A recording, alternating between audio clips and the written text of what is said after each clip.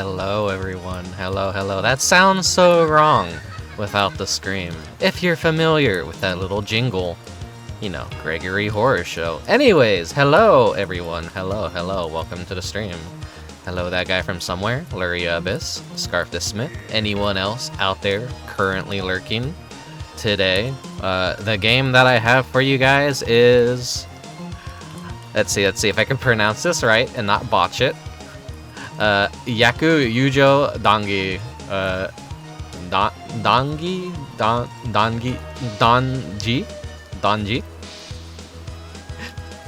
Yaku Yuujou Dangi.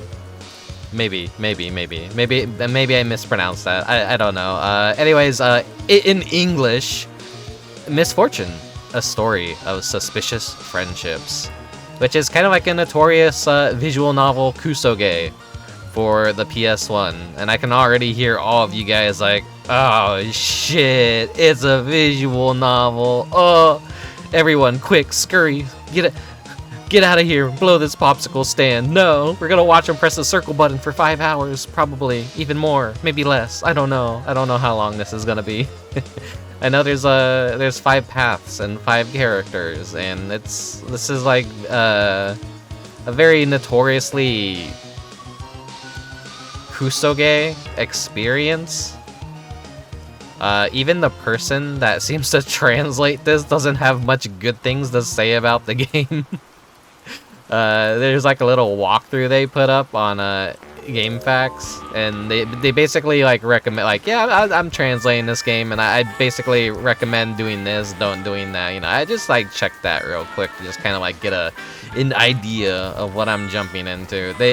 There's a feature in this game called zapping, which lets you jump from character perspective to character perspective.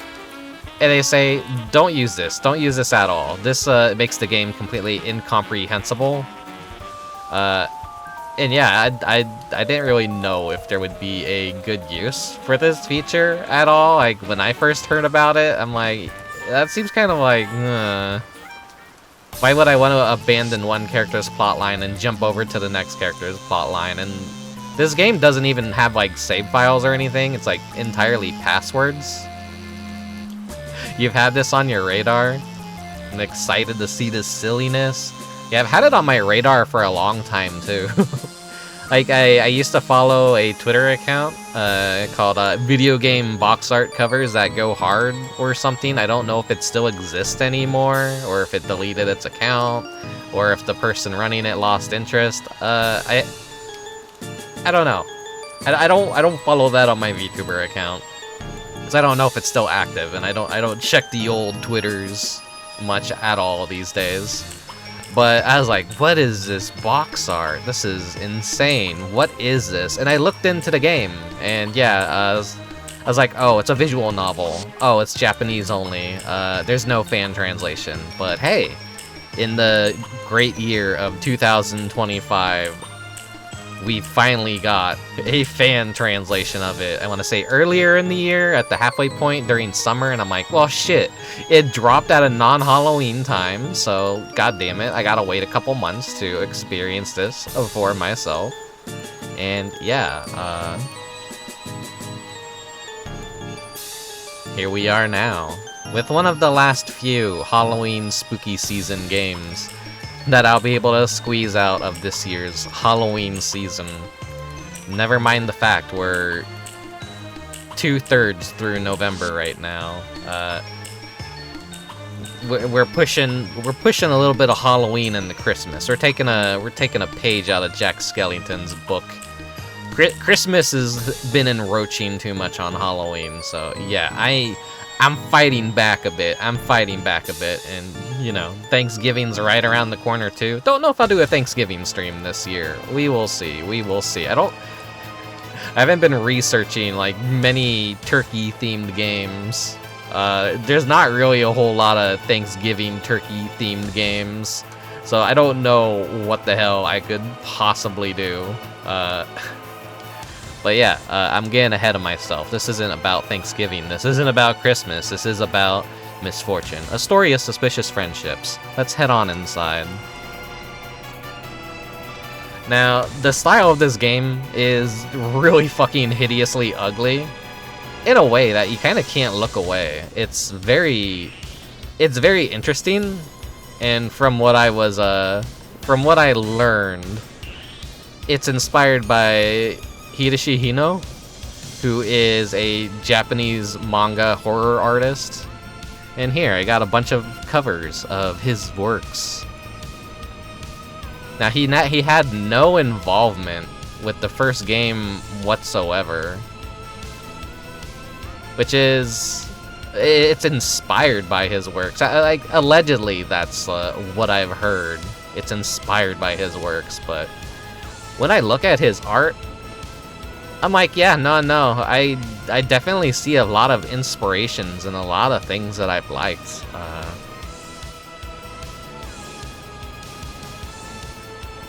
Me being the kid growing up that was addicted to Jonan Vasquez comics, I like Squee. I like Johnny the Homicidal Maniac. And I like Lenore, the cute little dead girl, or whatever that's called. Haven't read those comics in years, but I could definitely, like, I can assume that they might have actually been inspired by Hideaki Hino's works. Just the shape of the eyes, the general mood of things, like, a lot of this, like, is just really fascinating. I haven't really been able to read much of his works myself, but it's definitely something I want to dive into when I have the free time and just partake of, like, whatever's been translated. Hopefully all of it's been translated. It looks interesting. I dig these, like, unconventional styles and just, like, ugliness and horror. It works so well. Like, just looking at all these covers are just so fascinating. I love them. You know, I'm a huge Illbleed fan, everyone, and when I see horror mixed with, like, overly saturated colors and, like, aspects of cartoon to them, I'm kind of, like, on board with it. I just love horror when it's, like, actually allowed to be saturated and it's not all, like, the same dull colors everywhere. I don't know if there's, like, a proper terminology for that style of horror. I'm just like, it's just colorful, it's cool, it's neat. It's delightfully disgusting, yeah. So yeah, he had no involvement with the first game whatsoever, but there is a second game.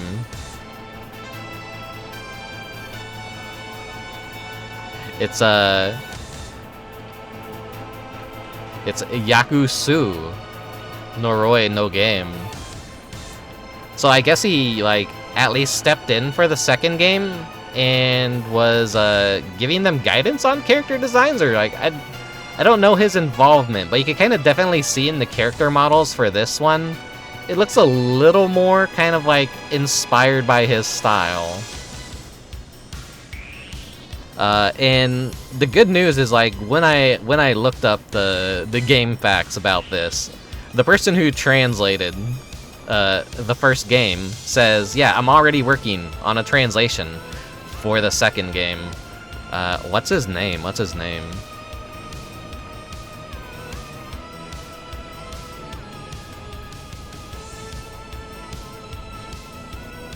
Fuck, who?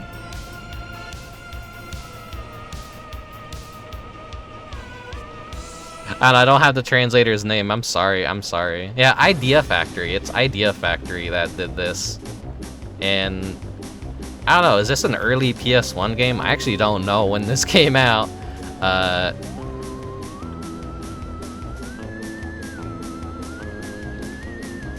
What year did this stinker of a game come out?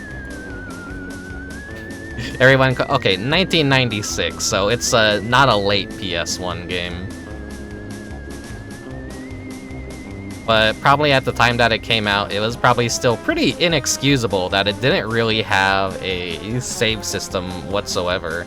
The way this kind of functions is you beat a character's route and then you get a password, and then you enter that password, and then unlocks more character routes. But if you know the passwords and everything, you don't really need to do the other character. I don't know. I guess under the context of 1996, you are a small young Japanese child, and you buy this game. Unfortunately, a very grave misfortune, and you're just like desperately trying to find any value in it. Hello, 99 Prisma Balloons. Welcome, and hello, Safi. Welcome, everyone. But yeah, oh my god. We got the God Hand commercial on the TV. I just realized what was happening. Oh, that's a game I need to play on stream sometimes. Anyways, I got distracted. That's not fetish. That's not porno on the TV. That is just an advert for God Hand. What was I saying? Yeah, I don't know. Like, the progression of this game is just really weird. It's basically beat it, get password, enter password, continue, beat it again. There's like a bunch of different endings you could get. I don't know what endings I'm gonna get. That's why I have a guide on hand, kind of like, in case I run into any frustrations, and maybe I might wanna use save states here. Like, I'm very, like, I don't wanna use save states, but you know, I have the warning signs that this game is a little bit stinky. There's no fast forward options. There's no quick saves. It's a visual novel without like all the luxuries of visual novels, even for its time. So yeah, it's like it's very stinky in that way. It's a very stinky game. Yeah, I mean, it's just gonna be me pressing the circle button for 5 hours. As I said, this isn't gonna be the most exciting game, but it's gonna be a very absurd, creepy looking game, and that's where most of its entertainment value comes from. If I call this game Kino, there's probably something wrong with me. If I enjoy this too much, there's probably something deeply wrong with my taste in video games. But then again, when is there not something deeply wrong with my taste in video games, honestly? You could just look at everything that I stream, all the video games that I feature, and yeah, there's definitely something wrong with me. I'm kind of a Kusoge apologist, a bad game apologist sometimes, but I don't know.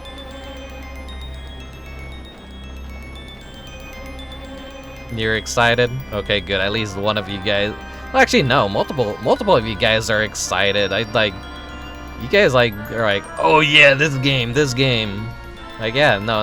Most of you are excited, which is strange. Anyways, because today's game is called Misfortune, I have a fortune cookie here. Crack this baby open. I'm gonna need some fortune with this stream. Kraken. Oh. I gotta eat the cookie first.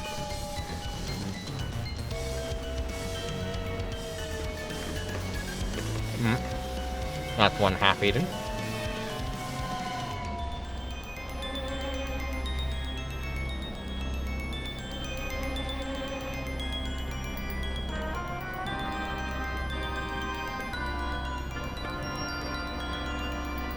You like Dynamite Heady, you are cool. I guess, yeah, anyone that likes Dynamite Heady is, like, very cool and based.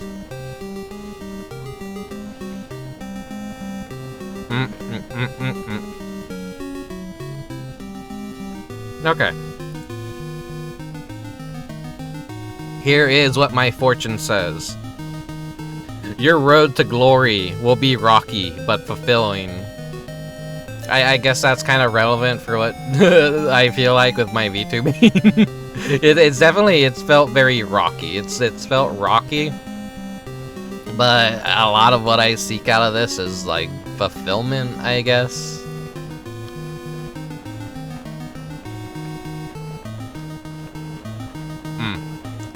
Yeah, fortune cookie is good. I like fortune cookies. They taste yummy. Good fortune cookie message, yeah. Kind of relevant. Whenever I get a fortune cookie, I just like kind of keep the fortunes or whatever for a while and I just let them linger around. It's like superstitious, I guess, maybe. Colcus! Hello, Colcus. Sun312772, thank you for the follow. Welcome, everyone. Welcome. Let me give you a shout out, Cole, before we hop into this disgusting game. You were doing more Final Fantasy 6 over on your stream. Are you near the end of the game yet? Or are you about done with it? You're almost running out of Final Fantasies, bud. You're gonna have to jump into the fucking 5th generation of gaming pretty soon. You're gonna have to like, you're gonna have to become 3D. Whoa. Did I already make that joke the last time?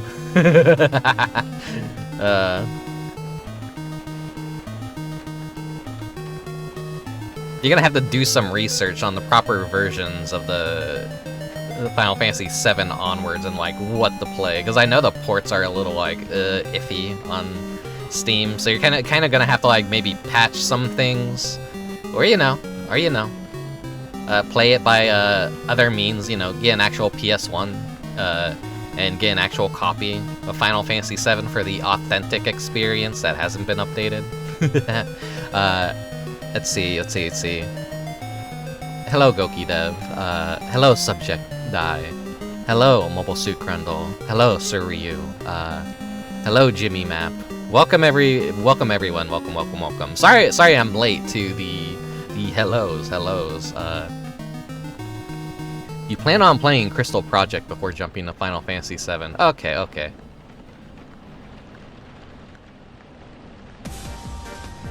Just been running around doing all the side content before fighting Kefka.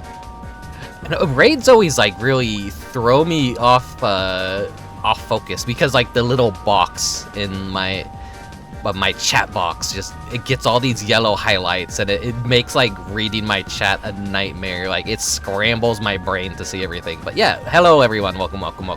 Today I'm playing Misfortune, a story of suspicious friendships, which is basically PS1 Kusoge visual novel. If you're familiar with this one, it's not good.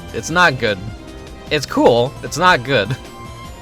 So I'm about to like torture myself for the next possibly 5 hours. I think, going by like long plays on YouTube, like seeing how long they take. I think it's like around 4 or 5 hours maybe. I don't know. I don't got work tomorrow, so I could stay up late and do this shit. Or I don't know. Excited to see what this game's all about. Gonna grab some pizza and get cozy. Oh, I'm sorry, Colcus. This is gonna be an anti-cozy stream. You're not allowed to get cozy. You're only allowed to experience Misfortune for the PS1.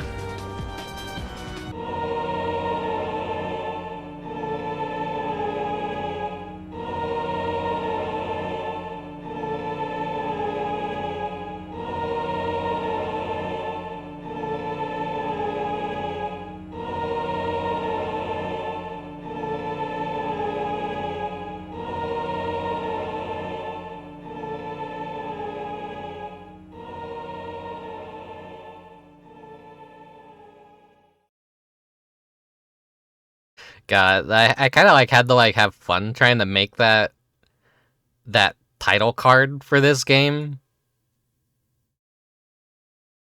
I'm like, okay, I get to draw myself looking all fucked up and weird. I have to do this like the right way. I don't know, I don't think I nailed the look quite. This is where I wish I had 3D modeling experience, because I definitely would have like made a little crappy 3D version of myself in style of the game, and that would have been like that would have been more accurate. Here we go. Like, look at this fucking title screen right here. What's going on? Lurilu. Welcome to the stream. Hello. Yeah, here's your title screen for the game. Start from beginning, input a password. Idea Factory TV. Yeah, we're starting from the beginning, of course. No saves for this game, only passwords.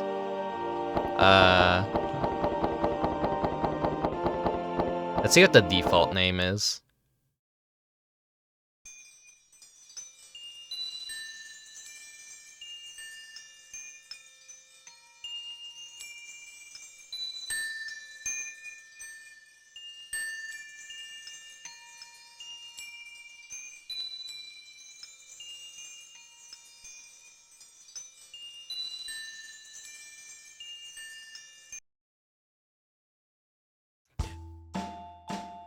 IFTV's first ever show, Misfortune, a story of suspicious friendships, will now begin. Note: to fully enjoy the game, please read the manual carefully before playing.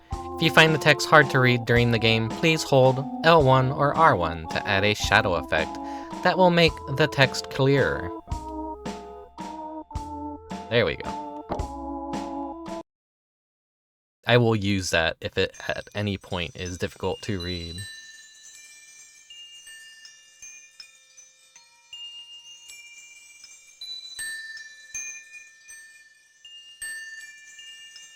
Please cherish nature. Idea Factory. Here we go. Here's the real title screen, kinda. That's like a really weird way to begin your game. It's kind of like they're trying to present it as it's like a horror anthology show. And I feel like they wanted to make more of these, but I don't know what the hell the production for this game must have been like, because it got a sequel, strangely, as panned and hated as this game was. It did get a sequel, and I don't think the sequel really improved much whatsoever. But I don't know who they were making this game for, just like maybe people that hate themselves. Which is perfect for me.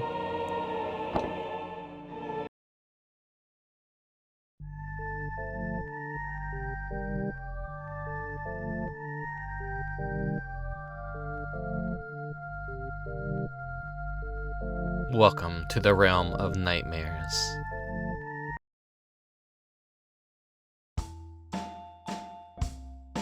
Yeah. Okay, so we get a cool sci-fi robot babe. Then we get a please be kind to nature. And then we get a spooky rabbit guy in a psychedelic box. And now we choose a character. So Usui. Which I think translates into like something like gross, disgusting, or something. So the character's default name is basically just calling him what he is. Hideous, gross. Usui.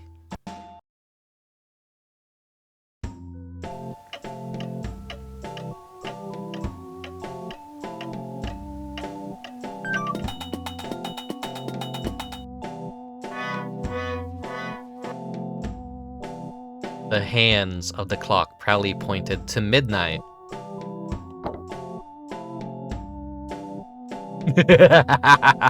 There we are.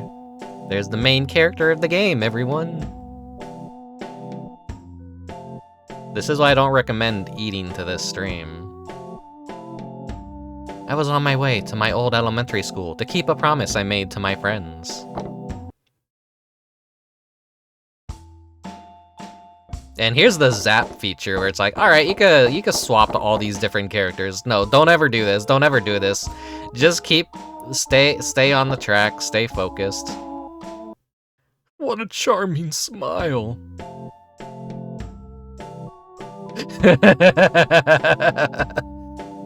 They're so... Oh my god, what's wrong with your face? Like, every character in this game you could essentially say that for. I love like when she turned her head too, you can see how gigantic her forehead is. Ah, Usui, you're here. Oh, you made it.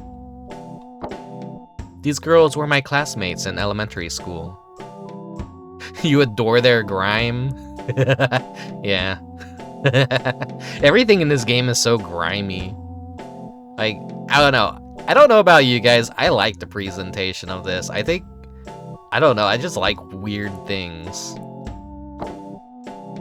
The beautiful but cold girl was Kyoko. The cute one was Kanna-chan. Oh, Kanna-chan. I quickly walked towards them. Roema, hello, hello, welcome, welcome. I quickly walked towards them.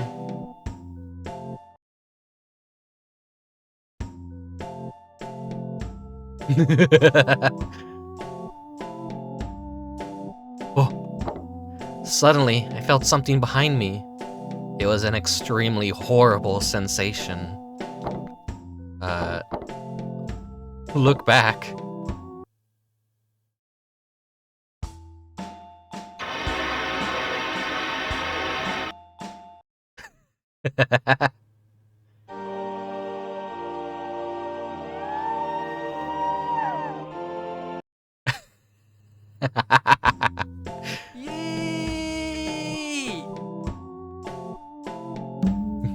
You got frog boxed. Hey, Usui-kun, it's been a long time. Hideaki greeted me with a proud smile. He was holding a jack-in-the-box. Oh, a jack-in-the-box. That's what that is. I thought that was just the classic frog box. Yeah, you bring out the classic frog box, like, when you want to surprise your friends, like... Yeah, it just a head of a frog pops out of a box and sways back and forth, and, like, that's how you get your friend's goat. Is one of my classmates. He loved to play pranks on people. It was a bad habit he'd had since elementary school.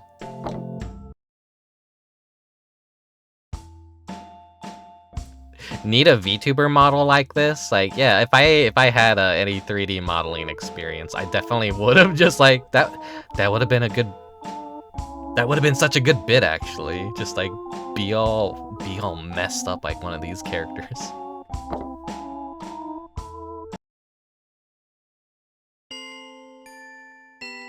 Tonight we gathered at our old elementary school to dig up the time capsule we buried there on the day of our graduation. Because of an incident that happened last year, the school was closed down, entrance was prohibited, so we dared not step foot inside during the day. In other words, we were breaking into a school in the middle of the night to exhume our time capsule. But one of our group had not yet arrived. Sorry to keep you all waiting. By the way, there's like a brief little pause in the game. It hinges for a moment. I believe Ancient Roman does the same. Whereas that's like the PS1. It's a very unoptimized way to have a PS1 game where it has to load all the audio tracks. And it causes like the game to hinge for a second, which makes it feel like it freezes on you constantly. But it's just loading up the next FMV and like next picture, next sound effect, or whatever is gonna play. It's an interesting sensation. This even for a visual novel, this feels like it's held together by paper clips and rubber bands. I think the entire game script was really easy for them to translate or something, because they said it's like literally all in a word pad or something. Just all the raw text is just there to swap out, so it wasn't that too difficult to inject text into the game, I think. Sorry, I should have did more research for this game that totally doesn't deserve any research at all. Sorry to keep you all waiting.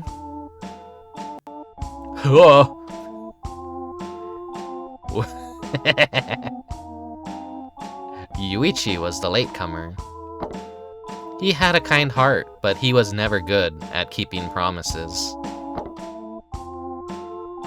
He was studying to be a doctor now, but I wondered how far his motivation would carry him. In any case, we were all here now.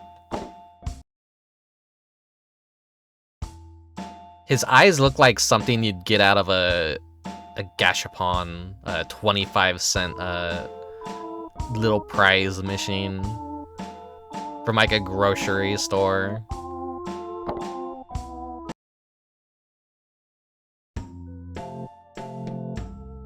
I'll go and dig up the time capsule. Leave it to me. After Yuichi passed each of us a drink, he opened the school gates and stepped through. He closed the gates behind him and began walking towards the school building. The drinks are my way of saying, sorry for being late, Yuichi said as he disappeared inside the school.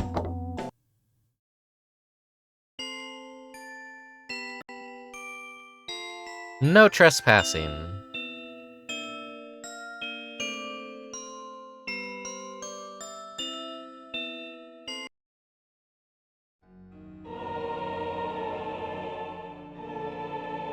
Title drop, Misfortune. Usui Story.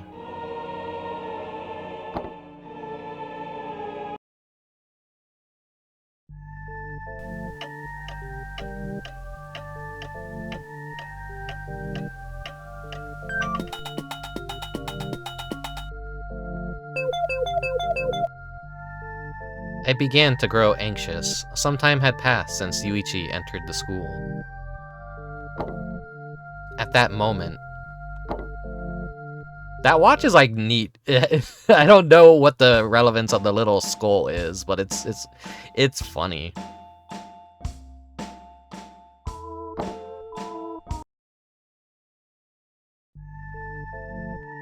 Yeah, it's definitely a very weird clock. Oh.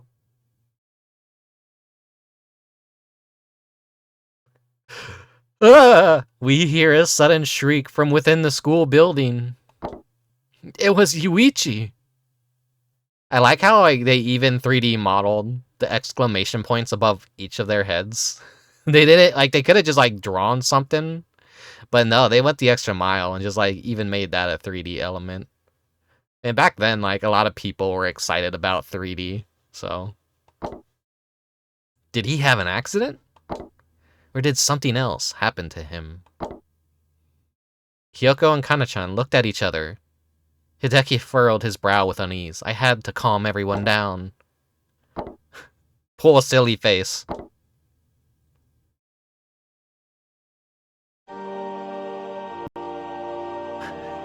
Eyes rolling around and around. Oh my god. You should see a doctor about that. My silly face did not go down well at all. Huh. Yeah. I saw that one coming. Let's stay calm, I said with a big gulp. Gulp.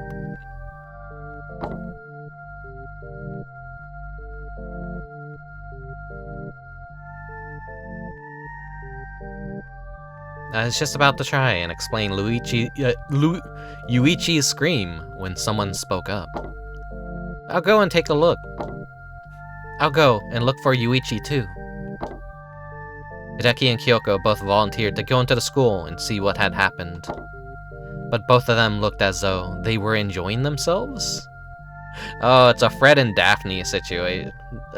Yeah, okay, so... Shaggy and Velma. We're the Shaggy and Velma. They're the Fred and Daphne. Scooby-Doo. Kanna-chan and I decided to stay behind.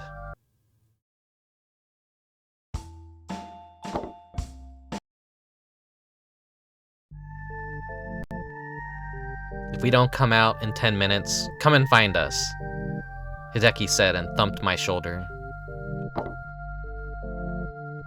Perhaps this is our last goodbye, Kyoko joked darkly. Don't joke about that, you know what kind of game this is. With that, the two of them disappeared into the school building. Before I knew it, Kanna and I were alone together. I was doing some audio testing on this game earlier to just see if the levels were balanced properly, which I think they are. But when I saw this frame, I'm just yeah, no. That's me when I see a tall woman. I'm like,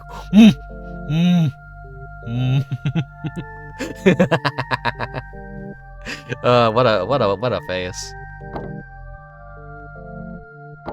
Tall woman spotted. This was a rare chance. I had to say something. Awooga, awooga.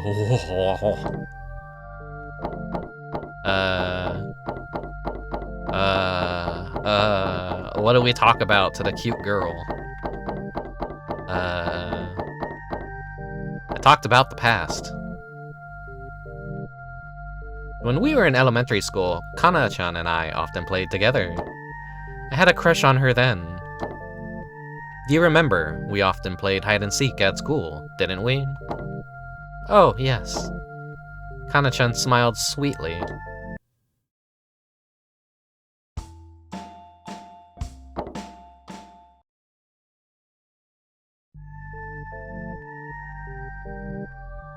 I love how it had to reload the same image. Talking to Kanna-chan made my heart beat faster and faster. Kanna-chan glanced at me and then slowly continued speaking. Lately, I've been having the same dream over and over. I'm walking alone through a dark cave. Huh? What happens next? Or you should see a therapist. It's like immediately like just blare all your red flags like you should go see a therapist. That's how you tank a relationship immediately. Huh? What happens next? I remember walking into that cave once before, long ago. I can't remember walking. I can't remember it too clearly, but I was in elementary school. Do you remember in social studies when our teacher showed us the old air raid shelter at school? It had a mysterious hidden safe. I remember the combination was 7 right, 5 left, then 8 right. I'm gonna take a note of that.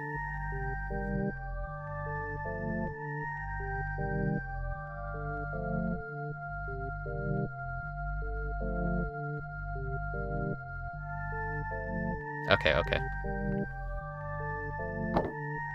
Wait. Oh, I remember that too. 758. Nagoya City. That's how I remembered the code. I remember going down into the air raid shelter 2 or 3 times. That brings back memories.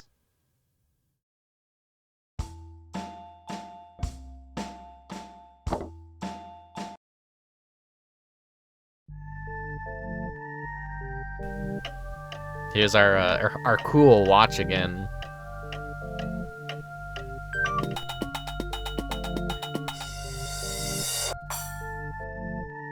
Why does the skull explode? What function does that serve? I suddenly noticed how much time had passed. I got carried away in our conversation. This watch would be a pretty cool piece of merchandise, you know, if this was a beloved game franchise. I love when, like, objects from video games are made as, like, a piece of merchandise you could actually buy. A lot of horror games don't do this, but there are a few that do it, where they make replicas of important key items within the games. You know, I think there's, like, some merchandise for Silent Hill 2, where they made like the coins from the apartment puzzle.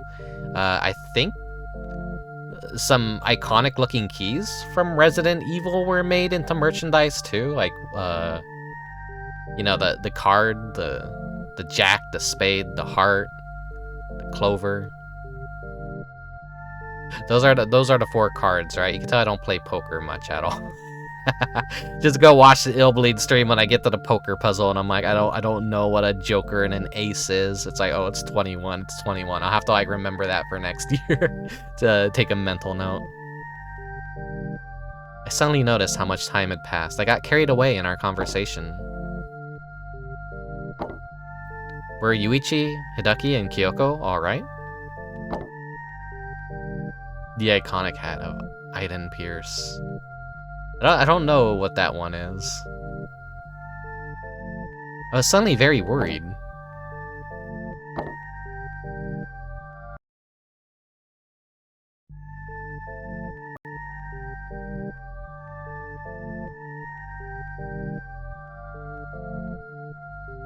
I promised I would look for them if they didn't come back soon, but 20 minutes had already passed.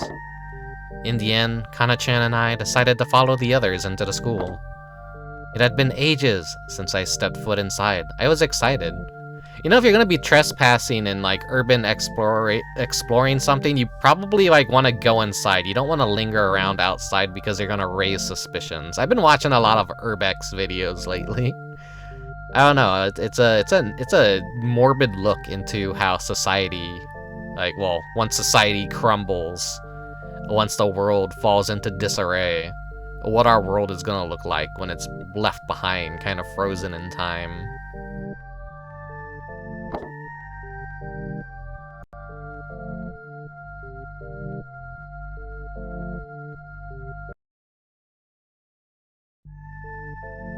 The corridors were very dark. I waited for my eyes to adjust to the darkness. Oh, it was a Watch Dogs 1 special edition pre-order bonus everyone dunked on. Oh, there's a lot of really bad pre-order bonuses nowadays for like video games. A lot of stuff that's like very... the most famous 2 examples I could think of, like, what were the Dark Souls 2, like, Estus flask, that, it looked like shit, and then the Infinity Stone Easter eggs from, Marvel vs. Capcom 3 or something,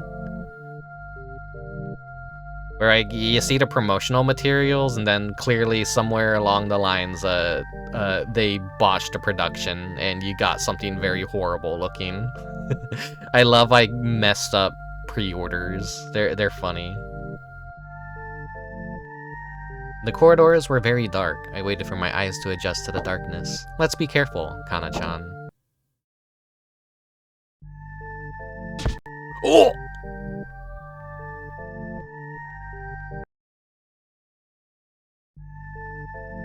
Okay. What the hell? Someone hit me. A single thought passed through my mind as my consciousness faded. Would you like even have any time to realize you got hit in the back of the head with a hammer? I don't know, I think that would like kill you or knock you out instantly. Kanna-chan, surely it wasn't you, was it?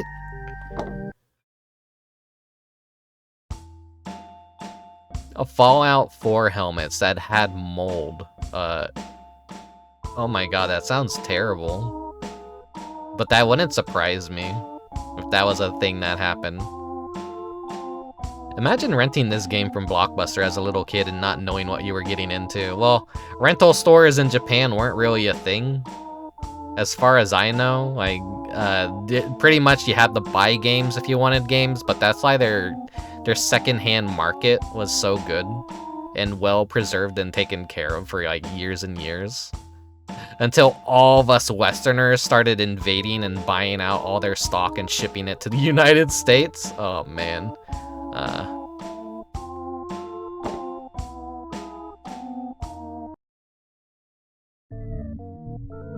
Welcome to Shigeru's room.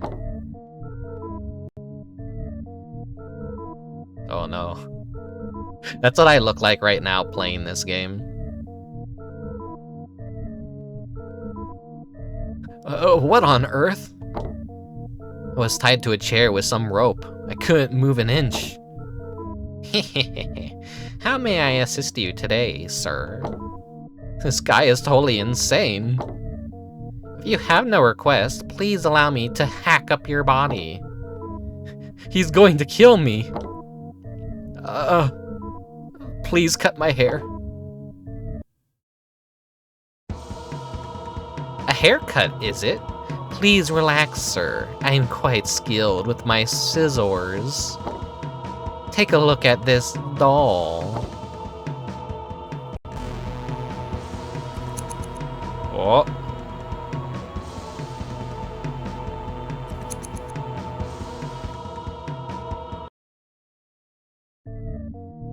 Well, allow me to begin, sir. Am I gonna die?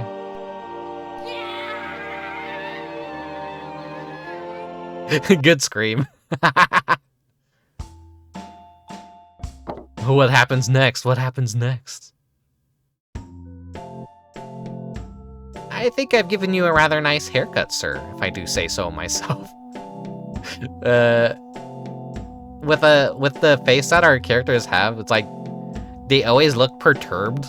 Like he looks like he's just been tortured, but that's just his default look. That's what he always looks like. For some reason, this weirdo is practicing his hairdressing skills on me in an abandoned closed school. I found you collapsed in the hallway and took the liberty of bringing you in here, sir. But why is a hairdresser here? This is an abandoned school! There's definitely something very strange about this guy.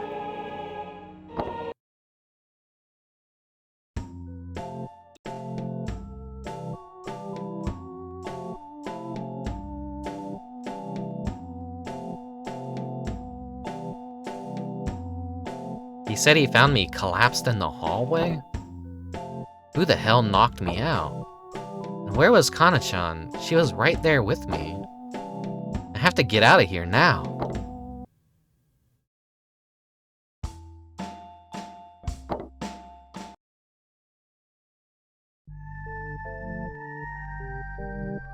The moonlight shone ominously through the windows. The room I had just left, it was really a classroom, was at the end of the corridor. I heard the click of the door being locked from inside. I knew I could not get back in. I had no choice now. I started walking down the corridor, slowly.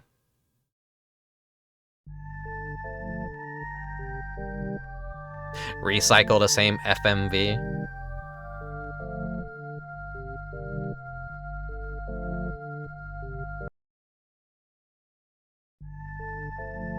I arrived at the next classroom. I continued down the corridor. Wait. What happens if I enter? This is why I'm like, I would be really bad at visual novels. Realistically, I could just save state right now and then reload it at this point. But no, fuck it, we're committing. I entered a classroom. Huh? The door was locked from the other side. I carried on walking in the dark. Oh.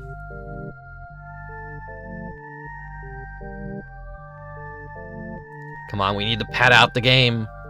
Roll the FMV again. We spent $5 gazillion on it. This was my old elementary school. Walking around the building brought back many memories. For example, wait, isn't that the door to the inner courtyard?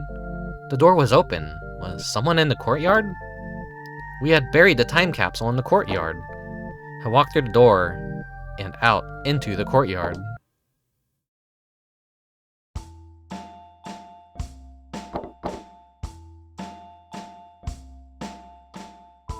Oh, having save states for a game like this, yeah. This is something that's definitely made a lot more tolerable with emulators rather than playing on actual hardware. If you like want to play this on actual hardware, you might be insane. Or a poor Japanese child in 1996 that bought this game and was like, well, shit, what now? I wonder how much this game goes for on the secondhand market. Can't be much, right? Or is it like one of those like famous kusoge where like everyone wants it? Like it's cult classic for like how bad it is, maybe.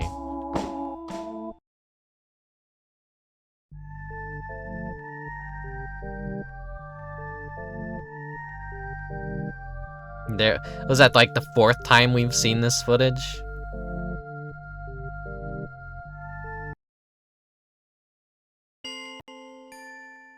It looked exactly the same. I slowly walked over to where we buried the time capsule together all those years ago. Yes, it was right about here.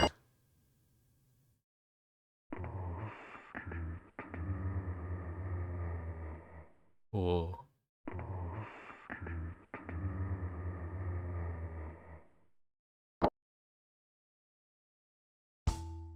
What was that sound?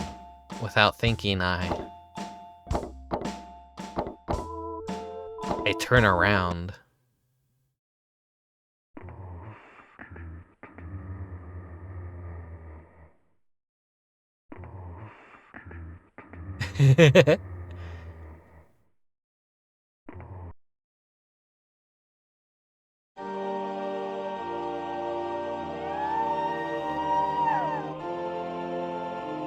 What? What the hell was that? I have to get out of here.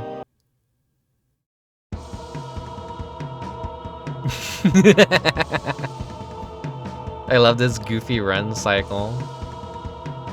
Quick, make it look like he's running. It's like dragging an image around in your program.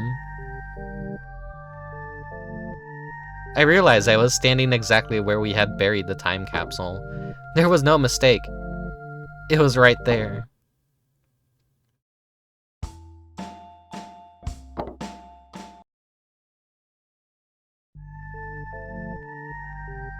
I was at the exact spot where we had buried the time capsule. But no matter how deep I dug, I could not find it. Had someone already taken it? Well, yeah, Yuichi, headed on inside and said he'd do it. There were clear signs that the ground had been dug up here.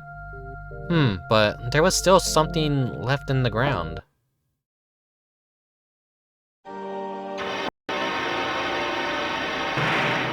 Oh!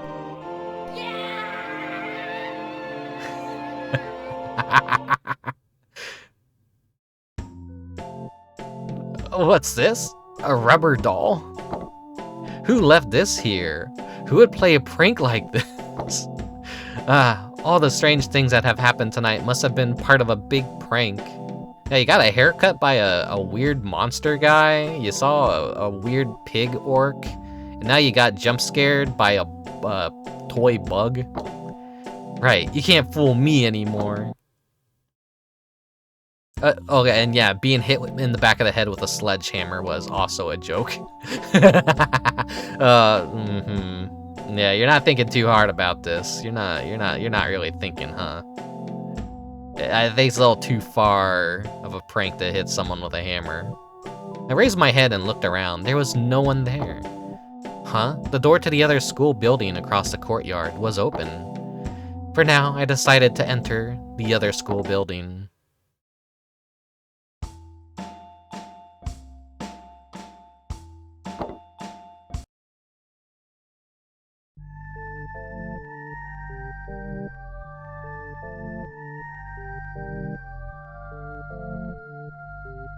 I decided to enter the school building.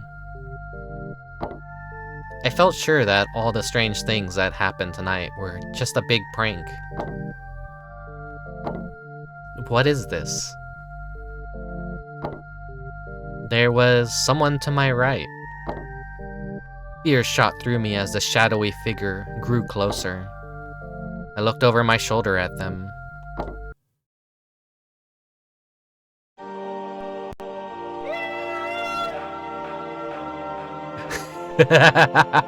Good scream, good scream. What I saw was absolutely horrific.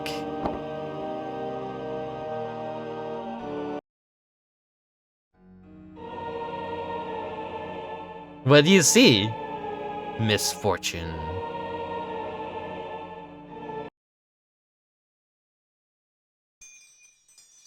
Oh, they're doing it like a TV soap or something. That's supposed to be the little we'll be right back. And here's our little commercial break. Let's conserve the world's resources and save energy. Idea Factory.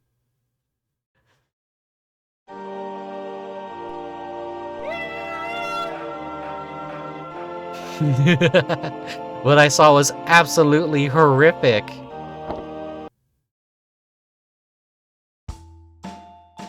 Oh, that's just me. That's what I look like. The figure resembled a doll. It had no eyes, nose, or mouth. The blank-faced doll came closer and closer. Its skin glistened with moisture, and it stunk like rotten fish. Follow me. It somehow spoke without a mouth.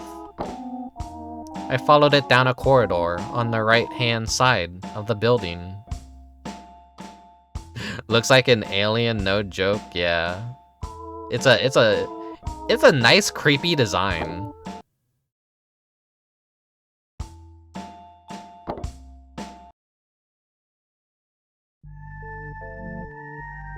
The doors to the classrooms were all nailed shut with boards. Someone was making renovations. I continued to follow the doll down the hallway. If you guys saw this thing, like, would you follow it? I wouldn't. But I have a brain. Well, actually, maybe his brain was removed after he got hit with the hammer. Finally, we arrived at a classroom at the end of the corridor. It was the only classroom which wasn't blocked off. I followed the blank-faced doll into the classroom.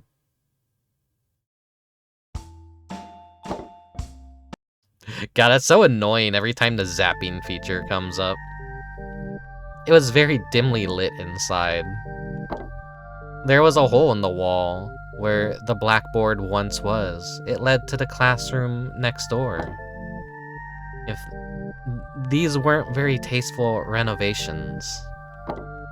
But wait, there was something even stranger.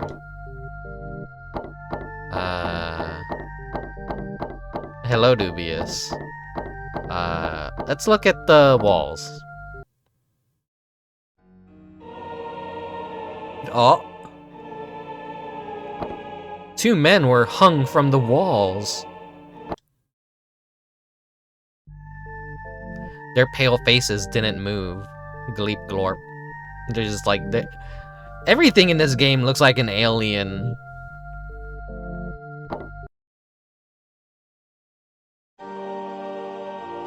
Welcome, Usui-kun. That voice. Would you like to join them?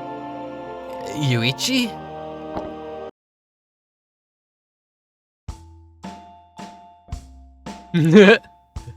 You finally arrived.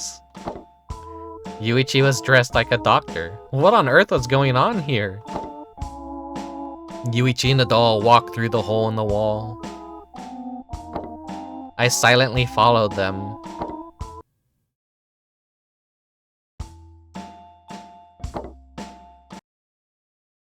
Good faces. This game is just nothing but good faces. The room was well lit by the moonlight, shining in through the large windows. Is this an operating room? I stared at the scalpels and the scissors lined up on a desk. No, this is my makeup room. Oh, hello, Quill. Let me drink some water. Thank you for the redeem.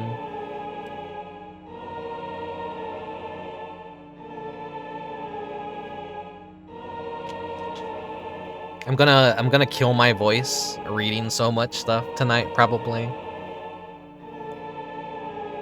No, this is my makeup room. I've done 2 procedures already. They were both difficult, but each of them was a great success. Yuichi grinned. Uh-huh? Wait a moment. I couldn't believe my eyes.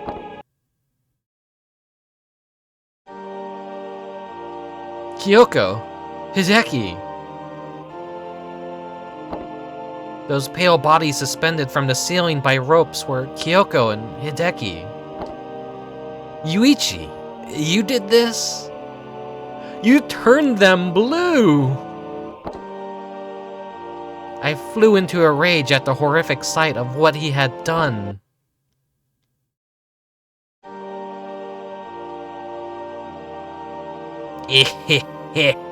Don't worry about them. Yuichi laughed as he explained. I just made them blue. They're just sleeping. After our petty little game is finished, I'll make them bright as rain.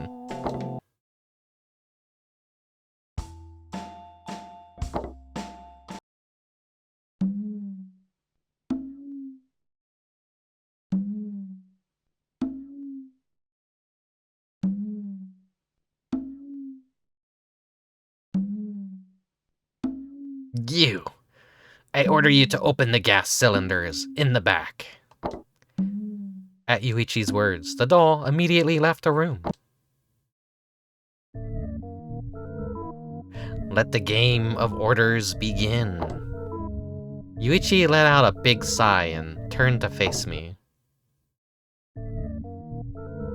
Rule 1. If you try to attack me, I cannot guarantee Hideaki and Kyoko will live to see the dawn. Yuichi glanced at my clenched fists, and then continued. Rule 2. I promise to return Hideaki and Kyoko to their bodies as long as you answer a single question. The Yuichi I knew was long gone. Well, will you play my game? Alright. Alright. It looks so, like, determined. Well, that's not me. He looks so determined. I didn't name him Rick. I didn't want to attach my name to that weird monstrosity. I had no choice but to accept Yuichi's insane rules. What is your question, then?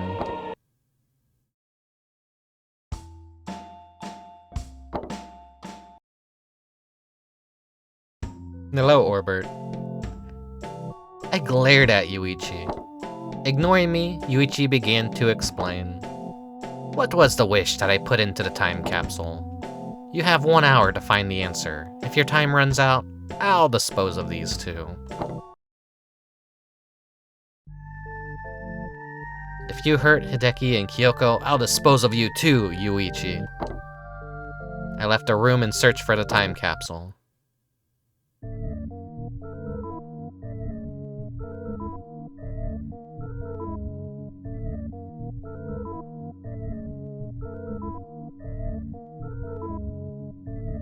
Had we all fallen into Yuichi's trap? Was Kanna-chan safe? Who dug up the time capsule, and where was it? Can I save Hideaki and Kyoko?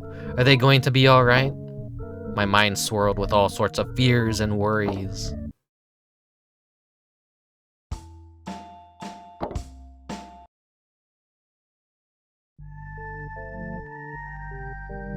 I looked back through the hole in the wall and into the corridor. I need to search the area where the time capsule was buried. How many times are we gonna see this scene? I should have like had a counter for this if I knew it was gonna be so common. I have to keep moving, I said as I walked into. Oh, actually no. A counter wouldn't have made any sense since there's like 5 different paths and characters you could take. So the bit would get stale quick. Again?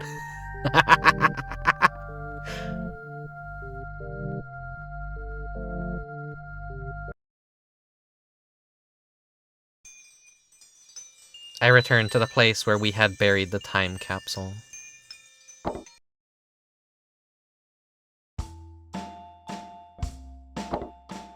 This would be a horrible drinking game? Oh, good idea, good idea. No, actually, bad idea. You would, alcohol poisoning would be a thing. Very fast, very quick. All right, what should I do now?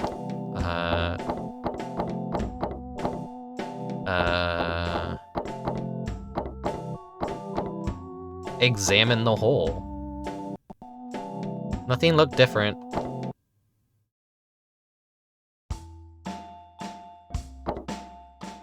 I probably missed something cool. Someone was coming.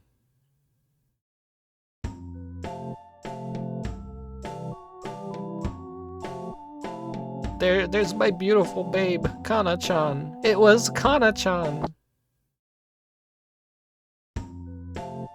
We were relieved to be reunited. We told each other about the strange things we had seen.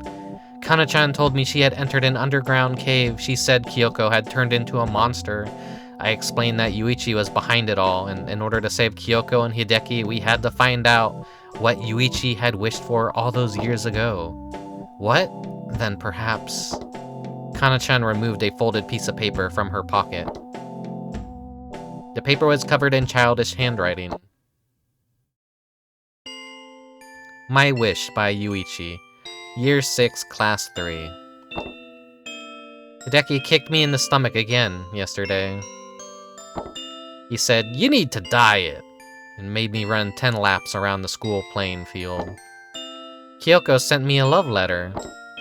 I was so happy. When I went to say thank you, she screamed at me, "Go away, you idiot!"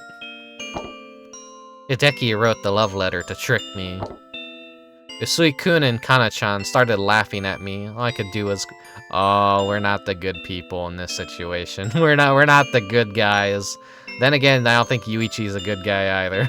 I think everyone here is evil. All I could do was cry. God, if you're real, please hear my wish.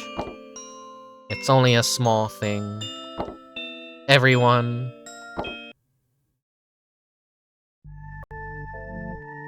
Everyone? What? The paper was ripped and the rest of the sentence was missing. He really hated us, didn't he? Large tears streamed down Kanna-chan's face.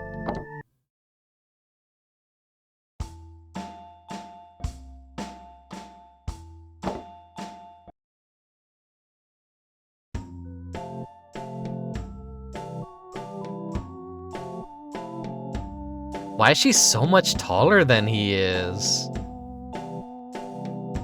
The arm swivel kills me. they're like actual dolls. Kanna-chan and I returned to Yuichi's special makeup room.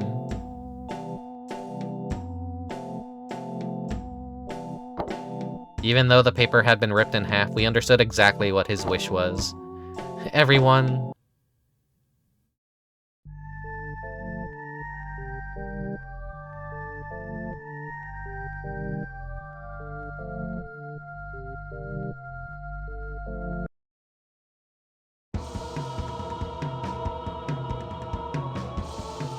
Oh. Go! Get them! Yuichi's voice welcomed us back to his special makeup room. The blank-faced doll beside him was clutching a knife. Yuichi had changed his mind. He had decided to attack us. Don't hesitate! Attack! Yuichi shouted even louder. The featureless doll slowly approached Kanna-chan and me.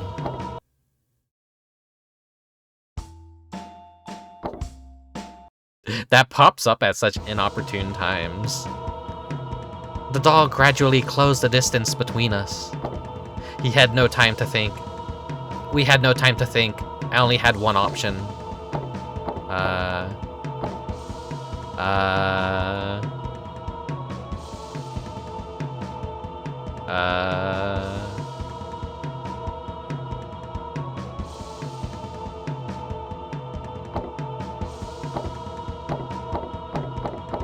I feel like...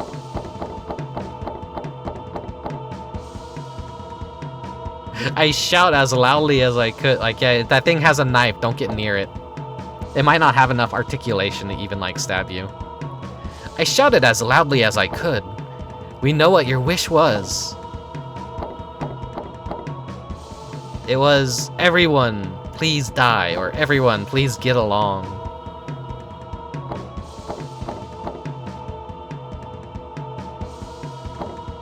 Everyone, please get along. Suddenly, the room shook violently. An explosion shook the school.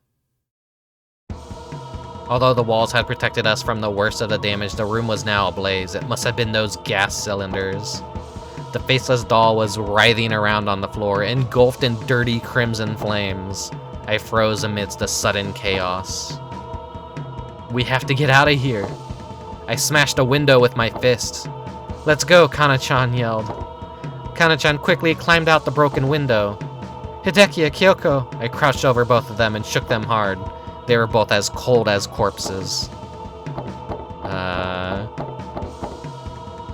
I gave up and began to escape. If I stayed any longer, I would be as cold as them. No, they'd be pretty warm right now. It looks like everything's on fire, you know? I gave up trying to help them and turned towards the window, but instead I saw Yuichi holding a syringe blocking my escape. Yeah, we're all friends now. Let's all die together. Summoning all my strength, I punched Yuichi-kun in the face. He collapsed to the floor. He stared up at me with eyes full of hatred. I won't forgive you for that. Suddenly, Yuichi sprang at me. Before I could stop him, he stabbed me with the syringe. Everything quickly went black. Yuichi, you bastard. The school continued to burn. Nearby, a police officer was questioning a young boy. And then, this man started killing your friends one by one. But you somehow escaped? The police officer stared at the boy intensely.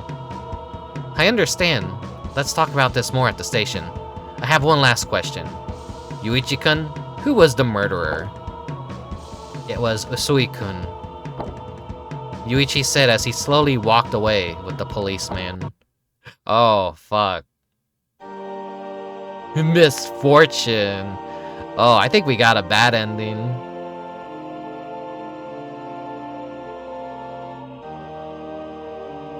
Oh, here we go. Who was phone 404? The end.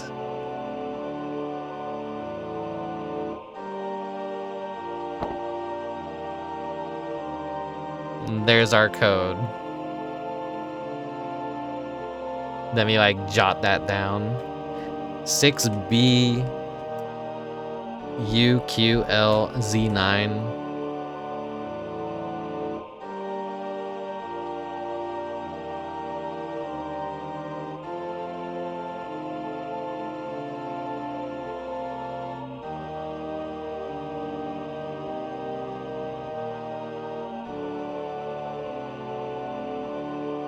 Damn. Bad end, bad end. That's definitely a bad end. We'll try again, though. I should have save stated.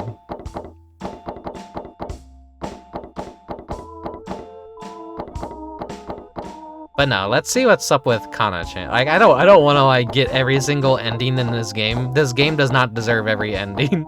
This is definitely a game like that you don't want to like try and 100%. This is kind of like the kind of game you're just gonna you're just gonna play it and just whatever fucking happens happens. Let's choose Kanna.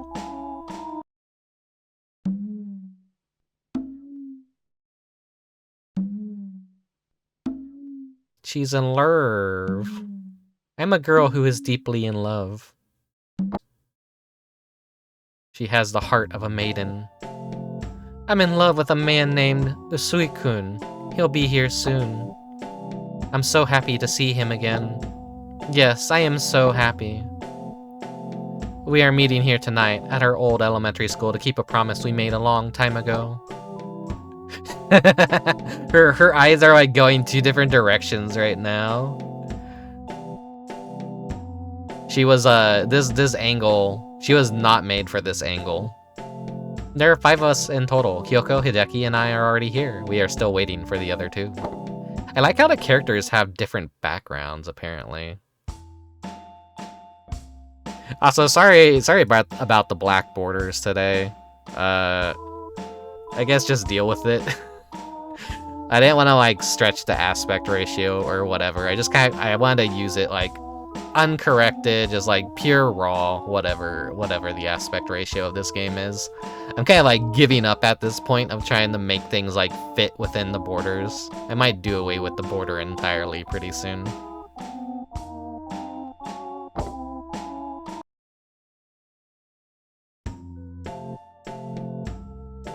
The cropping on these games is always kind of like game by game basis, and it takes too long to kind of like try and figure out something that works.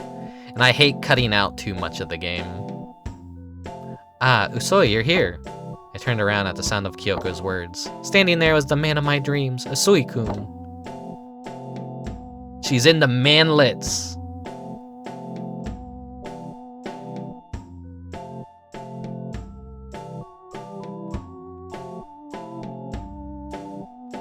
It's been a long time, Usui. he just got frog boxed. Oh, what a scene, what a scene. Usui-kun immediately started chatting with Hideaki-kun, whilst Kyoko and I looked on. Kanna, you really like Usui, don't you? Kyoko whispered. I didn't know how to answer. I'm not sure. I'm a girl who's madly... I'm not sure. Yes, I do. I whispered back to Kyoko. Then I'll try and give you a chance to be alone together. Tell him how you feel. Kyoko affectionately patted me on the back.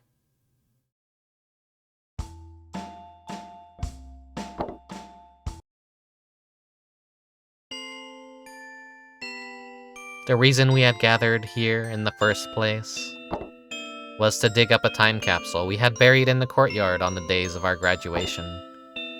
However, we had to break into the school in the middle of the night. The school was closed down because of an incident last year, so we had no choice but to sneak in under the cover of darkness. Finally, Yuichi-kun arrived late as ever. Sorry to keep you all waiting. Yeah.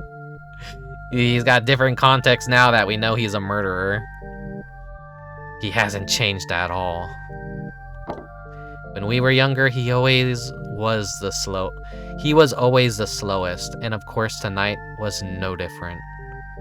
Don't be mean. Don't be mean. No, it's already too late for that. You kind of screwed the pooch on that. At any rate, we were all here now.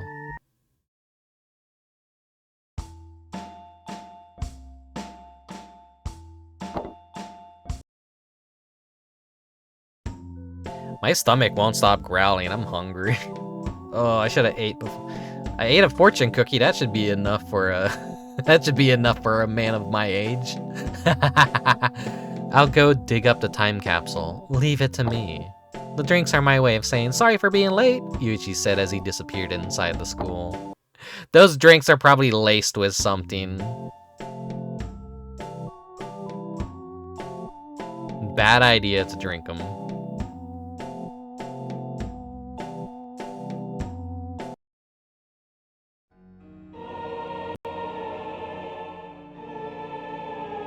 Misfortune.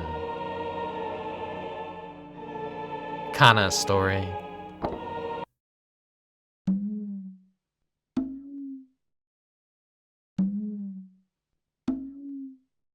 Swivel, swivel. Usui-kun was so handsome. I found myself staring at him. I shouldn't just stare though. I had to say something. Just as I summoned up the courage to speak.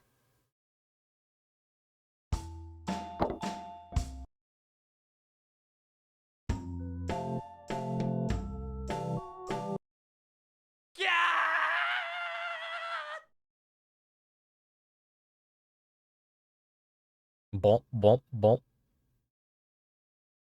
We heard a sudden shriek from within the school building. Was that Yuichi screaming? I suddenly realized how much time had passed since Yuichi had gone inside. I began to feel very frightened. I ran over to Usui-kun. In fear, I ran over to stand near Usui-kun. It's alright, don't worry, Usui-kun reassured everyone. Then he looked at the school. Not in the previous playthrough, he made a silly face that didn't go down very well.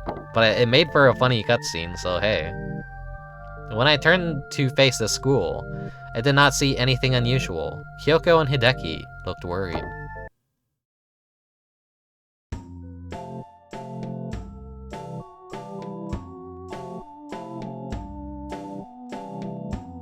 I'll go and take a look, Hideaki-kun said while striking a brave pose. I'll go and look for Yuichi too, said Kyoko. I knew Hideaki was trying to show off to Kyoko.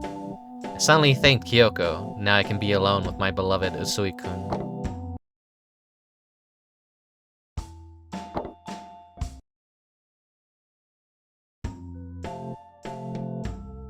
If we don't come out in 10 minutes, come and find us. Hideaki thumped Usui-kun's shoulder, opened the school gates, and began walking towards the building. Perhaps this is our last goodbye, Kyoko joked darkly. Yep, it sure was last time. Kyoko laughed and suddenly grabbed my hand. I don't think Usui-kun understood her joke. He was always very serious. But I thought I saw anger flash across his eyes briefly. Kyoko followed Hideaki, and they both entered the dark school building. My heart began to beat faster now that Usui-kun and I were alone. What should I do? The others had suddenly left, so I began to feel very nervous. Perhaps sensing my awkwardness, Usui-kun kindly spoke to me. Hey, you like video games? Do you watch a thing called Vtubers on Twitch? God, that's like how to immediately shrivel up a girl's... Just like turn her into a desert quick. Hey, you like video games? You like watching streamers on the internet? You know what a VTuber is?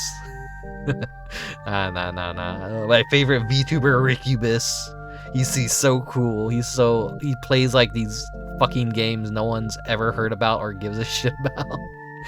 Perhaps sensing my awkwardness, Usui-kun kindly spoke to me. We often played hide and seek at school. Do you remember? What?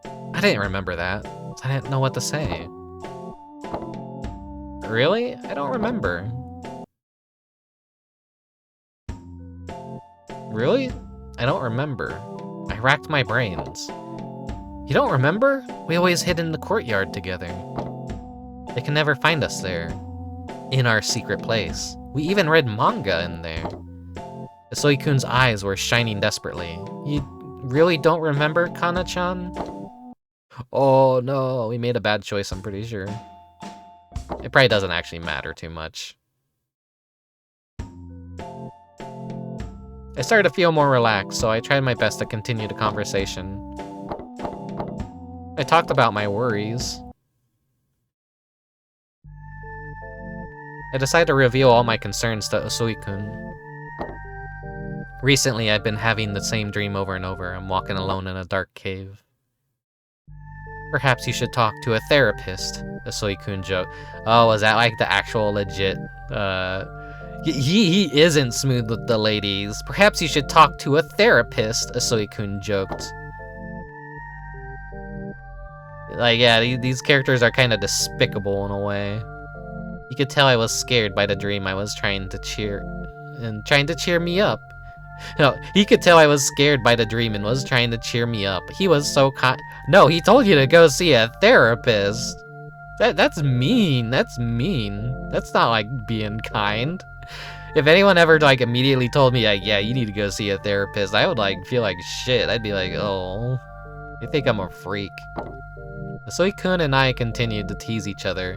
We were getting on like a house on fire. Oh, foreshadowing.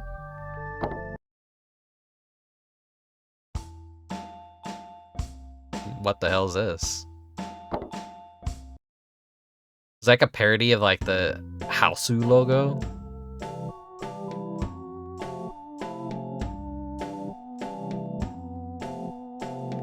I was so happy to talk to him. I suddenly realized that we had gotten carried away in our conversation. The others had gone inside the school ages ago. Kyoko, Hideaki, Yuichi had still not come back. After talking it over with Usui-kun, we decided to go inside as well.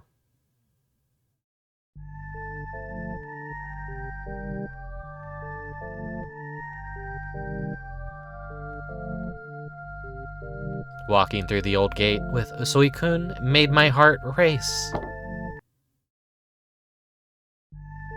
This game doesn't have much different music tracks to it. It has to reload the music track every time. They couldn't just like overlay it like leading into the next scene. There's like no smooth transitions in this game. It was extremely dark inside and the old wooden floor creaked. There was a very eerie atmosphere. We eventually stopped walking as we couldn't see through the gloom. But I was very happy because Usui-kun was there besides me.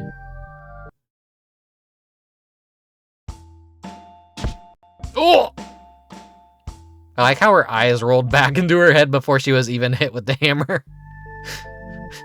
What? Someone suddenly struck me on the back of my head. I instantly collapsed on the floor. Usui-kun, help me. Look over here. I tried to scream, but no sound came out. I passed out.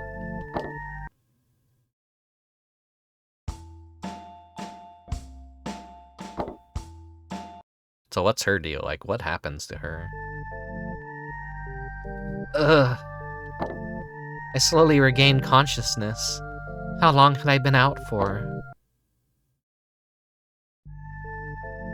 Where was I? A cave? For some reason, I seemed to be underground. My heart hurt a little bit, but otherwise, I was unharmed. Where was the exit? I looked around in a panic, but I had no idea.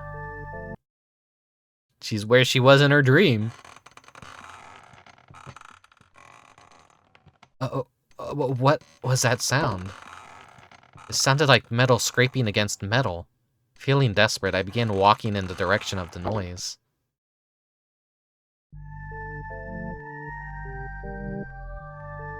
Walking like a Barbie doll.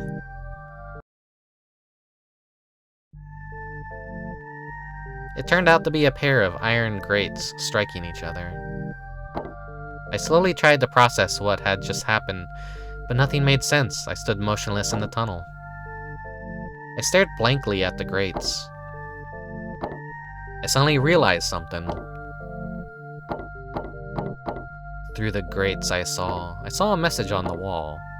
I want to see what's in the grates. Oh, when I looked carefully, I could see a safe behind the iron grates. Suddenly, I remembered this safe from childhood rumors. It was the cursed safe. Yes, one of my friends had told me about the cursed safe. I thought it was a joke story like the slit-mouthed woman, but here I was, staring at the cursed safe with my very own eyes. What do you say when the slit-mouthed woman appears? My ass would not be surviving any yokai attacks. You have to always do something very specific. But you have to, like, tell her she has, like, pretty eyes or something, I think, and that stun locks her. Wait. What do you say to the slit-mouthed woman? Oh, no, I would be dead. She asked, "Am I beautiful?" And you're supposed to answer average or so-so. If you say no, she will kill you on the spot. If you say yes, she will reveal her slit mouth and ask again, "Am I beautiful?" Like, yeah, no. My ass would be dead. Or maybe I would confuse her by just saying, like, "Yeah, you got pretty eyes." I don't know. It's just, is that kind of like an average or so-so kind of response? It said you have to be vague with her. Yeah. I thought it was just a story like the slit-mouthed woman, but here I was staring at the cursed safe with my very own eyes. Hello, Luftwaffe. Welcome to the stream. The story went like this. There was once a very pretty girl at this school. She had no parents, and she was bullied mercilessly. Every day, the other students would fill her desk drawer with sand and then pour it over her head. They treated her horribly. But one day, the leader of the bullies suddenly went missing. The police searched all over for her, but to no avail. I remember that was in the papers, so this part of the story was certainly true. After that, a rumor began to spread that the orphaned girl locked the bully in a safe in the abandoned air raid shelter under the school. They said that the safe was full of sand. That was the rumor anyway. I stared at the safe again. It's kind of like another Japanese urban legend, or actually it might be something that actually happened, but people abandoning babies in lockers because they have like a public locker system where you could put your stuff in it and come back later and get it. And there was potentially a time and era where people were just, they had kids that they didn't want, and so they would leave babies in lockers. So I know there's like a horror story that stems of like a man that hears crying in a locker, and he opens it, and you know, it's a baby or a baby's corpse or something like that. Japan has a lot of cool dark stories and very morbid stuff.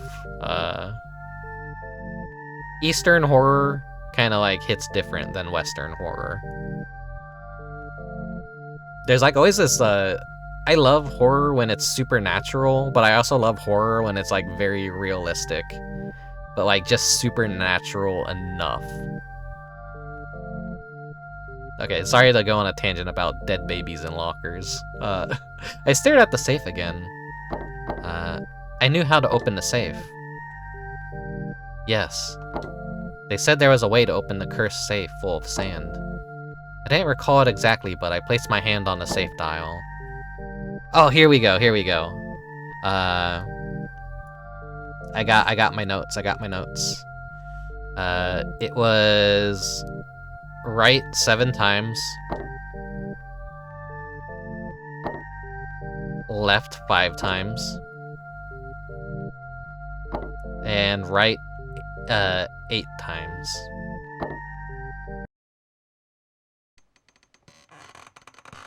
There was a loud crunch, then the safe slowly opened. Hello, Perome Nectar.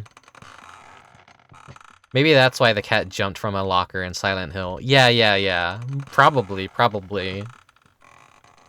I love that.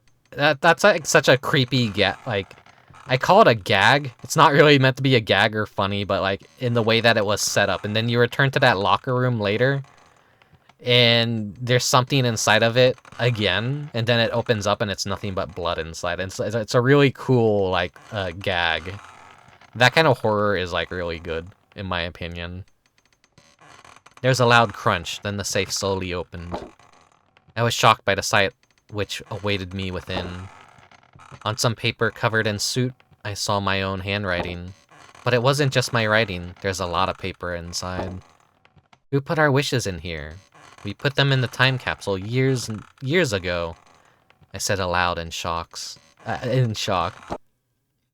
It's too early to be slurring my words. Year 6, Class 3, Kanna. I wish that the person I fancy finally noticed me. Year 6, Class 3, Usui. I wish that we could all stay friends, even after we graduate. Year 6, Class 3, Hideaki. I wish to become someone people respect all over the world. Hideaki is kind of like he's kind of like an asshole. I don't like him. Year 6, Class 3, Kyoko. I really love Usui-kun. I hope he falls in love. Oh, drama. I gasped when I read Kyoko's wish. I knew I had read something private. I placed the papers back into the safe. I hope no one finds this, I whispered to myself.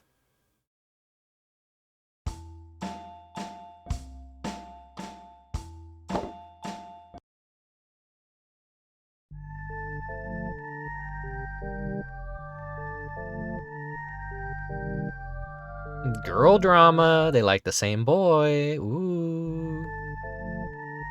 Not that it matters, they're all gonna die in the end anyways, probably again. I began walking, searching for the exit once again. After about 5 minutes, I finally remembered this place was the abandoned air raid shelter we had often played in as children, but I did not remember it being this big as a child.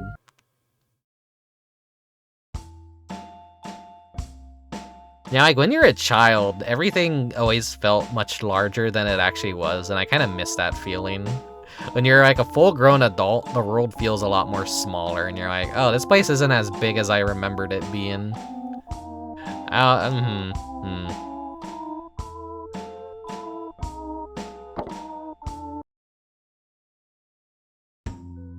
Just every memory of place as a child, it's like always 10 times larger than when you return to it as an adult. Finally, I found the exit and managed to escape. I want to leave this terrifying place right now. The air raid shelter was at the edge of the courtyard between the 2 school buildings. I headed towards the main school building when suddenly... What? What was that sound?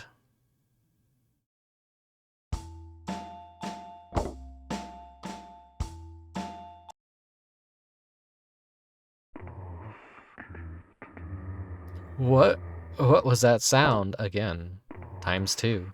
Something making a weird rustling was approaching. What on earth could it be? Without thinking.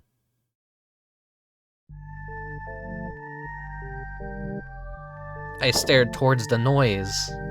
I strained my eyes and looked into the direction of the creepy sound. But I couldn't see anything. Abruptly, the sound stopped. Did I really hear something? Perhaps it was my imagination. Aw. I probably missed out on something cool there. If you're gonna play this, like, I guess definitely you want to use save states. You want to save scum the hell out of this game. Because if you mess up any option, you're gonna have to play through the entire thing again. You're gonna have to be mashing the buttons to get through, and then the slow FMVs happen. And then, like, the second or two of lag it takes for the disc to find the right sound file, FMV, or, like, video image to display also adds lag onto it. It's already been, like, an hour and 47 minutes. Like, whoa. Doesn't feel like it. I quickly crossed the courtyard. I reached the door and went inside. For some reason, the door was already open.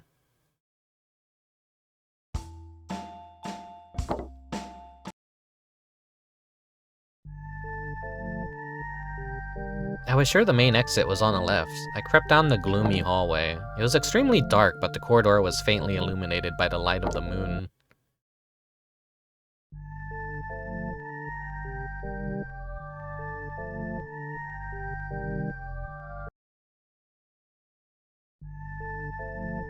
I turned a corner and walked straight to the main entrance. But even though I had made it all this way, the main door was locked. I couldn't get out. I tried kicking and pushing, but it just wouldn't budge. I gave up and retraced my steps. I mean, you were just outside. Wouldn't you have been able to, like, find an exit out there somewhere?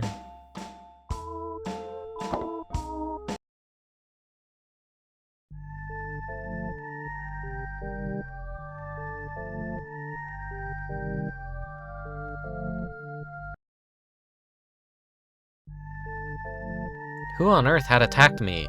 Soikun, where are you?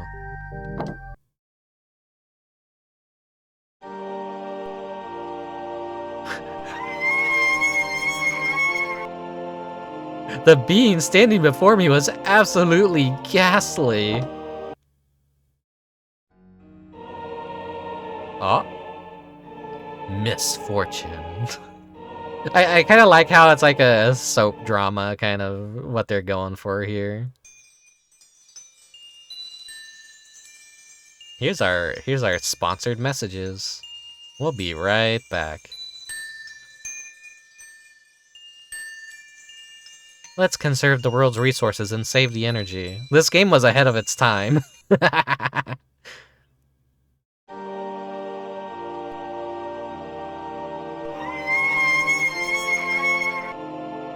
It was completely horrific.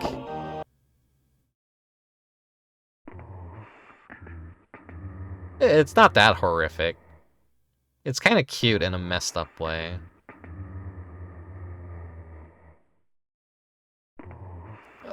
What the hell is that? A creature with a terrifying face appeared right in front of me. In desperation, I dashed past the monster and sprinted into a classroom at the end of the hallway. I found myself in the science room. I hid under a long desk as the creature entered the room.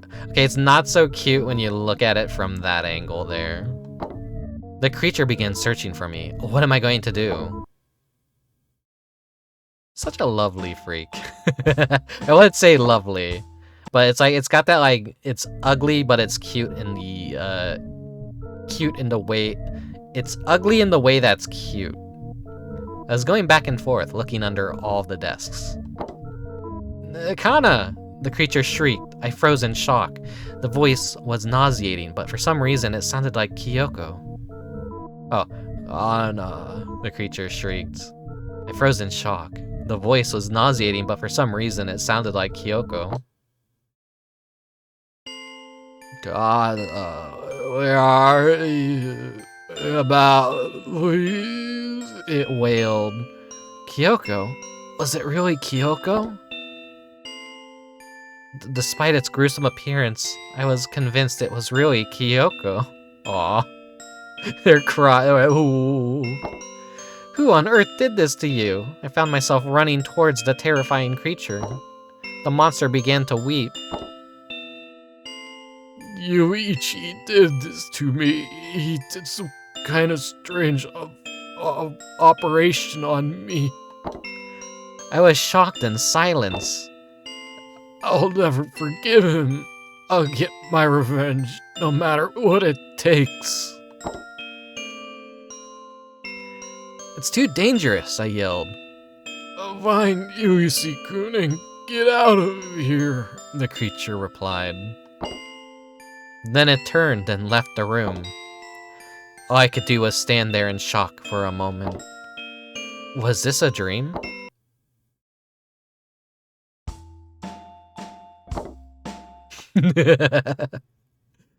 That image like has me looking at my pet and we both know it just did something wrong vibes.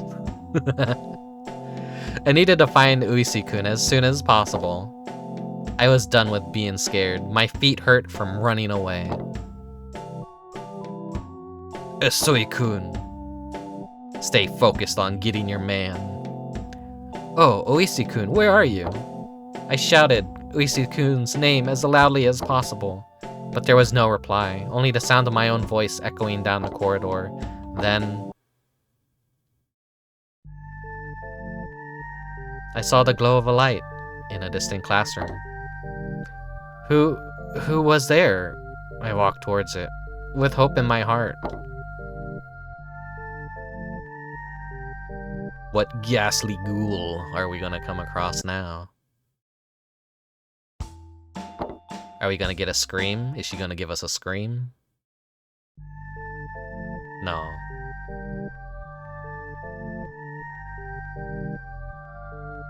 I arrived at the classroom door, but it was locked from the inside. I could not open the door. Knock on it politely. Please open the door, I said, knocking on the door politely. Who are you? The door opened to reveal a boy I had never seen before.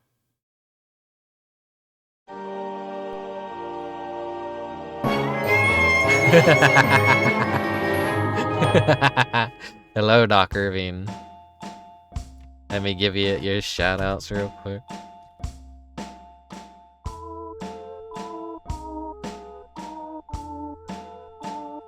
Kingdoms of the Dump is what you were playing. Huh, never heard of that. I'm guessing that's another indie game. Ah, my ears! Yeah, you rated just at the right time for a nice, funny scream. Do you love silly screams? I love silly screams. I'm sure you're familiar with this game that I'm playing tonight.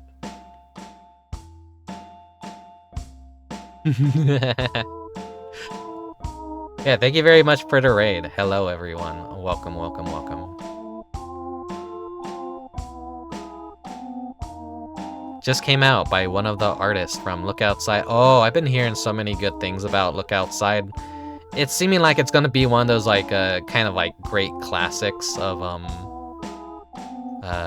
RPG Maker inspired games.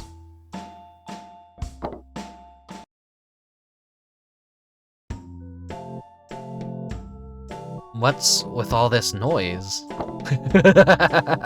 He's looking a little shriveled over there. The young man standing in the doorway began to speak. The spirits won't be able to rest if you make all this noise. The spirits? There was a murderer at this school last year. Or, there was a murder at this school last year, right? The boy said. Well, I was the murder victim. But there was something I needed to do, so I didn't pass on. I've become a bound ghost, trapped in this school forever. Was this boy really a ghost? I had never seen such a cheerful looking ghost. He looks very cheerful. Well, I had never seen a ghost before either. I decided to ask him a question. What on earth is going on here? What on earth is going on here tonight? I asked the ghost in total desperation. have no idea myself, but I met a young man a little while ago who seemed to know, the ghost said. I think he went to the courtyard. Rick, if you ever play Look Outside and you do not like it, I will eat a t-shirt on camera. I'm sure I'd like it. I'm just not in the market right now to play like any sort of RPG maker games, really. It's something that I get like very anxiety about streaming is like when things have too many different paths and choices that you can make. I get a little bit overwhelmed because I don't know. Maybe the journey is the fun part of something, and then like making errors and fucking up. But like when I get like locked into a bad ending or something, I kind of like get a little bit sad, and then I'm like, oh well, I gotta play through the entire game again. And sometimes I don't feel like playing through a game that takes double digits, maybe even sometimes triple digits of hours to beat. Like I don't know. I guess that's the point of rotating your saves too, though. So I don't know. But I'm sure I'd very much like it. I've seen a little bit of it be streamed by some people I watch, and it looks really fucking cool. It looks really, really cool. I think I would dig it. It'd probably be something I would want to play by myself, alone, and maybe not stream, though. I'm not sure. That's me with the goody two-shoes. Alright, that's another game. Did that come out this year, or did that come out last year? I'm forgetting the timeline already. There's like a sequel to that. I've seen the first game be played. That one didn't quite interest me too much. I think he went to the courtyard. Oh, he dropped something in the corridor. Please look for it. I bowed to the ghost and made my way back to the courtyard. Yeah, Pocket Mirror. That's the game that I saw a friend play on stream. And like, it looked cool and all that, but it didn't really kind of like look like my kind of thing at all. It didn't look like a game that I would ever want to pick up and play myself. Very much a game where it's like, yeah, I'd rather watch someone else play this. I don't want to play it myself. I'm sorry if you hate me for saying that, but it's kind of like anyone out there, he doesn't like Pocket Mirror and Little Goody Two-Shoes. Games like that, you know, you're probably not gonna see anyone else play a game like this. Let me be that person that's gonna play a fucking a game that you have no interest in. Like, you know, it goes both ways. It goes both ways. Oh, he dropped something in the corridor. Please look for it. I bowed to the ghost and made my way back to the courtyard.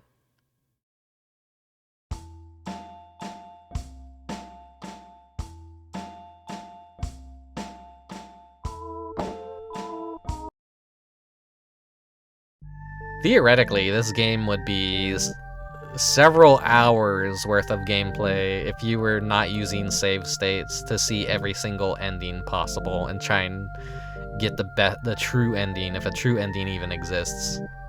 Although I was very tired and my feet hurt from running, I hurried to the courtyard. When I finally reached the door to the courtyard, I noticed something strange. There was a piece of paper lying in front of the door. Was this what the ghost was talking about? I picked it up, and then I quickly read the paper. The paper was covered in childish handwriting. My Wish by Yuichi, Year 6, Class 3. The single sentence shocked me. This was the letter Yuichi had placed in the time capsule years ago. Who on earth had put it here? Now I was extremely uneasy. I had decided to keep on moving.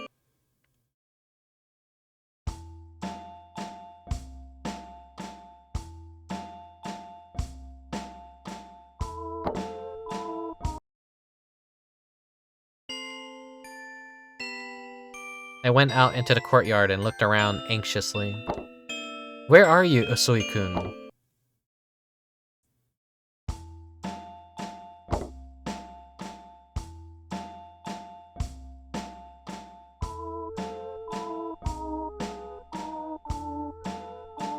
I thought I heard something moving in the long grass. I began walking towards it.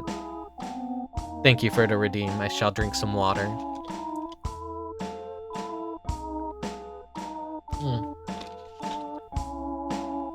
Ugh. Gotta not kill my voice. Yeah. Began walking towards it. Huh? Uisi-kun was here. I ran over to him.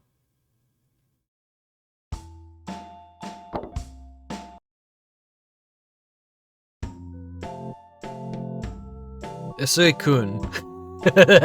That he's so perturbed. Kanna-chan. We had finally been reunited. We told each other about the strange events we had experienced. I told Uisi-kun about poor Kyoko in the air raid shelter. Usui-kun explained it was all Yuichi-kun's doing to save Kyoko and Hideaki. He was to find what his wish was all those years ago.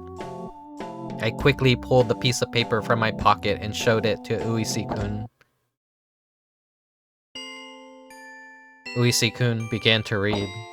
My Wish by Yuichi, Year 6, Class 3. Hideaki kicked me in the stomach again yesterday. He said, "You need to diet," and made me run 10 laps around the school playing field. Kyoko sent me a love letter. I was so happy. When I went to say thank you, she screamed at me, "Go away, idiot!" Hideki wrote the love letter to trick me. Usui-kun and Kanna-chan began laughing at me. All I could do was cry. God, if you're real, please hear my wish. It's only a small thing. Everyone... I couldn't stop crying. Everyone. The paper was ripped and the rest of the sentence was missing. Yuichi really hated us, didn't he? I said between sobs. Ooh.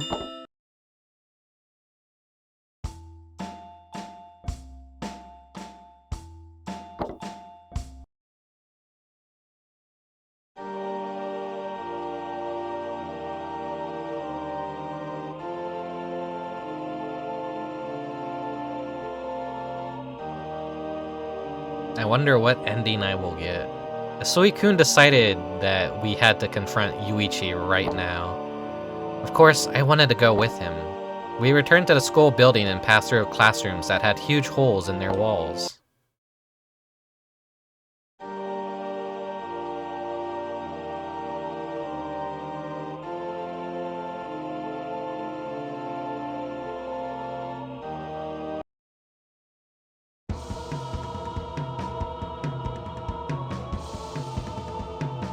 Hi, hello. It's me. Go, get them, Yuichi shouted. Strangely, Yuichi was dressed as a doctor. Besides him was a horrific monster with no face. Yuichi was ordering it to kill us? But why?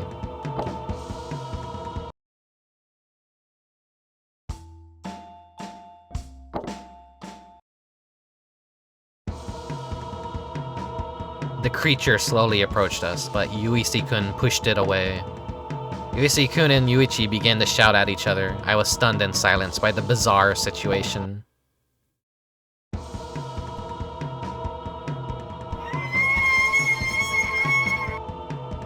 Unable to bear it any longer, I screamed and fell to the floor. A single prayer echoed in my mind.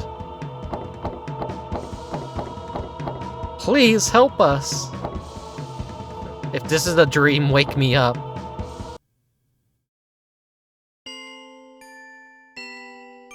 I must have fallen unconscious. Ah, this is only a dream, I thought to myself. In my dream, I began to think about my life. There was a single thing I wish I had done differently. I wish I hadn't bullied Yuichi. I wish I hadn't bullied Yuichi. In my dream, I saw the horrible things we had done to Yuichi. Hello, Nano. Haha, you idiot, haha. That's how my friends talk to me, ooh. Go away, you pig. Hahaha. Please. Please stop. Oh, that's why he turned Kyoko into a pig. Please. Please stop. I turned and faced everyone. Stop this right now. Everyone stop it right now. Leave Yuichi alone. My voice echoed in the darkness. It's too late. Our sins cannot be forgiven. We lost our final chance.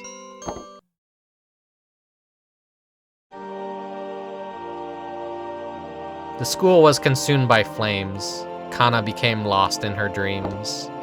Why was the school engulfed in flames? She had no idea. Misfortune. Okay, that was probably a bad ending. Let me see.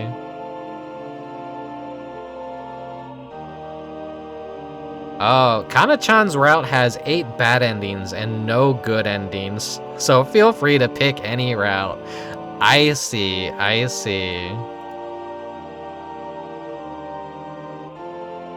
The difference I could have got from that route was the A bad end is everyone dies in a fire. Kana-chan is lost in her dreams.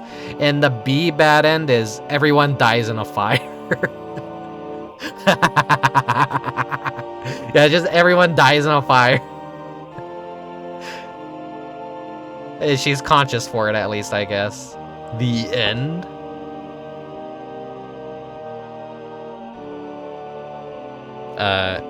Let's see, just in case anything bad happens. BQAJA. Okay, I have that password now.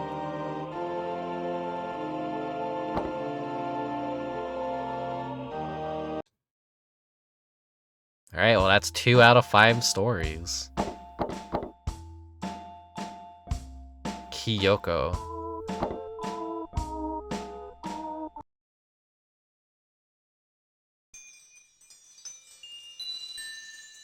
Who on earth could even imagine such a hideous situation? I'm about to tell you about the most horrifying night of my life. Did not expect to see Idea Factory to be involved in this. They definitely were in Idea Factory. The clock struck midnight. The night was neither hot nor cold. It was uncomfortably warm. We had gathered at our old elementary school to exhume a time capsule we had buried there on the day of our graduation.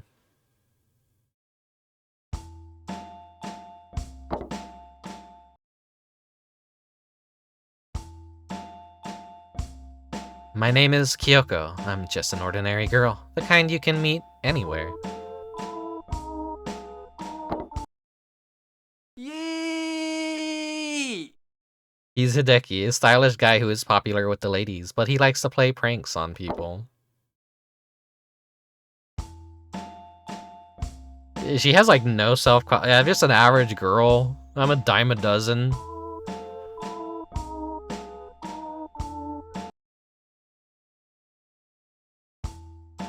The mysterious boy walking in front of me was Usui-kun.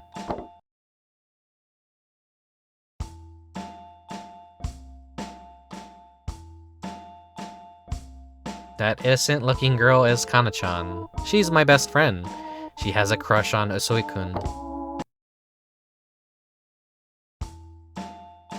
Kana, you really like Usui-kun, don't you? I whispered. He got frog-boxed again. It looks like he's so angry, he's just gonna like shit himself on the spot. I'm so angry I could just take a dump right here, right now. She turned bright crimson. I'm not sure, she replied. Kana, you haven't changed a bit, I laughed. Ah ha ha ha, oh ho ho ho. So he just looks like that? Understood. Yeah, everyone in this game just looks like they're, What's wrong with your face? Oh my god! Like, that's just normal. That's just their normal state of being.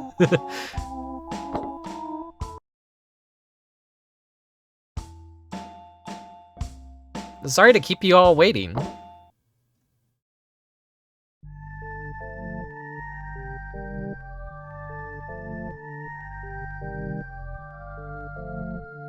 His eyes they still look like, they're like, you know those sticky hands you would get out of machines? Sometimes like they had sticky eyeballs. And that's what his eyes look like. If you were to just like take one of those things and just throw them against a wall with a really as hard as you could, and then they just flatten. That's what his eyes look like right now. Yuichi was the last to arrive. He was really unattractive. He was a really unattractive, stupid guy. Yeah, that's how you would explain me, I'm sure. Now we were all there.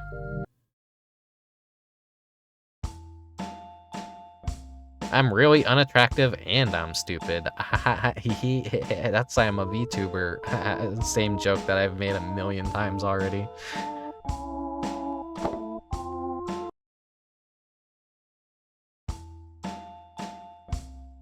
I'll go and dig up the time capsule. Leave it to me. Yuichi passed each of us a drink. Then he opened the school gates and stepped through. The drinks are my way of saying sorry for being late, he said as he disappeared inside the school. I was quite thirsty. I don't think you're stupid, Rick. Oh no, I'm kind of like, I'm smart, but I'm also really dumb. I'm like half and half. I wish I were more intelligent about things that actually matter. I feel like I'm very good at having approximate knowledge, but I'm never like 100% like 100% correct in some of the things I say sometimes. I'm very unintellectual in the way that I speak. I curse like a sailor, and I just have like a really bad habit of having to remember what the hell my next words are gonna be whenever I talk. There's like that one villain in Jimmy Neutron that I felt like I could really relate to. He could never finish a single one of his sentences. He always had to like buffer himself. And when I saw that villain, I just kind of like realized that about myself. I'm like, oh wait, no, that makes me like really self-aware and feel bad about myself. Normal people are supposed to be able to form entire sentences without needing to lag for a moment and remember what their second half of their sentence was supposed to be. That's why I hoped like streaming would kind of help me with that, but I don't think it has. But that villain was an old man. I'm an old man. I'm old. I sound young, but I'm old. I'm a man child. Anyways, the drinks are my way of saying sorry for being late. I drank all the juice. The juice was sweet, but it had a strange aftertaste. Yeah, they were laced.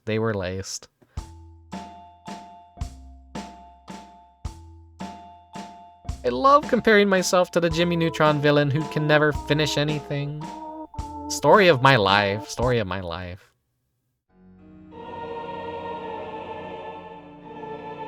Misfortune. I love how their hair is modeled. Like when you see them from a side angle, you just see their big round bulbous forehead. Kyoko Story. Now, I gave him the juice that turns you into a weird pig monster. A long time passed. Yuichi had still not emerged from the school. With nothing else to do, I began to daydream. Is that dimwit alright? Why is he taking so long? Is that dimwit, like, she seems kind of like a bitch.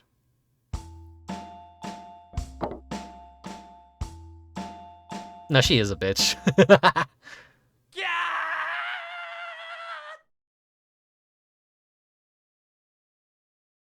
Kanna-chan didn't deserve any of this. It's funny because she's the one with just nothing but bad endings. She doesn't have a single good ending. She seems like she at least had more remorse about everything. Yuichi was screaming, but I didn't really care. He was an idiot. But I was bored waiting around, so I suggested to Hideaki that we go and check on Yuichi together.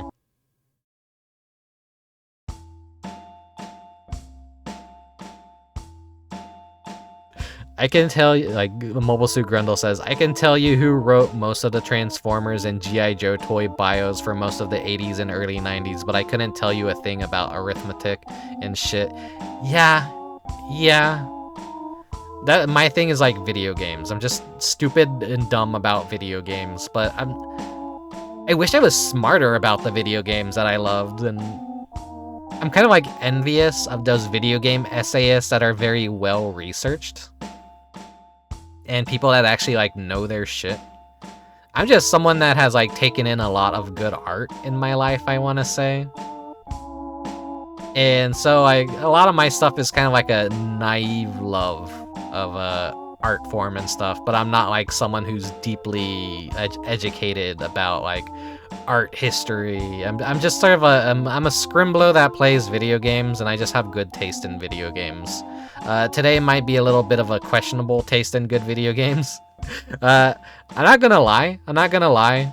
There is something wrong with me, but I'm kind of like thinking this is a little Kino. I'm not thinking this is like 100% dog shit, but you know, I kind of like judge things based on like, is it a cool experience? Is it unique? This is unique in a weird way, but it's by all means a bad game. But I'm kind of like finding a little bit of silver lining in it. I don't know, I like how weird it is. I like how fucking stilted everything is. I like the creepy models. I like the creepy presentation. I like what they're trying to go for, even if they're not hitting the mark 100%. It's interesting. I'll go and take a look, said Hideaki, trying to seem brave. I don't know, I just like have really weird taste as a person. I'm not like one of these people that could just easily look at things and go, haha, this is like dog shit. Everyone point and laugh. Haha, this is awful. This is shit. Like, I'm not one of those people.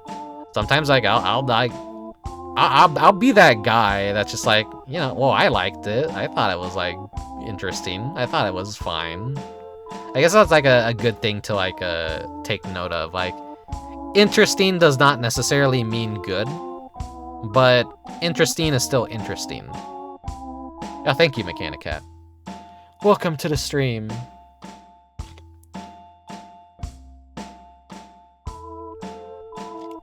Ah, there, I drink some water. Ugh.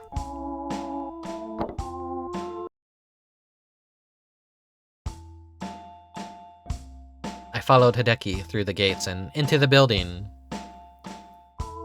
Hideki looks kind of fucking funny. he doesn't look like proportionally right. His torso looks like way too big for the rest of his body. Fucking Roblox looking ass. I followed Hideki through the gates and into the building. My stomach hurts, I said. It must have been that gross drink Yuichi gave us. Hideki replied, let's find the toilets, quick. I think there were some over there, right? Hideki and I walked down the corridor, looking for the toilets. Here they are. I opened the door to the girls' toilet and hurried inside. She's gonna meet Toilet Hanako-san. Oh. Ouch! What's wrong with me? Pain suddenly shot through me and my whole body went numb. I began to lose consciousness. Heh heh heh. It serves you right.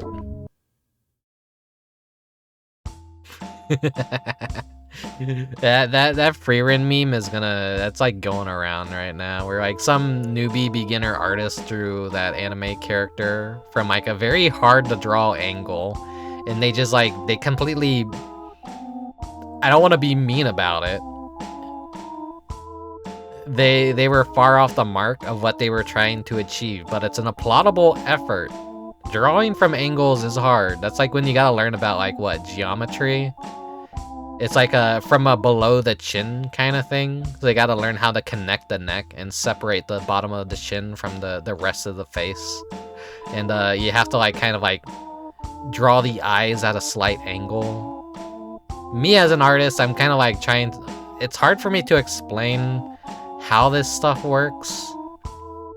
I kind of know how it works, but I'm not like the world's best artist or anything. If I made the effort to make something like that, I could probably do it after a few hours of bashing my head against a wall, but I would definitely like also probably botch it a little bit. Wholesome Meme, apparently the actual creator of the anime, replied to him on Twitter and showed him how to draw her at that angle. Oh, that's cute. Good ending, good ending. When I finally came to, I felt as if a long time had passed. Oi, wake up, you dirty beast. If I had a girlfriend, that's what she'd be saying to me every morning. Oi, wake up, you dirty beast. I opened my eye. No, I'm actually very clean. I'm a very clean person. I shower every day. I opened my eyes to see Yuichi standing over me. His face was overflowing with an expression of intense hatred. Take notes, that's what intense hatred looks like. It's like, yeah, yeah!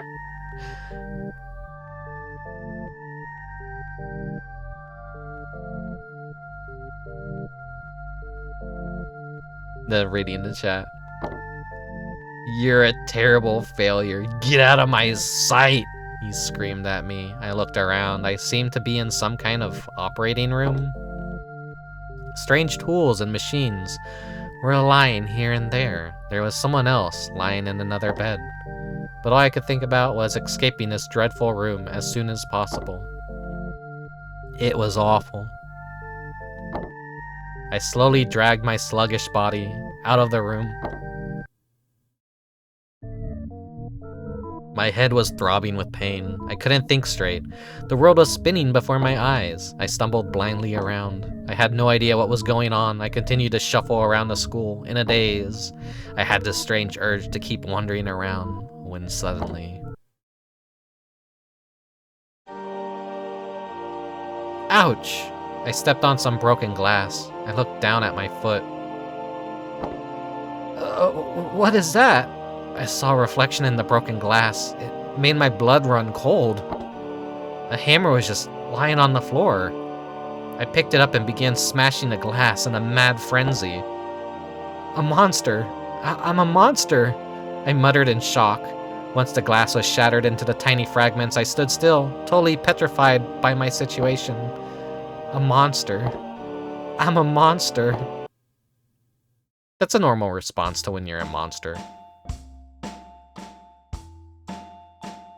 You look in a mirror and you just want to smash it with a hammer.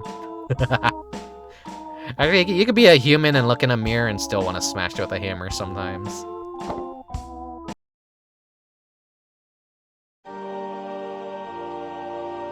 Suddenly, I heard a noise behind me. I turned to see Usui-kun and Kanna-chan in the corridor.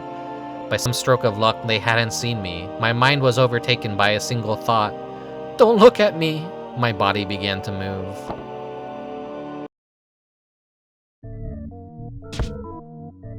Oh! She is the one with the hammer. Okay, that explains that. Double kill!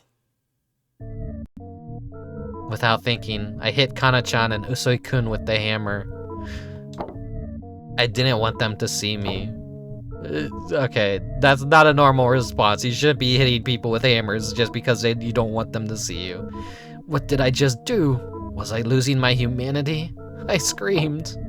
I carefully picked up Kanna-chan. Without thinking, I began to blindly run through the hallways once again. I held Kanna-chan tightly and ran. Didn't really think this one through, did you?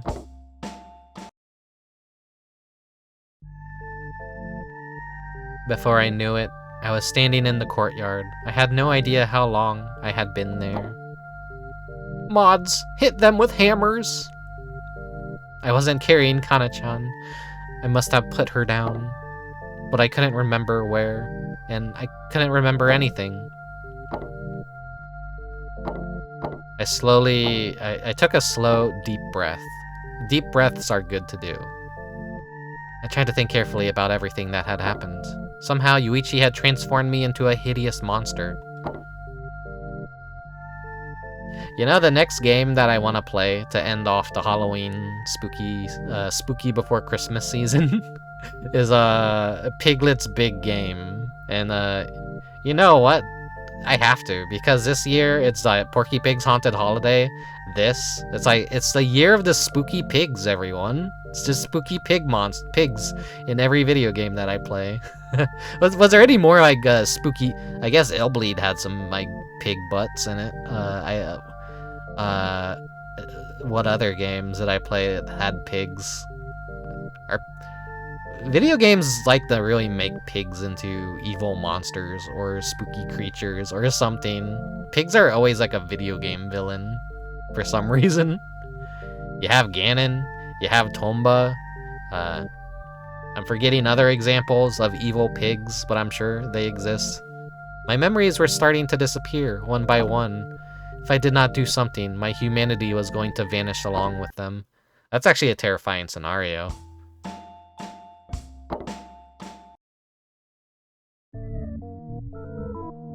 I felt inhuman desires gradually welling up inside myself.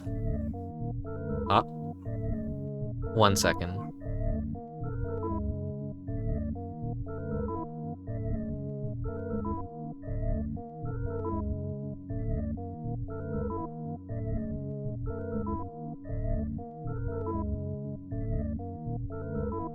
Sorry, a lot of dogs are going crazy right now.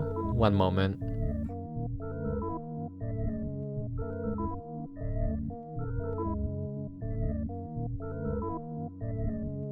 Even my own mind was becoming monstrous. For instance, I could not identify what was lying at my feet, but it looked delicious. I had to eat it. Ah, it looked so delicious. I forced it into my mouth. Ah, it was so tasty. What was this? What are you eating? Ah, I remembered I had to eat. Oh, she's eating bugs.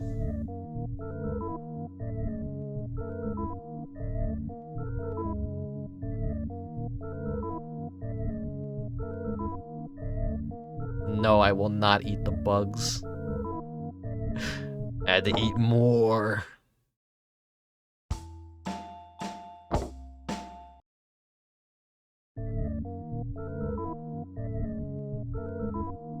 This image without text is pretty interesting. My consciousness began to fade, but I started to feel so good. You get turned into a pig, you just eat a bunch of bugs. So good.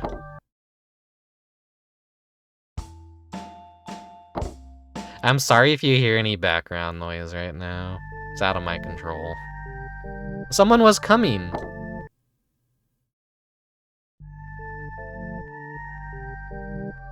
It always makes it so difficult for me to stream at the times I want to stream because of like all the background noise that happens sometimes.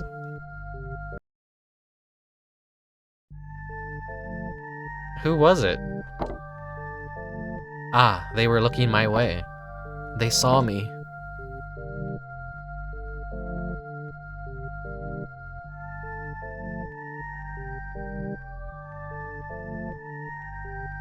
You didn't hear it? Okay, this is where I could have been a professional streamer and played it off as like cool.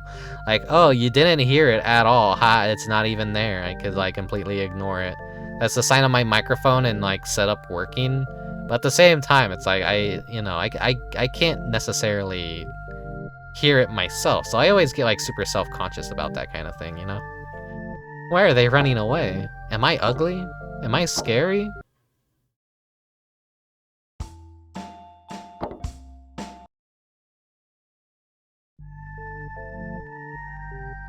Now, if like I had a cat would at least be easier to deal with. Unless it's like a very vocal cat, but like dogs just love to bark. Dogs love to yap. And I got very yappy dogs, so if anything sets them off, it's kind of like hard to get them to stop. Why are they running away? Why? My humanity slowly returned. I need to talk to Yuichi.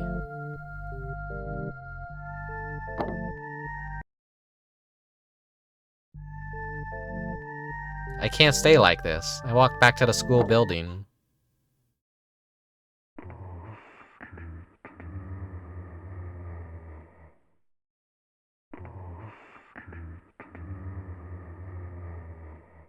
It looks like they just took her base model and stretched it out wide. I entered a school and began to look around. Nobody was there. No, I was wrong. I heard a noise from somewhere. I headed towards the sound.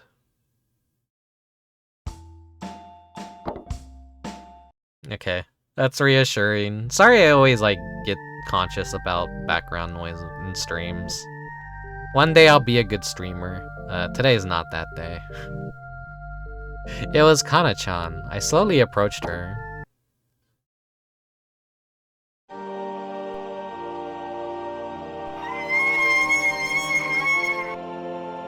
Kanna-chan was horrified by my appearance. Misfortune.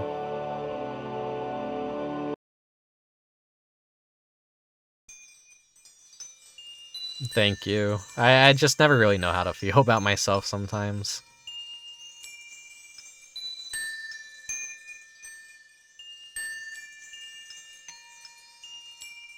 Like, I'm trying my best. I'm trying my best.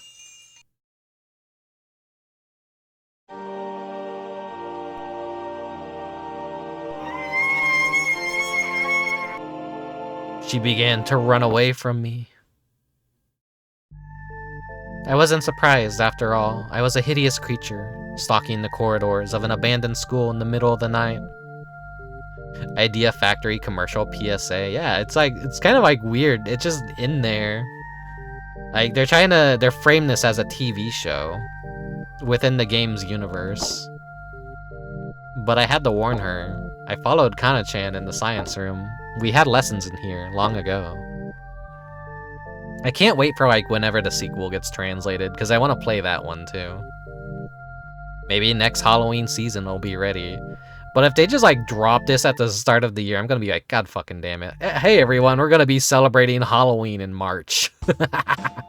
Yeah, there's enough Halloween-themed games in so little time, I could essentially just do that, honestly. A bad streamer wouldn't ask about volume.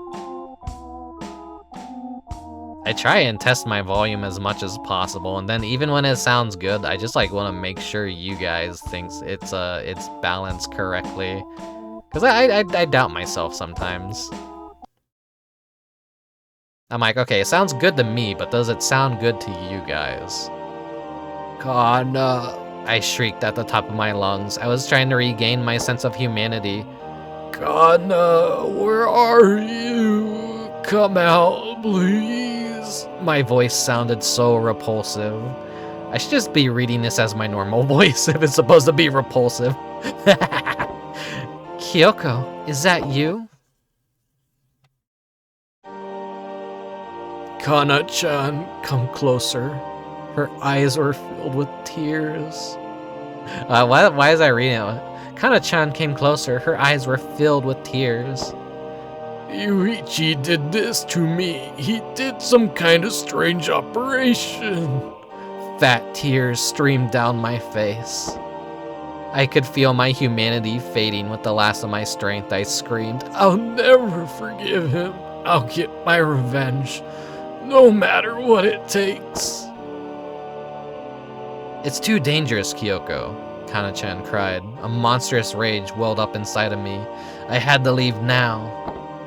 Find Yuichi-kun and get out of here, I muttered.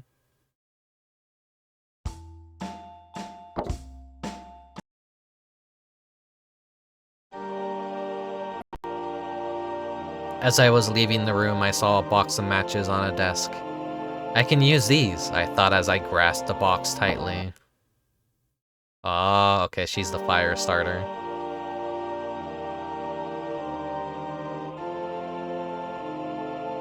But was that placed as a plant there by Yuichi?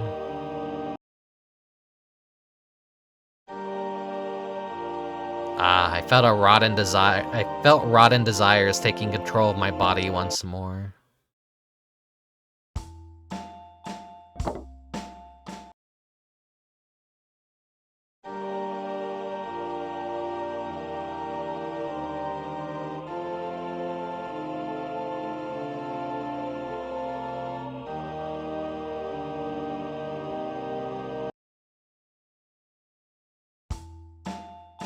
Okay.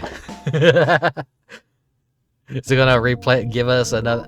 Okay. I lurched down the corridors. I was a revolting nightmare. A disgusting beast crawling around a school in the dead of night. A noise erupted from my throat.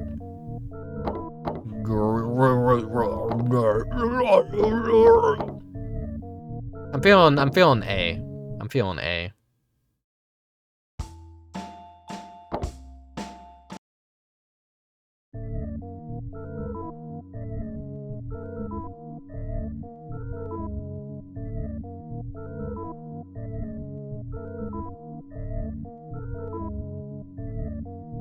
I was so hungry, I had to eat.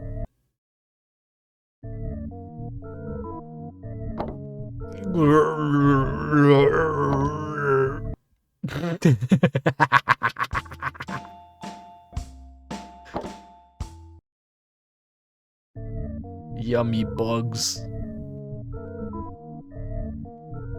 There we go. It's playing it again. Again. This is such padding.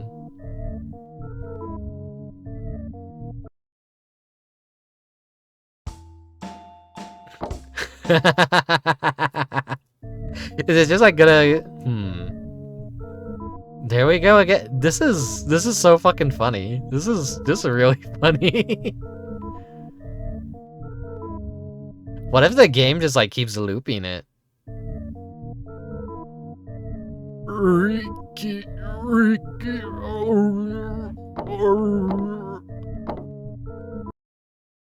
I think she's trying to say Uichi here.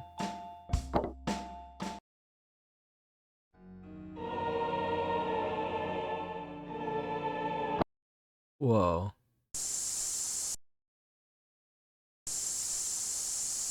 Huh?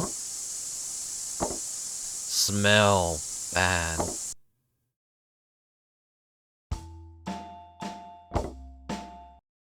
It's not even like doing that much, and we're just go get them. The sound of Yuichi screaming awoke me from my deep slumber. I could see Kanna, Uisi, and Yuichi through a classroom window.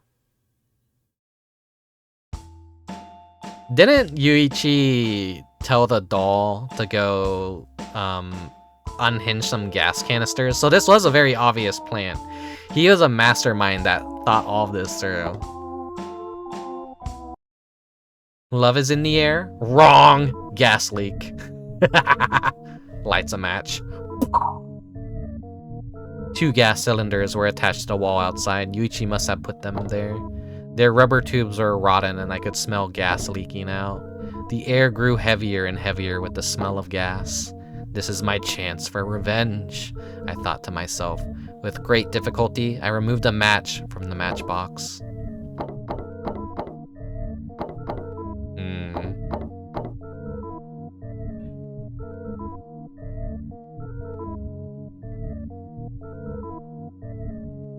Let me...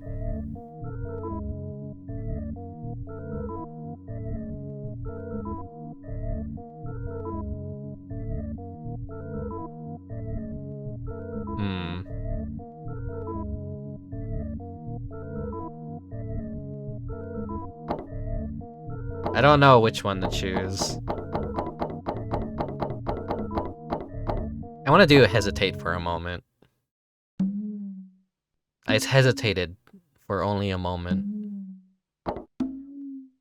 Yuisi-kun and Kana-chan might be in danger.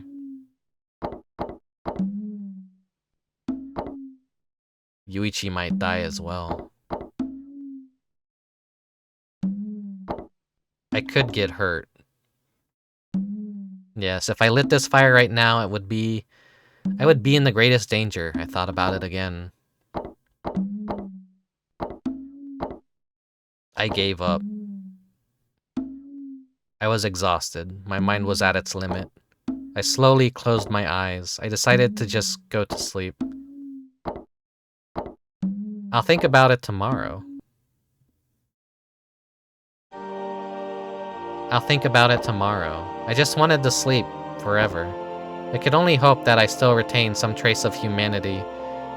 When I awoke again, I sank into a deep, dark sleep. Ending. Misfortune, ah. Okay, let me see.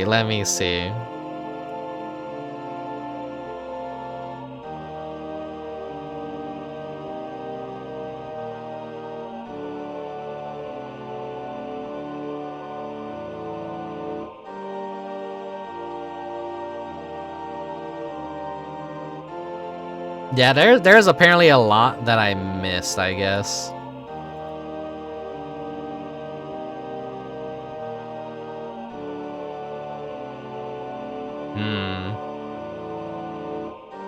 That's what I would do though, like, I'm feeling sleepy, just dies.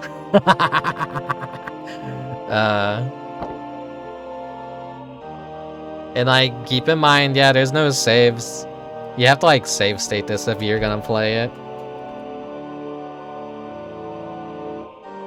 So this could potentially be a return next Halloween season if I feel like doing proper good ends to everyone's stories, maybe. This could be a multiple parter just because of the way this game works.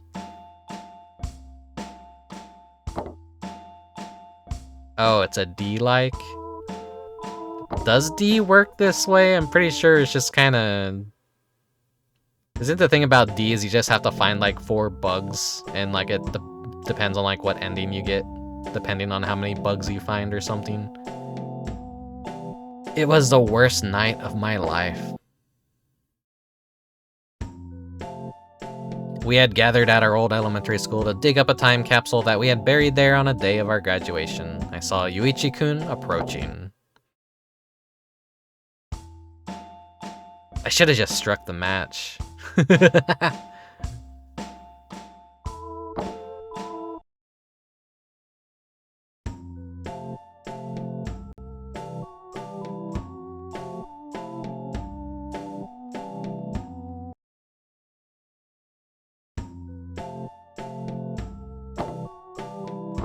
I tried to prank Yuichi-kun. I decided to prank him later. Interesting. We cannot give him the old frog box, but we could decide to prank him later. Let's try and prank him later. It's like, no, Rick, you're skipping all the good FMV. If you really want to see all the FMVs, I'm sure they're all uploaded on YouTube. I'm pretty confident they're all uploaded on YouTube. How could they not be? When someone like translates a game, they usually like rip it wide open and get all the video files and everything.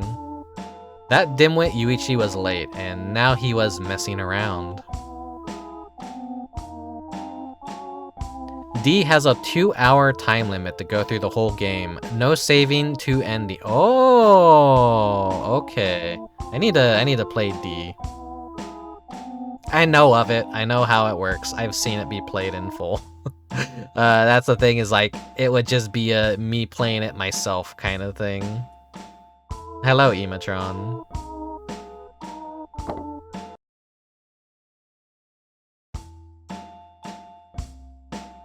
Like, here's the common theme, I think, with all these runs is I'm doing the stuff that doesn't actually happen, and I'm preventing the stuff that does happen. I'm like deviating from the course. And it's not giving me some really satisfying endings here, but I don't know if this game even has satisfying endings. Maybe next Halloween season I could play D. And isn't D2 kind of like a Christmas game? Yuichi gave us some drinks. What a creepy nerd he is. I'll go and dig up the time capsule. Leave it to me, he said stupidly. What a creepy nerd he is. That's when a girl sees me. D2 is a New Year's game. Oh, okay. So essentially a Christmas game anyways. I kind of consider Thanksgiving and New Year's like they're too associated with Christmas at this point. They're just a part of the Christmas season. He won't find it, I sneered. Have fun looking for it, loser.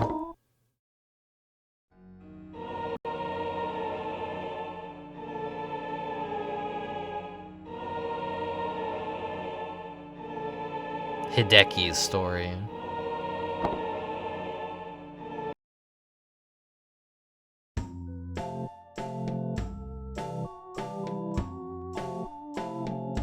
Yuichi entered the school alone. I laughed and downed my drink. He'll never find the time capsule. Because I dug it up yesterday and hid it somewhere else.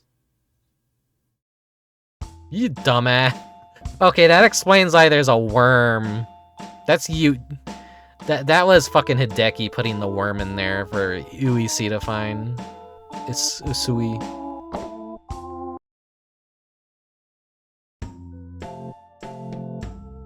He was probably wandering around the school crying by now. Yeah, he's gonna deserve everything he gets that happens to him. He's like the main reason we all die. Yuichi's scream broke the silence. Haha, we must have been scared. He must have been scared by the little surprises I left in the hole. A rubber doll of a huge, disgusting caterpillar. Which is a reference.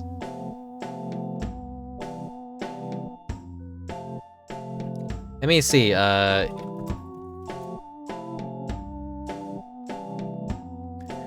Bug Boy by Hideshi Hino. He just like has a series where it's just a bug that hatches from a boy.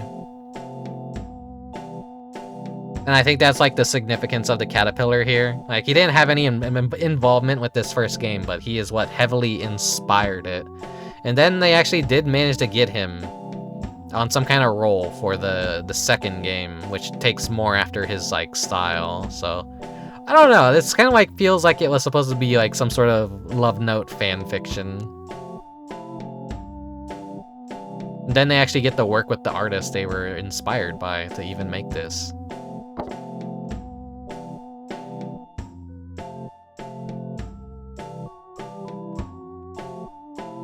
Hehehe. I said I would go check on Yuichi. Kyoko wanted to come too. Well, that was fine by me.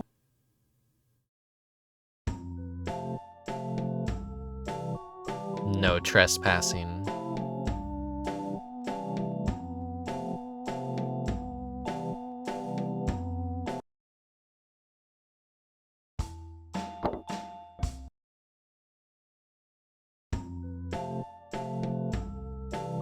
Hold on a second. My stomach began to feel strange. Kyoko said she felt unwell too. Why did I eat fish for lunch? It was Yuichi's gross drink. Must have been that gross drink Yuichi gave us, I said. I'll teach him a lesson. Bloody idiot, I cursed under my breath. Kyoko and I ran to the toilets. Here it is. Toilet time. I barged into the boys' toilet. Damn, I'm going to shit myself.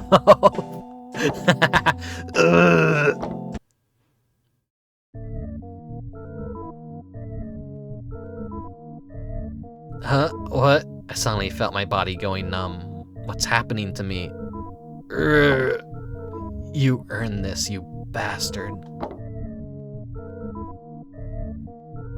Like, couldn't you just, like, Yuichi, couldn't you just kill Hideaki and, like, just let the rest of us go free? Well, I mean, Kyoko was kind of, like, mean to you, too, but, like, just Yuichi and Anna, they just kind of, like, laughed. That's not as bad as, like, what Hideaki put you through. I passed out on the toilet seat.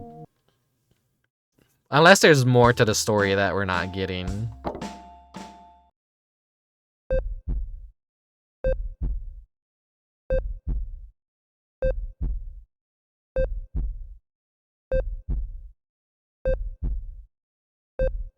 What's happening? Someone was shouting. Where on earth was I? What the hell happened to me?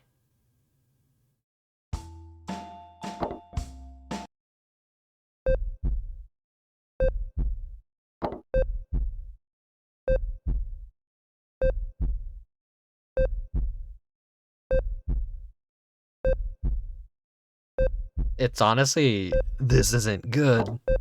His blood pressure is dropping. Whose voice was that? It didn't go very smoothly. Oh well, it doesn't matter. It's just funny that they replay the same FMV over and over again, back to back. It's so often in this game. See, it just did it again.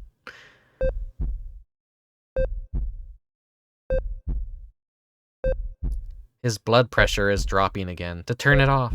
Turn it off. I think that's... Okay, no, I have an explanation of why they're doing this. Because they have to make each and every story paced the same exact way so that the zapping feature essentially works. If you were to use it.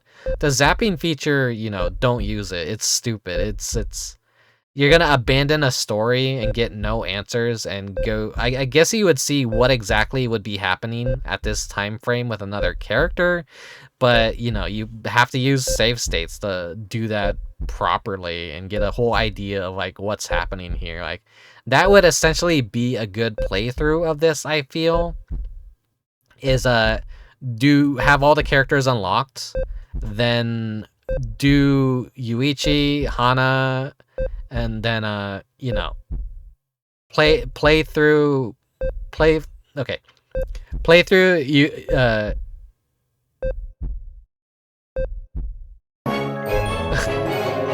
JJ, thank you for the raid. Thank you.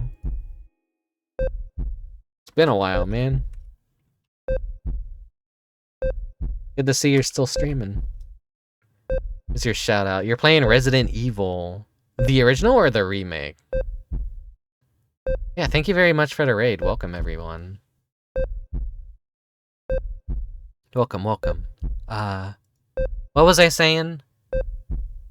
Okay, yeah, the good playthrough of this would essentially be choose the first character, and every time you could zap, just zap to another character. Well, you would have to, like, play all their intros, and then, like, from that point on, just keep zapping, and then you'll see all the events happen at the same exact time. Progress forward, zap again, rinse and repeat. But that's why there's so many repeating FMVs, is because they're pacing it all exactly the same, so that doing something like that would even be possible in the first place. And so you can see what events are happening alongside this current scene. So it's like, it's trying to paint a picture of what's happening as the events are all unfolding in real time. But it's such a sloppy execution. Hope you're having a good one, boss. The remake, not cool enough to play the original. I mean, the remake is completely fine. It's like one of the good remakes in video game history.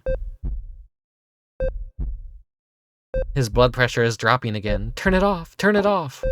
Whose voice was that? I don't know. This will have to do.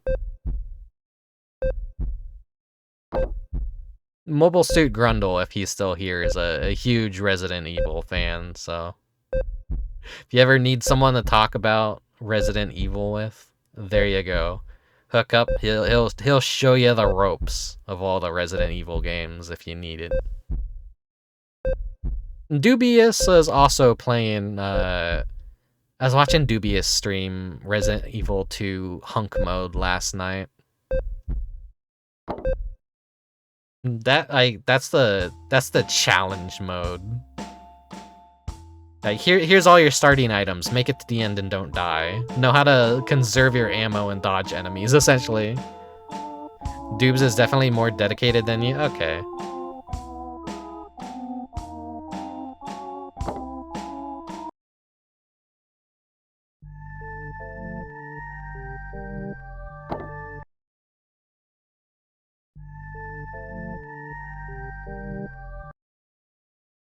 A face of intense hatred. My master's voice. Oi, Hideaki, wake up, you moron. Listen, from now on, you are my slave. You bullied me for 6 years, now it's time for my revenge. Well, any objections, Hideaki? By the way, I'm playing a very absurd visual novel for the PS1, which is Misfortune, a story of suspicious friendships. Everyone looks intensely messed up in this game. They all look like aliens. They all look very perturbed. Welcome to a time. No, master, I am yours to control. Whoa. I am a slave now. He got lobotomized. He's just like fucking fine with this. So he's the doll. My master began speaking again. I removed your ability to think for yourself. You cannot do anything without my orders. Unless I say so. You cannot talk, eat, or even move without my permission. Early Idea Factory compile heart game. Even if you are in pain, unless I order you to do something, you'll just have to suffer.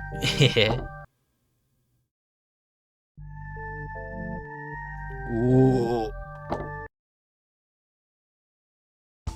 That's how I feel when I have a headache, honestly.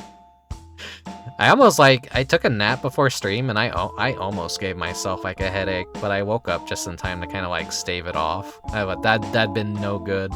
Taking a gamble with a pre-stream nap is always bad. But I was like feeling pretty tired. My master continued to speak. Right. Here is your first order. Bring me Usui-kun. I tried to ignore the order. Slaves cannot make choices.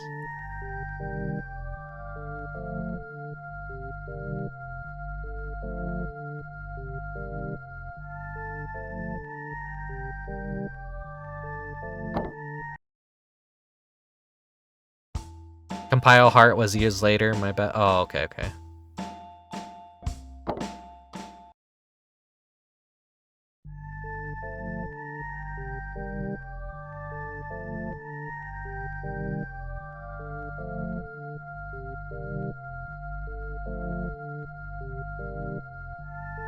I keep thinking he has bloody nipples, which is actually a thing that happens when you're a jogger. They like, from like running and jogging so much, their shirt basically chafes their nipples. So usually if they don't have like a protective thing under there, their nipples will actually bleed from running too much. And like having their fabric of their shirt keep like ruffling against their nipples. It's a real thing. Google it. Look it up. And you'll be like, what the hell? I never knew about it. It's like horrifying. Just people that have run so much their nipples started bleeding. Protect your nipples. Cover those things up if you're gonna go jogging. Gotta use the utility pasties. Yeah, you know what I'm talking about, Spurbus. Jogger's nipple. This is horrible.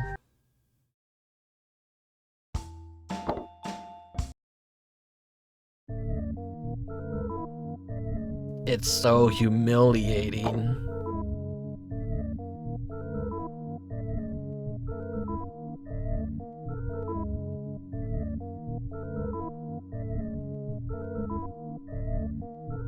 How sad. Ah, yes, Bloody Nipples, my favorite Castlevania track. What will happen to me? Look it up, I'm not wrong, it exists. I'm not insane. It's a thing that actually occurs. It's a thing that happens. It sounds like I'm trolling you and making something up. I'm not. It's real. It's real! It's real! Google Bloody Nipples now!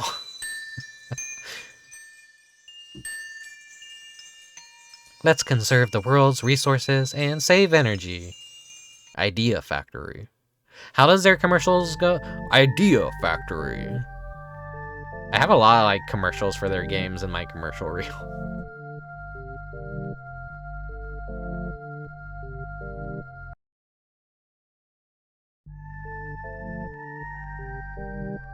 Oh.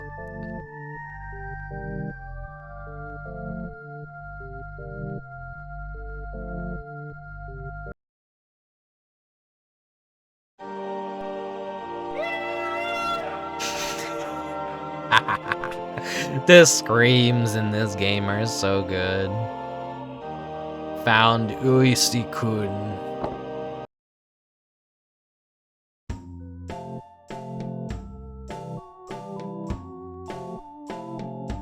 Imagine you're walking to your fridge at 3 a.m. and this is what you see. Follow me.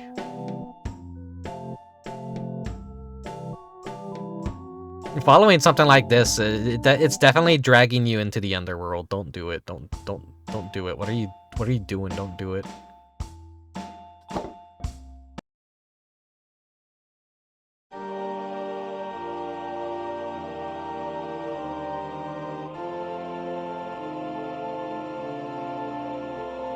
Brother, that is me walking to the fridge at 3 a.m. You know, I honestly would probably look like that at 3 a.m. myself, because I'm very pale. I don't spend a lot of time out in the sun. I'm very vitamin D deficient, I'm pretty sure. And I think maybe that's why I'm so tired all the time. I need some sun on my skin. I'm not getting the proper nutrients I need.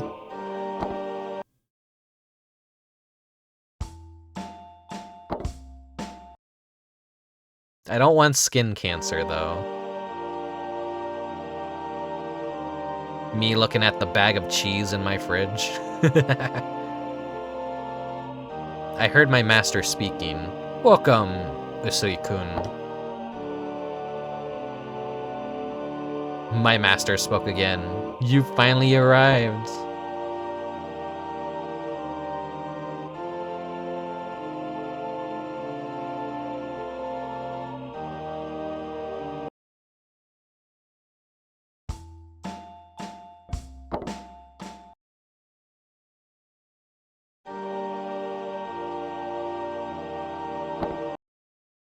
Dun dun dun. Without fail. they're just doing the buffering for the zapping feature while like all the other stuff transpires. My master spoke. I ordered you to open the gas cylinders in the back. I obeyed the order.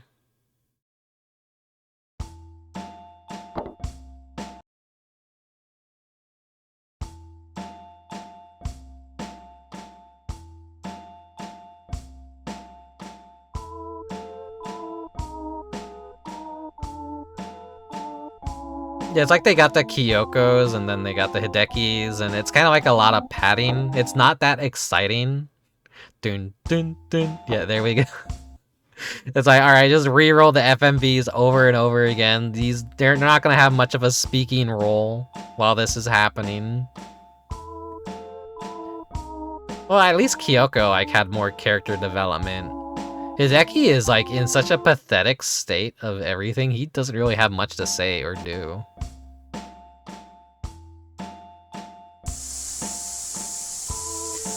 So, that's the good copium gas. Breathe it in. Ah, yeah. Ugh.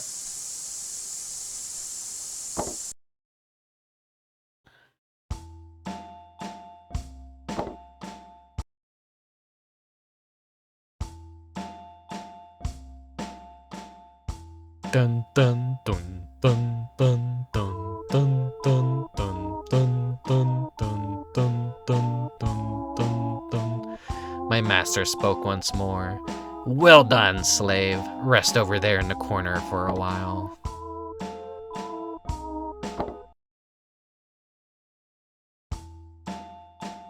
I like how one of the characters is just a random ghost that got murdered in the school. I guess I had to have a reason why the school got shut down. Was that just that murder victim? Please, forgive me. All I did was like also give us a haircut, which is just funny and out of nowhere. I was bad.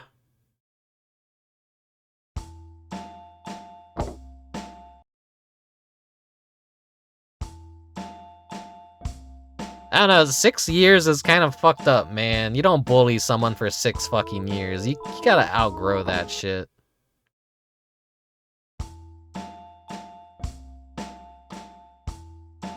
Do bullies ever actually outgrow being bullies, though? I wouldn't know. I'm not a bully.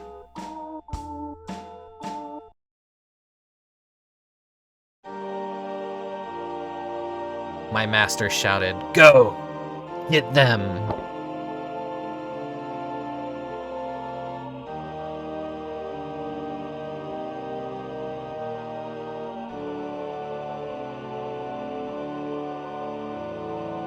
My master sounded worried. "What's wrong?" "Go!" I tried to ignore the order. My body wasn't listening to me. All I could was pray. That must be a typo. All I could was pray. I wonder if that's like been patched and fixed yet. Or like maybe it's just funny that it's just a typo. Or maybe that's what it actually translated. I don't know. I don't know.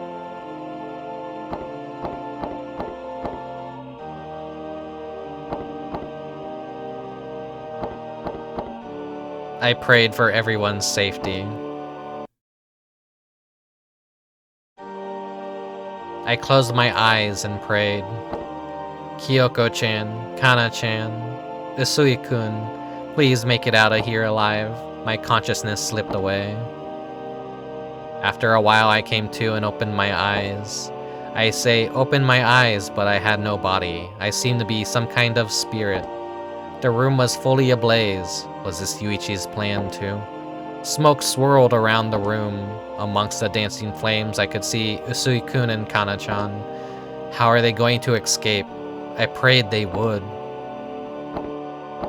Escape through the window! The window is the safest way. I prayed to Usui-kun. Huh? Hideaki-kun, where are you? Is it just my imagination? Bewildered, Usui stood up, opened the window, and climbed out with Kanna-chan. I prayed again.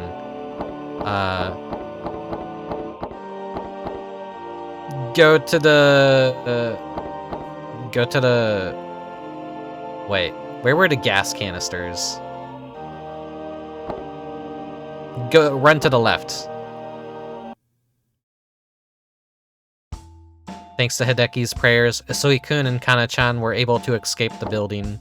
They ran straight into the waiting arms of 2 young police officers. 30 minutes ago, we received a call from a man named Usui threatening to set fire to the school. You're coming to the state— Oh no! Usui-kun and Kanna-chan were forced into a patrol car. Hideki recalled Yuichi's sneering face. Aww.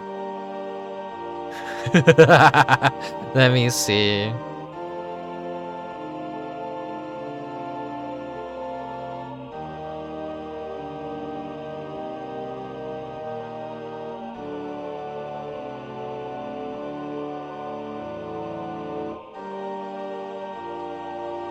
"13 bad endings and 3 good endings for Hideki."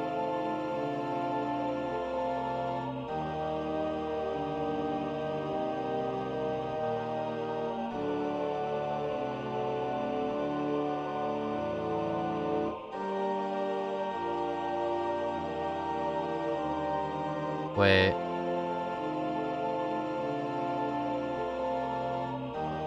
I feel like there's a lot that I'm not seeing in this game.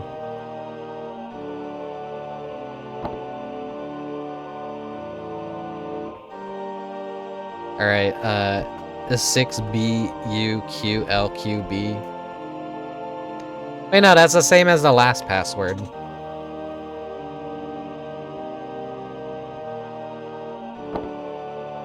No, I guess it's already you unlock Yuichi by the time you unlock Hideki, maybe? Alright, Yuichi, you're up. Let's see through the eyes of the villain. Can you hear me? Yes, I'm talking to you. You out there enjoying this game? I'm sorry to keep you waiting. Oh my god, he's talking to me.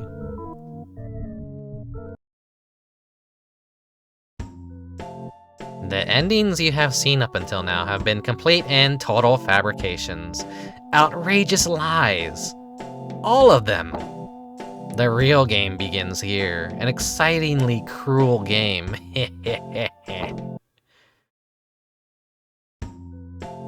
Ah, it's almost time. I better go and meet those fools waiting for me at the school. The drinks I laced with anesthetic are ready. We get to see the dastardly plan. He's just gonna set everything up.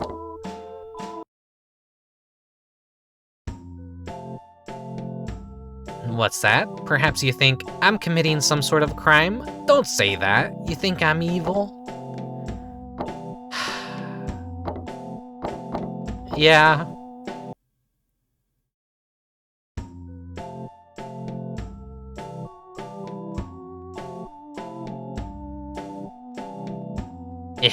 You're a very perceptive person, aren't you? Well, you'll certainly appreciate my work tonight. By the way, excuse me for asking, but have you ever been bullied? Yeah. I'm sorry to hear that. I was bullied for 6 years. Elementary school was horrible. It ruined my mental health. Well then, let me ask you this. Have you bullied someone else? Nah. Really? You can hurt people without even realizing it, you know? That I am very aware of. As you play this game, something will become etched into your mind. You won't be able to forget it. Well, anyway, I have some people to meet. I owe them 6 years worth of revenge. Keep you eyes peeled. There's another typo. Keep you eyes peeled. Surely it's been fixed by now in a follow-up patch.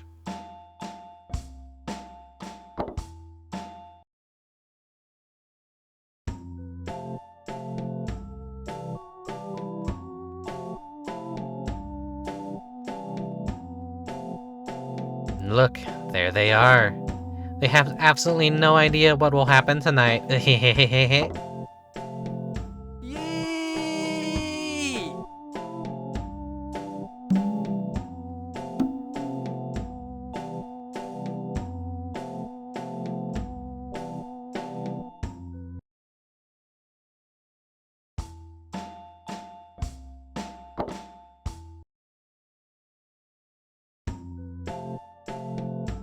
Here are their refreshments. 2 of them have a special surprise.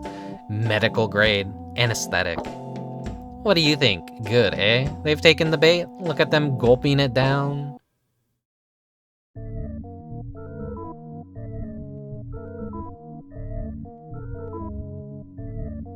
Taking any sort of food from strangers is kind of scary. In this day and age, it's a lot more. I don't know, people used to spread that rumor that, oh yeah, they're putting razor blades in Halloween candy. They're putting poison in candy. No, I think I hear more cases about that stuff, like people going to conventions and getting fan gifts, like, and you gotta be very, very, very careful with what kind of gifts you accept from people now, because people are kind of like insane. There's more dangers in like eating stuff outside of the Halloween season, I feel. Halloween's gotta be safer. Now I'll say, I'll go and dig up the time capsule. Leave it to me, and then I'll disappear inside.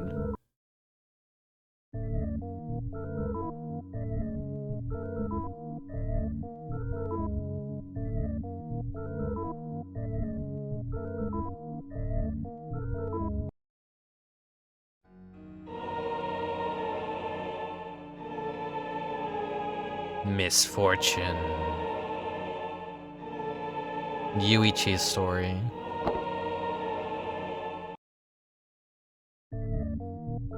If I hide in here, they are sure to find me. I just have to wait. In the time being, I'll fill up these syringes with more anesthetic.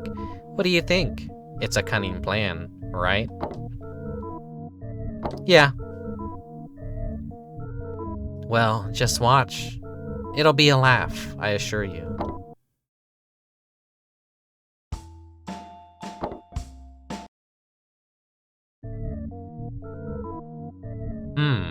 It's about time.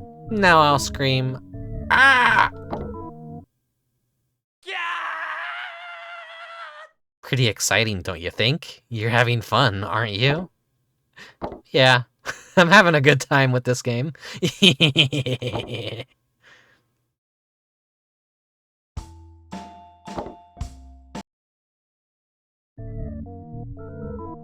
Like, no, I was like kind of expecting like, no, this has to be a game that I 100% hate. This has gotta like piss me off. It's not pissing me off. I'm enjoying it. There's something deeply wrong with me. Look, look, here they come now. They ran into the toilets.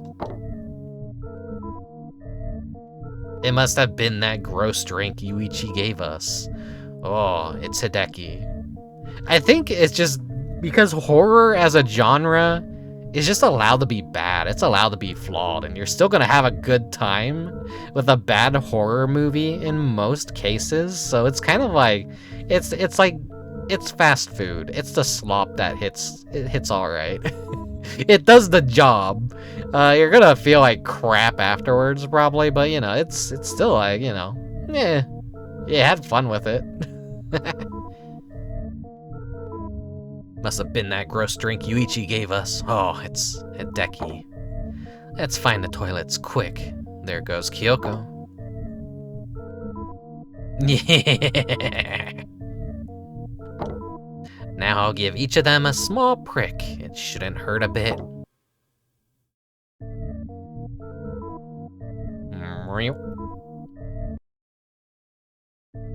I hate syringes so much. The fun and games begin here. It's like when you get pricked by anesthetic, when you get pumped full of anesthetic, you just turn blue, I guess. I've never been conscious to witness my skin turning blue once I've been pumped full of anesthetic. Welcome to my makeup room. They put on a bit of weight, but I've managed to bring both of my lovely patients here. Well then, let's begin. I'd like to start right away, but the surgery will come later. This is my special makeup room. There is nothing cruel about it. Really, do you believe me? Would I lie to you?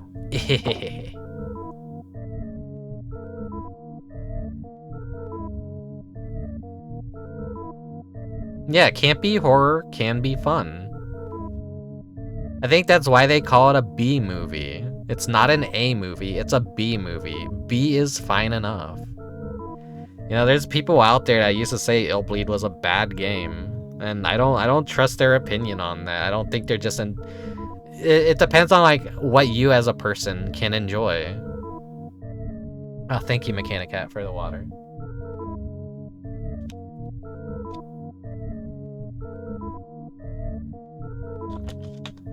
Everyone has different tolerances for stuff.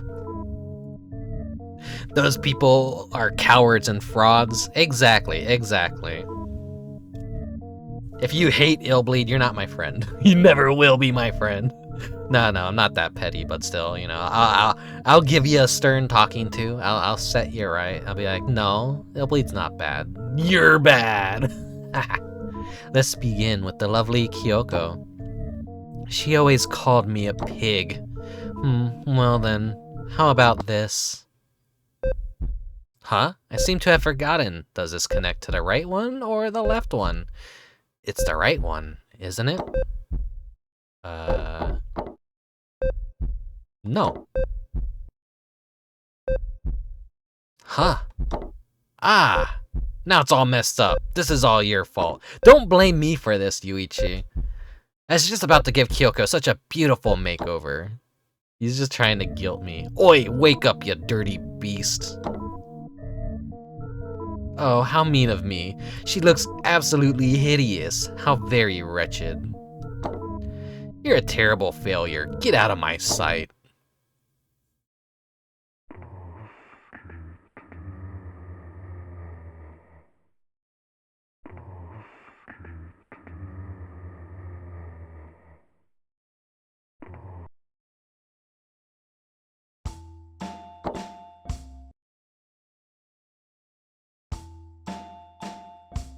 Now, on to the next operation.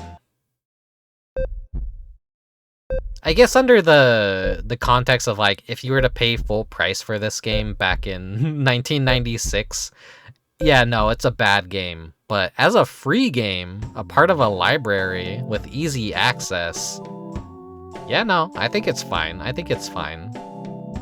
That's like what a lot of these forgotten games kind of, they find a second life. More like when they're more open to the public and they're not like walled behind money essentially anymore. And I'm glad this got translated, honestly. This patient is unforgivable. He put caterpillars in my lunch. He threw my shoes in the toilet. He cut up my notebooks. He trapped me in my own locker. What shall I do with this worm?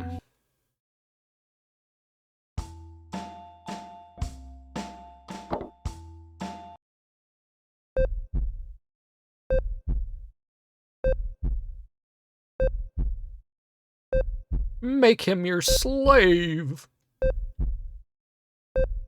Oops, it seems I'm getting a little carried away with myself. Was this attached to the right, or was it the left? This is correct, isn't it? Yeah. If it's not correct, then he's gonna blame me again. Perfection! Oh wait, no, it was right.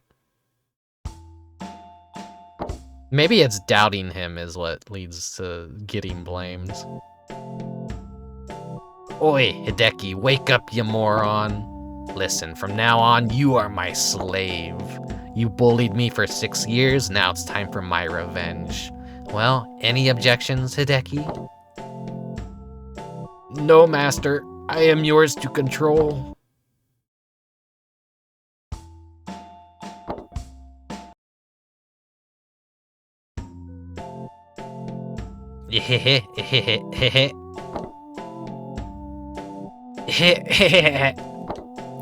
Hideaki, you're so lame, you dolt. I removed your ability to think for yourself. You cannot do anything without my orders. Hey, you out there playing this game, are you enjoying this?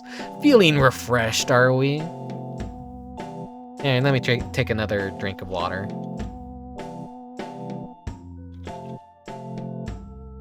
Ah, yeah, I'm feeling very refreshed right now, Yuichi. You're gonna be meta with me, I'm gonna be meta with you. Yeah. Right. It's a marvelous feeling, isn't it?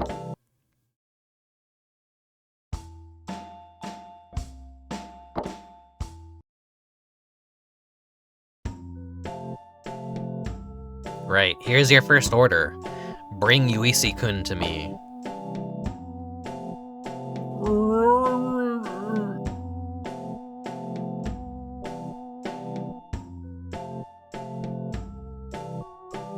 Yeah, Hideaki-kun is my slave at last. What a wonderful day.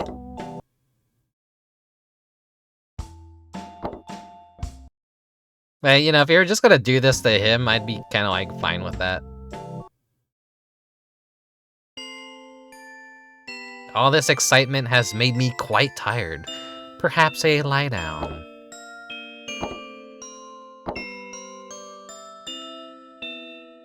It's me. Ah, I must be dreaming.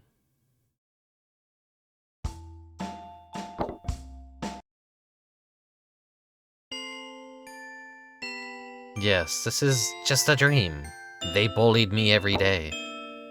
All I remember about school is pain, fear, and sadness. Well, yes, I remember this too.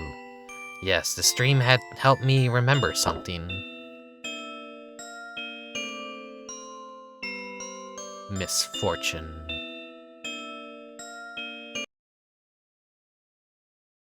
I hope you guys out there are learning a lesson right now. Alright, we're officially at the halfway point.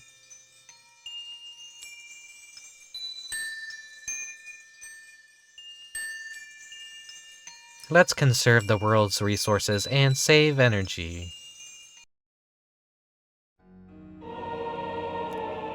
Alright, we've buried this time capsule, Yuichi-kun said. Yay, replied Kanna-chan. I can't wait until we dig it up again, Kyoko joined in. Yuichi, what did you write in your wish letter? Hideki asked. Yes, that's right. I remember we buried that time capsule together. As proof of our friendship, quotation marks. That's my own happy memory. But why? I can't remember.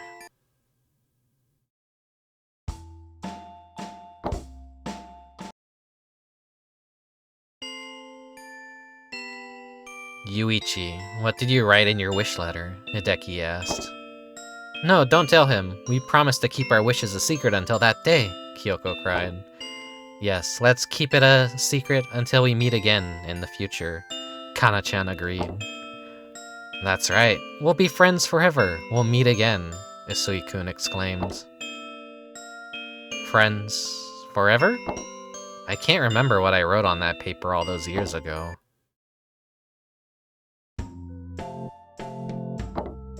What am I doing? This is no time to be dreaming. I have another patient waiting.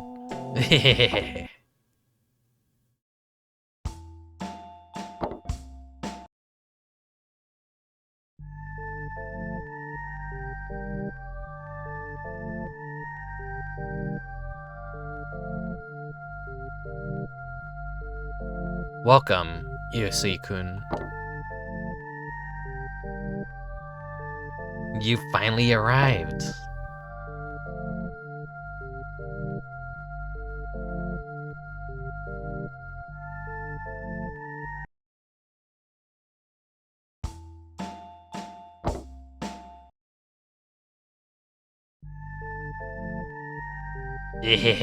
Usui-kun looks horrified.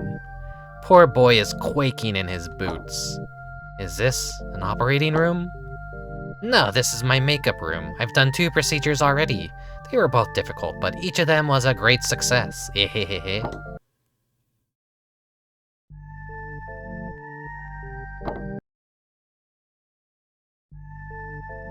Yuichi, you did this? Don't worry about them. They're just sleeping. After our pretty little game is finished, I'll make them right as rain.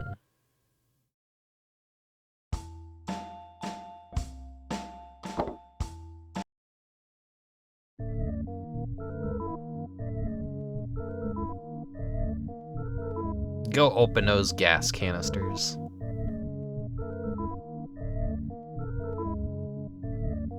I ordered you to open the gas cylinders in the back.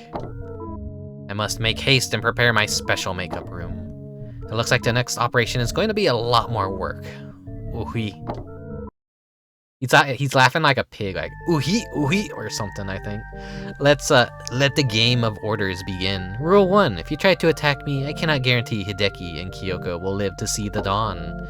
Rule 2, I promise to return Hideki and Kyoko to their bodies as long as you answer a single question. Well, will you play my game? Alright, what is your question then? Hello, Fluffy Sparkster. Welcome.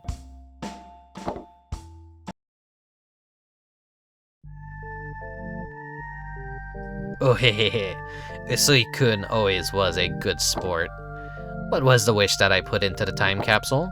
You have 1 hour to find the answer. If your time runs out, I'll dispose of these too.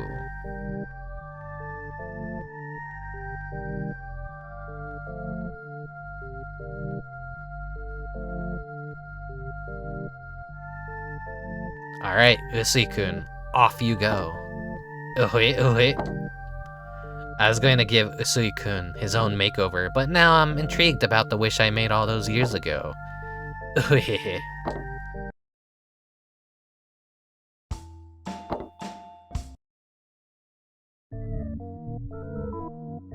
Ah, you, still watching out there. Yes, you're the one that's really having all the fun tonight, right? Did you already solve the mystery of this game? I'm just like gonna take a save state right here. I am aware of like how mean the end of this game is.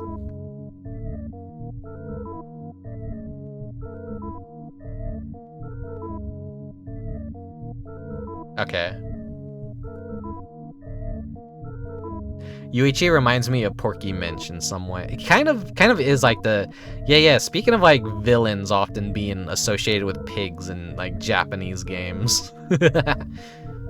Did you already solve the mystery of this game? No, not even.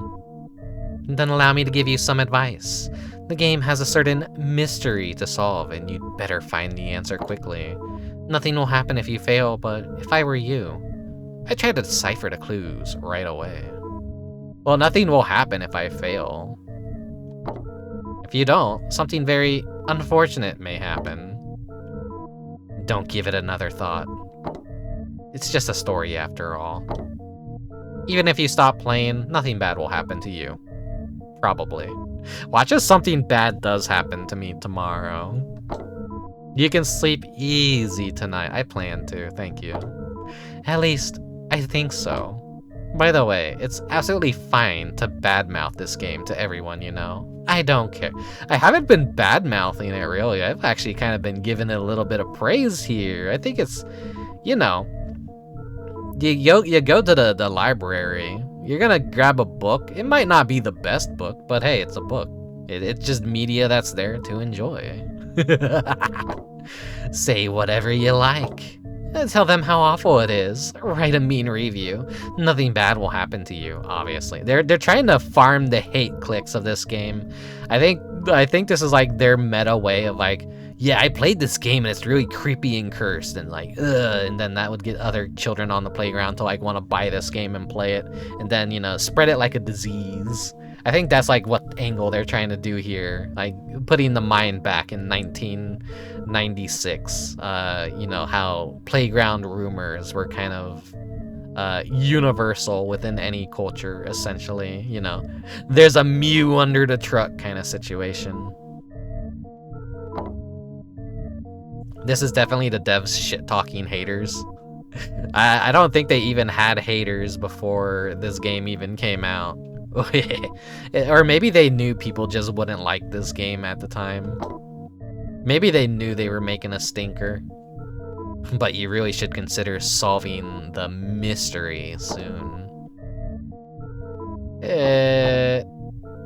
Nah. Is that so? Well, you needn't worry. I'm sure nothing unfortunate will happen to you. Curses are terrifying, you know.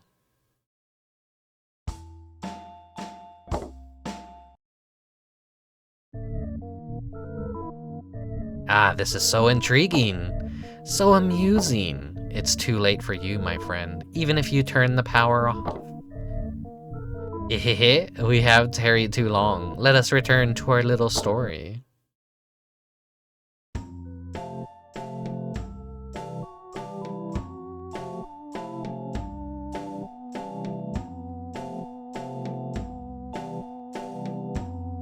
Ah, it appears Hideaki-kun is back. Well done, slave. Rest over there in the corner for a while.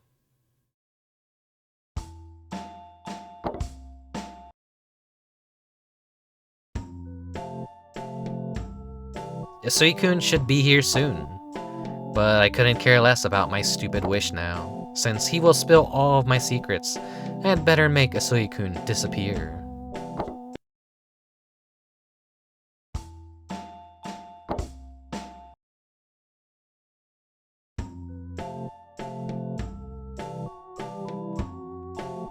Alright, we're getting ready for the big finale, I'm pretty sure.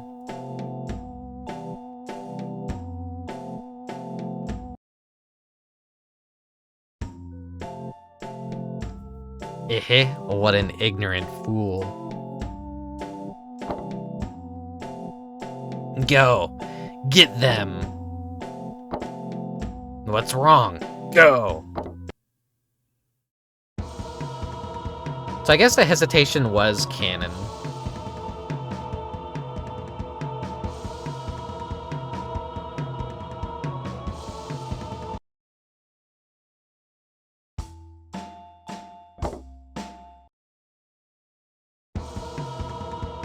Hideki will put Usui-kun out of his misery. Everything is going according to plan.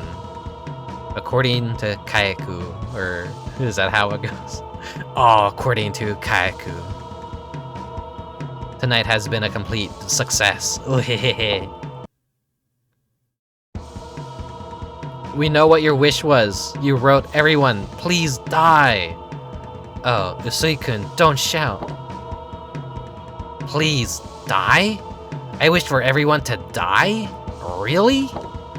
Do you think I wanted them to die? Alright, this is where we save state.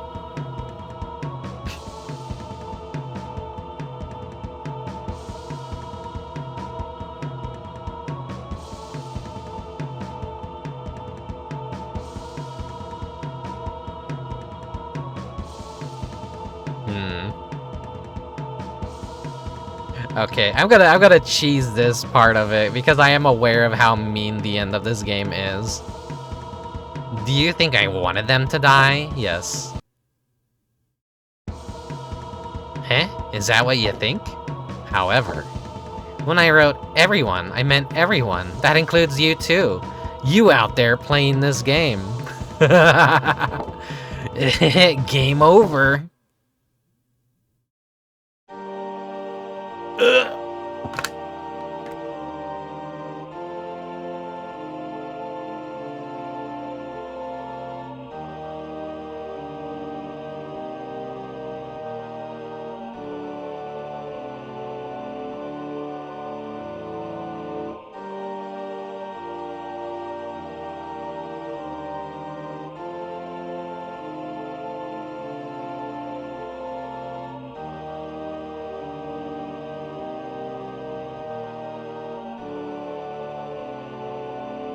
Okay. Stupid bit. We're reloading. Do you think I wanted them to die? No. It seems I'm finally starting to remember. What? I'm sure I wrote, "Everyone is cursed." Yes, that's right, isn't it? Save state.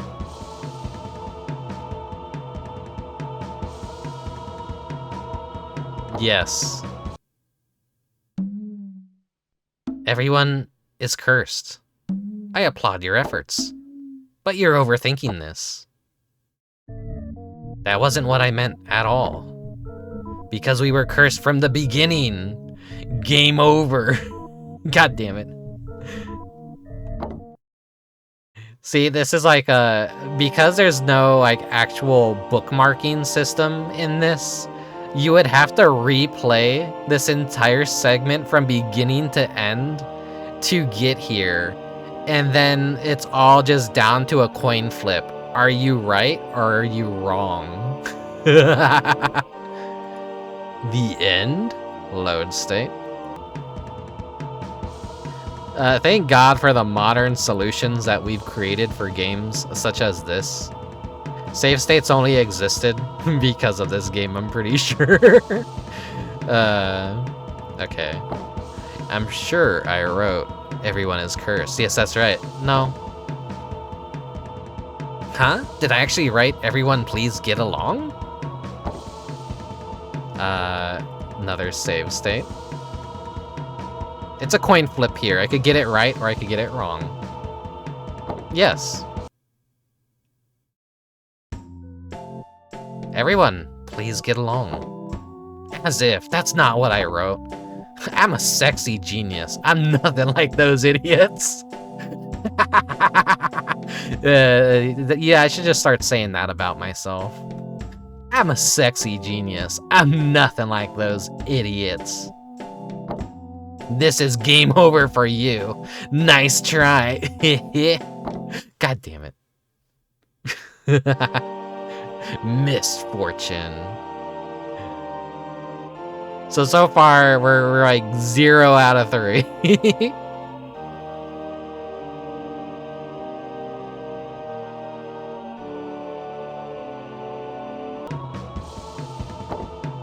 No. What? I'm wrong? Perhaps it was, "Everyone, please forgive me."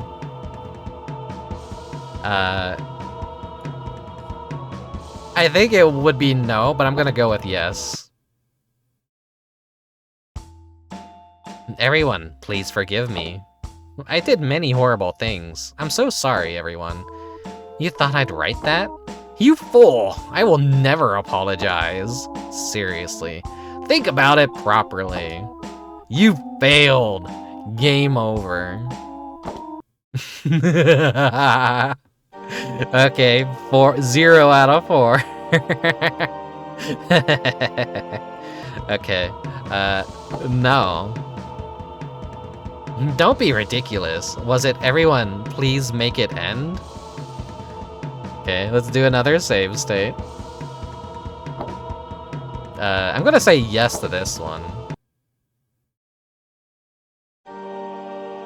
Everyone, make this all end. Maybe that would be for the best. In that case, shall we just end the game here? That's game over for you too. Ha ha ha ha! Misfortune.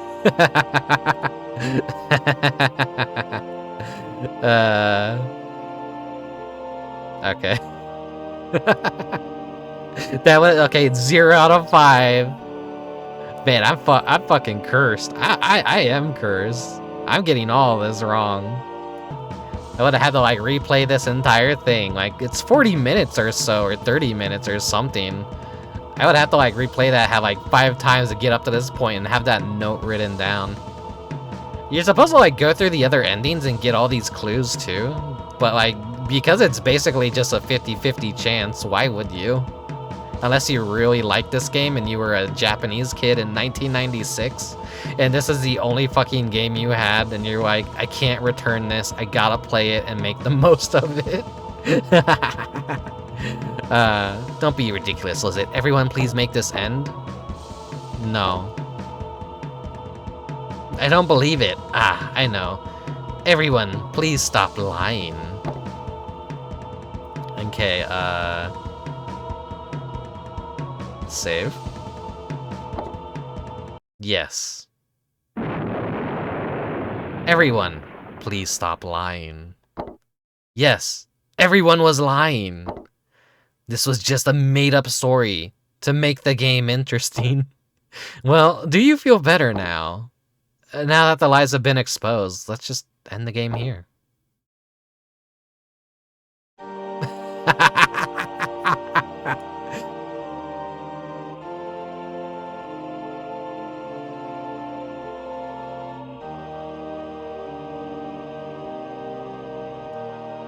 And you know what?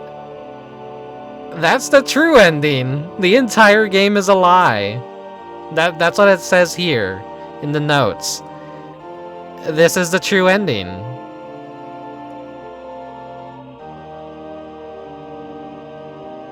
It says the end question mark. But no, this is like the end without a question mark. But they just make it seem like, no, this isn't the true ending. This is like, yeah, no. This, you know, you have all these YouTube essayists that are making the game that hates you. No, this is legitimately the game that hates you.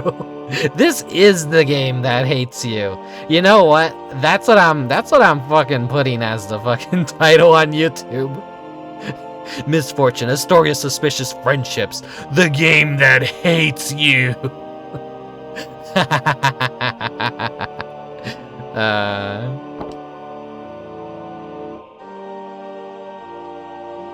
Yeah, it's like the same password too. We would have no reason to use this password. Let me just like fail that last one anyways.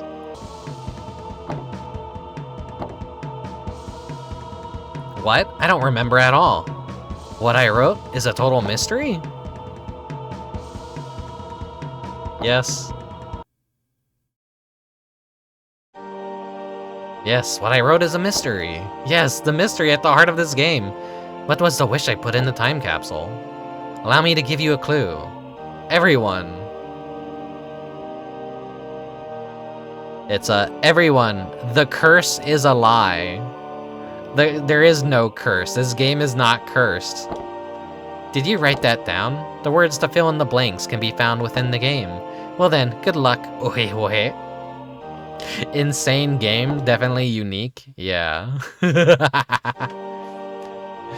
Oh, man.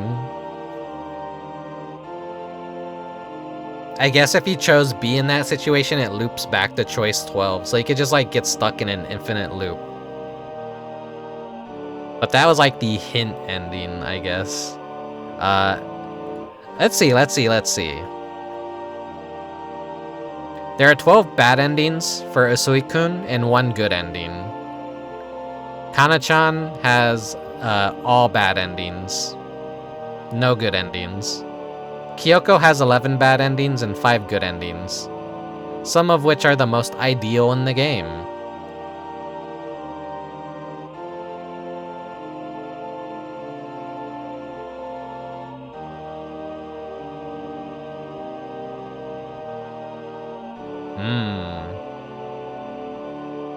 Hideaki has 13 bad endings and 3 good endings.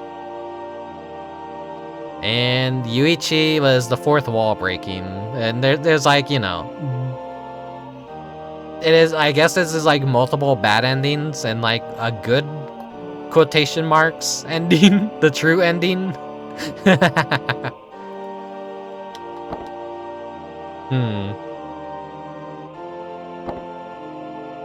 Have you guys had your fill of this yet?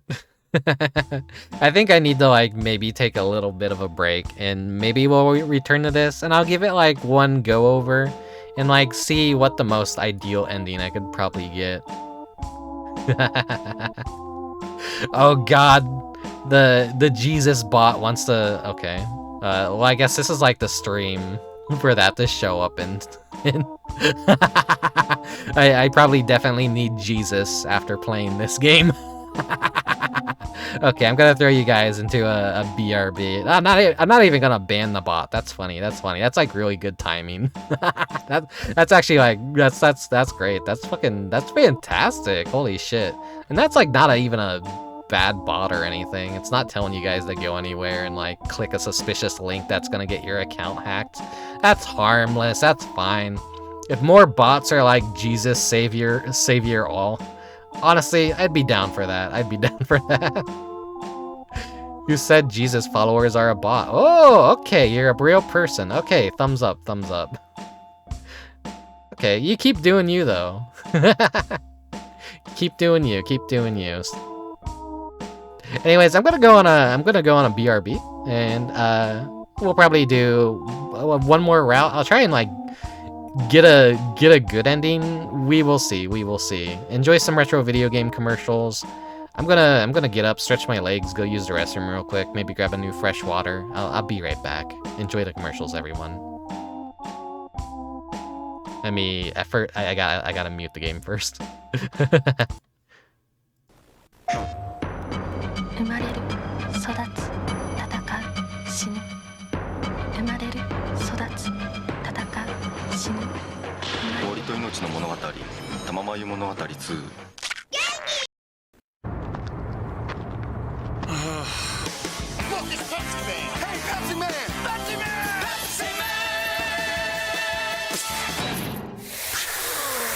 レモンが目印。ペプシツイスト。期待してるよ。信じてるから。嘘つけ。育児なし。迫り来る、くじける、立ち向かう、君の IQ。プレイステーション。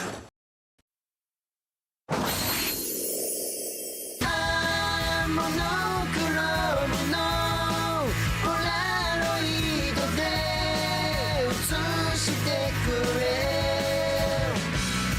そしてチェリービームズのカラフルさで隠してくれ。Oh baby baby。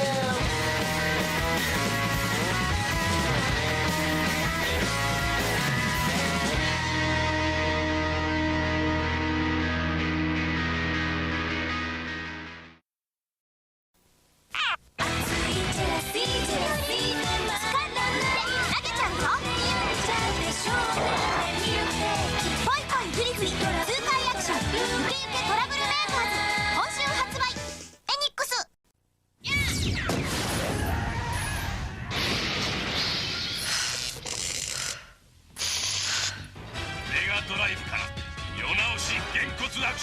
ベアナックル2。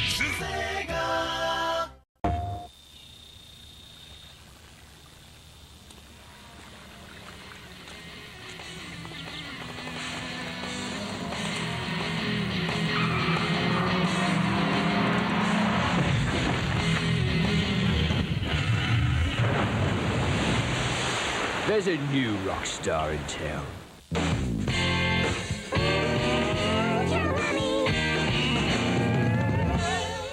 PlayStation. This is the day you have trained for, the day you have studied for. Utilize your superior skills, your superior intelligence. Sit down, Roden. Sarah, baby? Oh, you were one fly. Don't make me hurt you. Learn to defeat your ruthless enemy, Steve of Hackensack. Brian, you're gonna get rude. Shut up, quadruped. Sega Dreamcast. It's thinking. ピクロス2いつでもどこでも楽しめるピクロス2待ってる間に楽しめるパワーアップして新登場ゲームボーイポケットでピクロス2。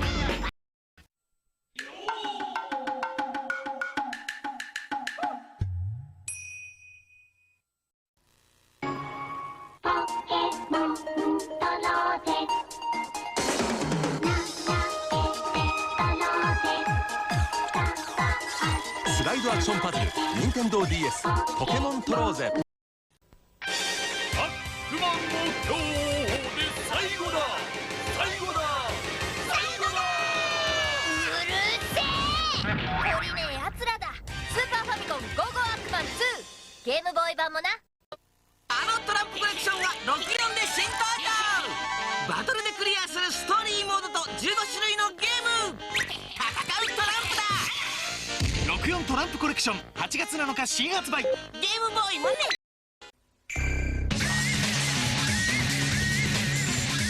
Future is an Xbox. Jet Set Radio Future. Coming soon. Xbox. My turn. My turn. This new Popeye video game has the boys fighting worse than ever. Oh, Popeye. It's my game. It's got 3 screens just like the arcade. Watch out! Yikes! Uh-oh. Fight like a man. Where's me spinach? Not get choke, you wimp. I ain't wimpy. I'm much better looking. New Popeye video game available for most popular home video and computer systems. 今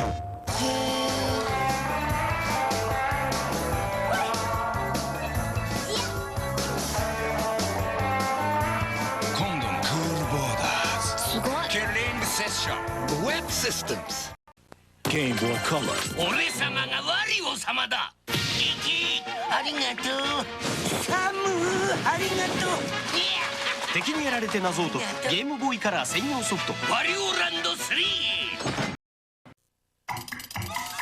出るんじゃ。ファミコンでございますね。ちびまる子ちゃんウキウキショッピング。出るんじゃ。ファミコンでございますね。ナムコから発売である。あ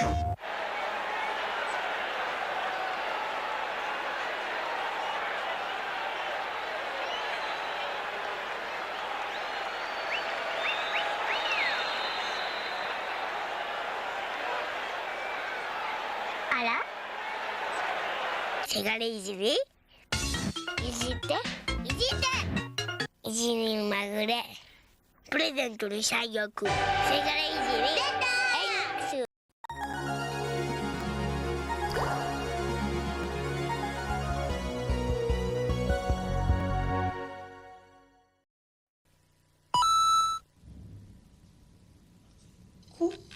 あ、すごいこれすごいあ、すごい回して遊べゲームボーイアドバンス。回るメイドインワリオ。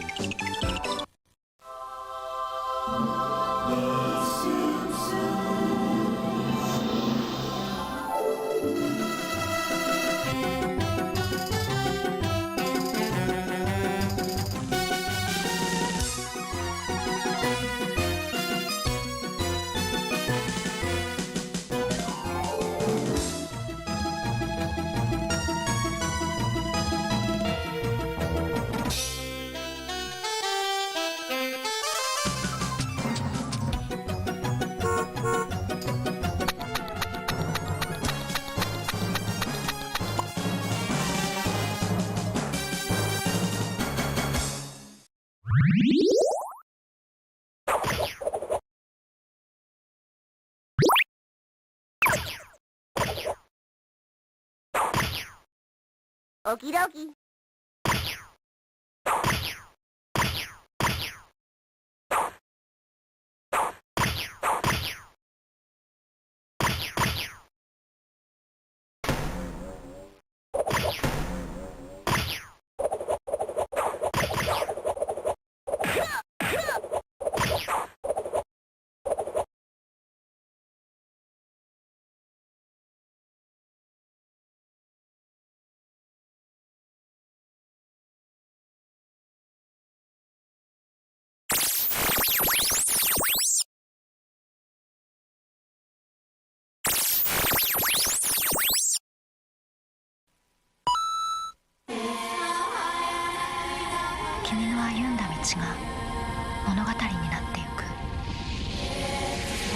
Suji gaki no nai atarashii RPG オリエンタルブルー青の天外。音楽ゲームビジネスホビーお勉強もいいじゃん。 FM タウンズ1台あるとお部屋がいっぱいあるみたい。マルチメディア時代のパソコン富士通 FM タウンズ。パパ、ネタが増えてるわ。春なんで一新しやした。じゃあ踊るポンポコリン。はい。私タッチドキ新曲だらけの春祭り太鼓の達人。お待たせしました。時は江戸、行くは国政と聖人アークを見捨てちゃ男がスター。よくの時代劇だよ全員集合。テクノス。ほら見ろ、だから今のはバットだったんだよ。分かってねえよ。何やってんだ監督よ。文句があるなら監督やってみな。君の采配で優勝だ。新ベストプレープロ野球やってみな。父ちゃん暑いよ。熱くない熱くない。父ちゃんもうダメ。バカモン、ポケモンリーグはもっと熱いんだ。ポケモンリーグで日本中が熱い。今度は 3D バトルでますます熱いのだ。任天堂64ポケモンスタジアム。鍋焼きうどんよ。あいよ。ジジンコレクション。ソニックとテイルズがまたまたゲームギアで大暴れ。ドクターエッグマン、ナックルズ、そして新キャラファング。盛りだくさんで最新作ソニック&テイルズ2。極限まで追い詰められる快感をお楽しみください。64ソフトバイオレンスキラー。まだまだ。 Gotta go. Hey, guy, you're the first serious gamer I've seen all morning. Check this out. Brand new 16-bit Super Nintendo with Super Mario World. Wow! Oh, what's this one? Oh, this is Sonic the Hedgehog from Sega Genesis. Hey, look at these radical colors, huh? Wow, Sonic's fast, too. No, over here. I like Genesis, and it costs a lot less. Wait, kid, that game I'll there. take Sonic and Genesis. I knew that. Sonic the Hedgehog. More action, more speed. Sega Genesis, it's a whole lot more for less. 叩いて叩いて叩いて叩いて強く。 That's me playing this game. I'm back, I'm back. Return to monkey. Oh, okay. No, I have to let this play because I have a very core memory of like when I first got like, what was it, PlayStation Underground? This was one of the demo disc intros that you could get. And you know, demo discs were the most amazing thing if you owned a PS1. They all had cool little intros like this. It's like, it's a bunch of cool games that you could try out before you... Funny concept, but you could try out a game before you buy it? I know, unheard of in this day and age of AAA gaming. At least indie games allow you to like play demos before you buy them. So you know, at least indie is where it's at right now. But yeah, no, I had this demo disc and I love this one. I can't remember what was on it though. But I just love this intro. Okay. Oh wait, that had a Silent Hill? I think I saw Silent Hill on that one. Anyways, yeah, I'm back. I'm back. The variety demo discs were so cool. Maybe that's why I'm the way that I am. I just like variety because I had a lot of demo discs and I would just like play demo discs and everything. No trying anything. Pre-order our unfinished loot box slop. Hello, Six Horn Tauros. Yeah, that's essentially what like AAA in the industry is like at this point. Like, get their money and then let the remorse settle in, and then they can't really do anything about it because they bought it digitally, so they can't return it to a store or anything. Okay, I took a peep at the guide. I see the ending. I think I want to get and end the game on. So, yeah, it's one of like, yeah, Kyoko has like most of the ideal endings, I guess. So let's just go with what could potentially be the true ending, depending on if you want it to be the true ending. Who on earth could have even imagined such a hideous situation? I'm about to tell you about the most horrifying night of my life.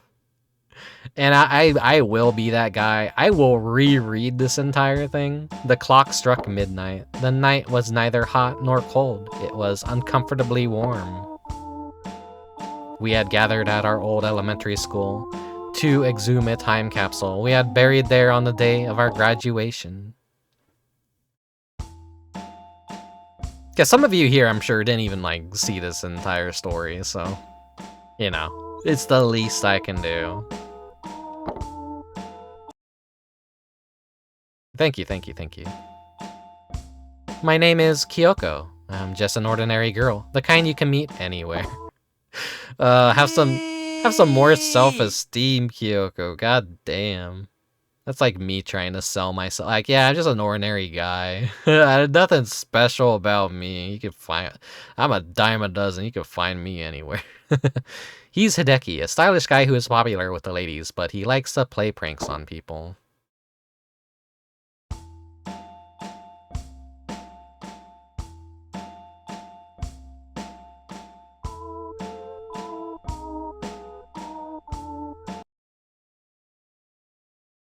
But it's so fascinating how there's so many bad endings and a couple good endings too. It's kind of a lot of endings to this game, which is why I can't 100% showcase everything and do things right with this game. So that's just more incentive for you guys to go out there and try this for yourselves.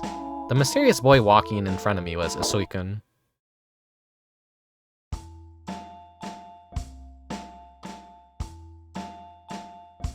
That innocent-looking girl is Kanna-chan. She is my best friend. She has a crush on Usui-kun. Kanna, you really like Usui-kun, don't you? I whispered. She turned bright crimson. I'm not sure, she replied. Kanna, you haven't changed a bit, I laughed. When I saw this ending, I'm like, wait, I was so close to actually getting this one. I was like, okay. Damn, I could have like got this ending, but you guys will see. It's good, I promise. It could be good, it could be funny. We'll see.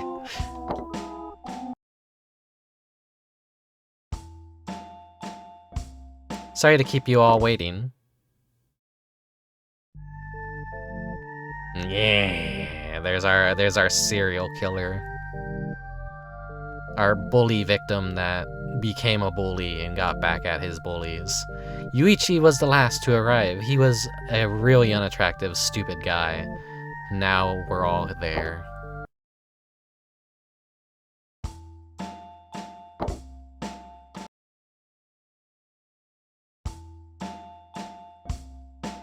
I'll go dig up the time capsule. Leave it to me.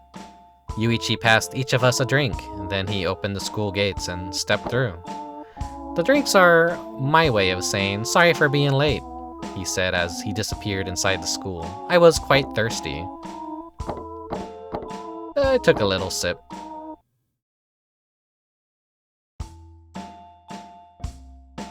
Most of these choices don't actually affect anything at all whatsoever. It's just like a little bit of flavor text or like maybe a short exclusive little FMV. But like I said, you could probably find all the FMVs for this game on YouTube. Like, if it's gaming related, there's some nerd out there that has like archived everything about a game. That's the beauty of YouTube. Fuck every other kind of like content on YouTube. Gaming content is where it's at. Gaming content is what I live and die for. I will never get tired of learning about games and seeing other people talk about video games. That's my bread and butter. That's my lifeblood. I love video games too much, guys. A long time passed. Yuichi had still not emerged from the school. With nothing else to do, I began to daydream. Why is he taking so long?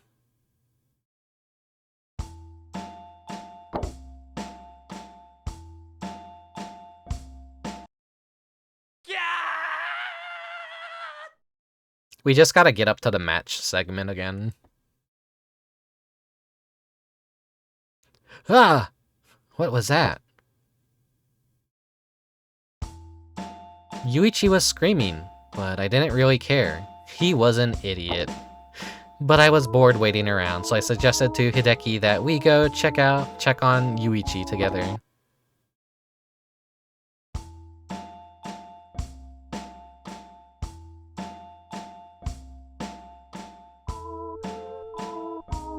Her bottom lip in this shot makes it look like she was stung by a bee.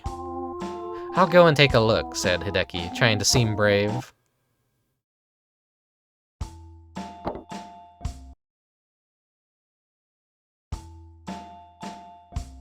I followed Hideaki through the gates and into the building. My stomach hurts, I said. It must have been that gross drink Yuichi gave us, Hideaki replied. Let's find the toilets, quick. I think there were some over there, right? Hideaki and I walked down the corridor, looking for the toilets. Here they are. I opened the door to the girls' toilet and hurried inside.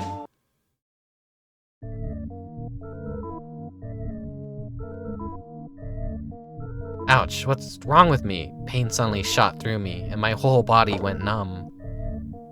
I began to lose consciousness. Heh, heh, heh.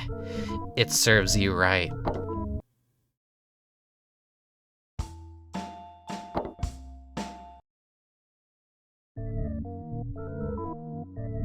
When I finally came to, it felt as if a long time had passed.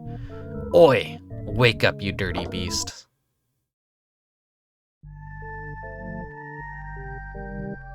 I opened my eyes to see Yuichi standing over me. His face was overflowing with an expression of intense hatred.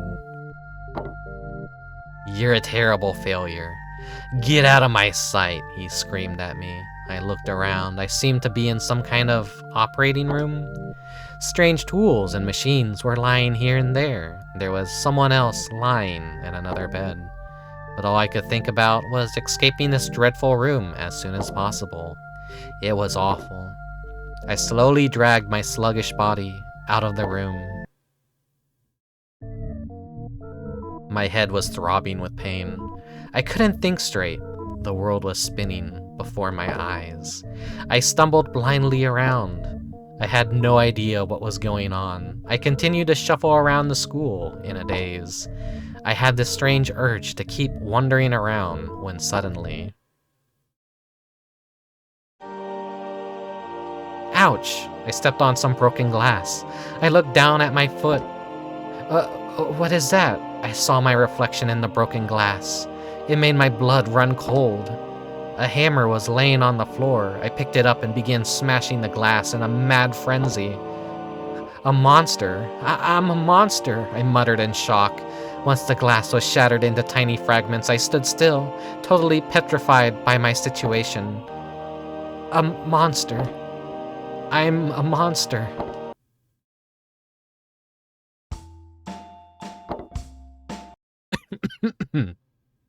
I can feel my voice finally starting to give out. Suddenly, I heard a noise behind me. I turned to see Usui-kun and Kanna-chan in the corridor. By some stroke of luck, they hadn't seen me. My mind was overtaken by a thought. Don't look at me! My body began to move. Here we go. Ugh.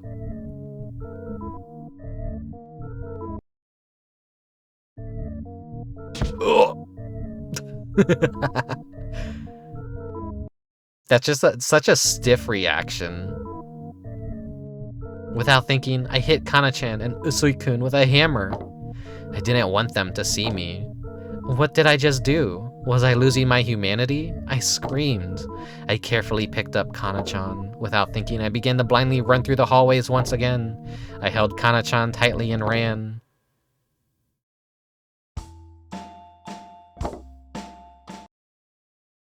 Can't stop imagining Porky Pig coming from that void and saying, "That's all, folks."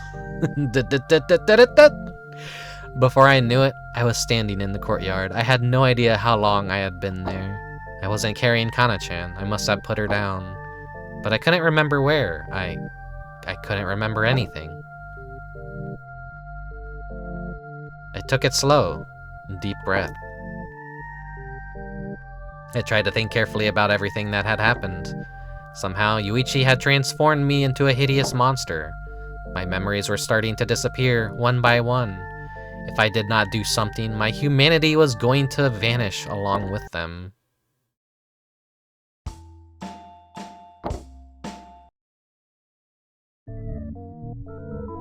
I felt inhuman desires gradually welling up inside myself. Even my own mind was becoming monstrous. For instance, I could not identify what was lying at my feet, but it looked delicious. I had to eat it. Looked so delicious. I forced it into my mouth. It was so tasty. What was this? I remember. I had to eat more.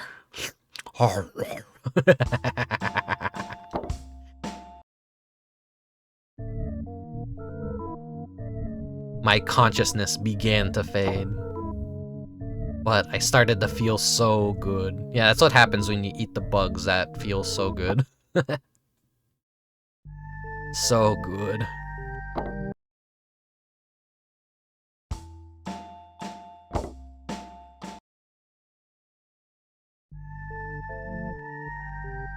Someone was coming. I kind of got like a big dumb smile on my face from playing this for some reason. I don't know, I'm having a good time with this. I have to keep like specifying, like I expect to kind of like, no, this will be the game that breaks me. Like I can't defend this. Everyone seems they hate. No, I think my taste in things is just broken. Who was it? They were looking my way. They saw me.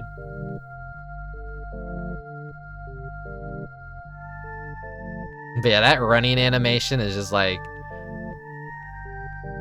That's like when you just drag and drop something to animate it. Like you have like Microsoft Paint open or whatever, you highlight it and then you move it around in a motion that looks like it's running. That's what that animation looks like. Why are they running away? Am I ugly? Am I scary?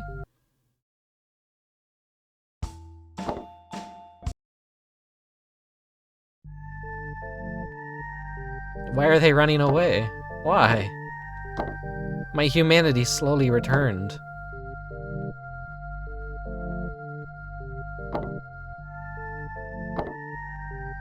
I need to talk to someone. I can't stay like this. I walked back to the school building.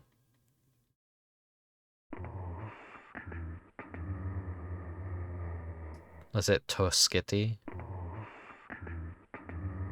Toskete.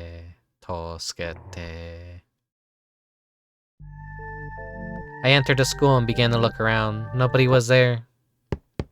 No, I was wrong. I heard a noise from somewhere. I headed towards the sound.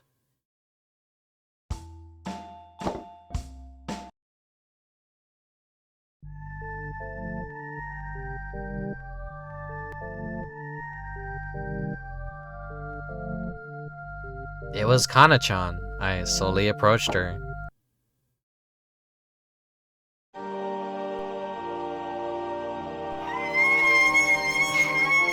Never gets old. Kanna-chan was horrified by my appearance, and I think this is where the intermission starts now. Misfortune. Yeah, I know, when you're making horror stuff, what would the terminology for this be? A horror anthology? Where it's just a bunch of smaller stories composing a bigger series? I'm always a big fan of that kind of stuff. I like bite-sized stories of like stuff happening. I don't like super long-winded things that keep going on and on forever. I like when something is like small and concise because you could always tell a better story that way than like, you know, stretching it multiple seasons, multiple episodes. She began to run away from me. I wasn't surprised, after all. I was a hideous creature, stalking the corridors of an abandoned school in the middle of the night. But I had to warn her. I followed Kanna-chan into the science room. We had lessons in here long ago.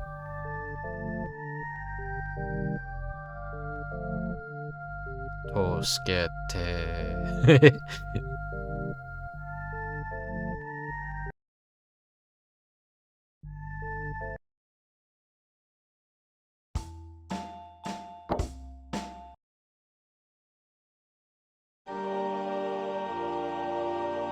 Kanna, I shrieked at the top of my lungs. I was trying to regain my sense of humanity. Kanna, where are you? Come out, please. My voice sounded so repulsive. Kyoko, is that you? Kanna-chan Kanna-chan came closer. Her eyes were filled with tears. Yuichi did this to me. He did some kind of strange operation. Fat tears streamed down my face. You know, I could very well use that as an emote for my channel. Just the pig faces with the tears. If I was that kind of streamer, maybe, I don't know. I'll have that like as that's just such a good face. I could feel my humanity fading. With the last of my strength, I screamed, I'll never forgive him. I'll get my revenge, no matter what it takes. I'm still waiting for the day I wake up and Twitch just announces like, yeah, we're just gonna give everyone the same amount of emote slots. Like, just fucking have fun with it, please. Twitch, please. Why are you like locking it behind, alright, you gotta get so and so many subs?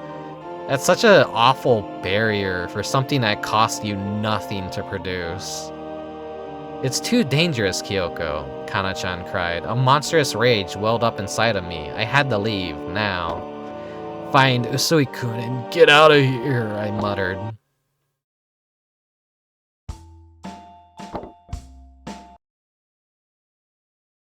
I just want to have like a bunch of cool emotes. And not have to worry about, oh, I don't want to retire this one. What if people like this one? Yeah, Twitch is so annoying about it. Like, what's that? Is it 100,000 subs for one more slot? It's like, yeah, thanks Twitch. You're really doing me a favor here. I don't think I've reached like the first emote unlock or anything through subs because it's just kind of a, yeah, it's tough. It's tough on Twitch.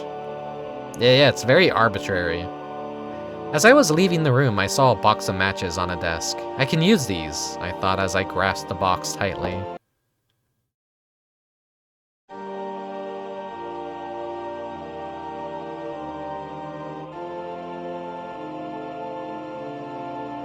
Boom, boom.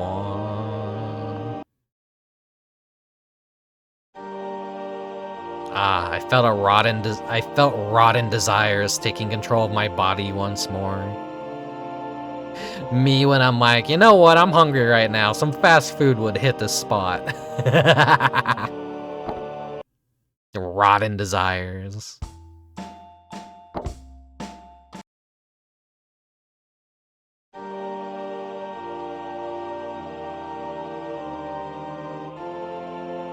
Gotta eat some bugs.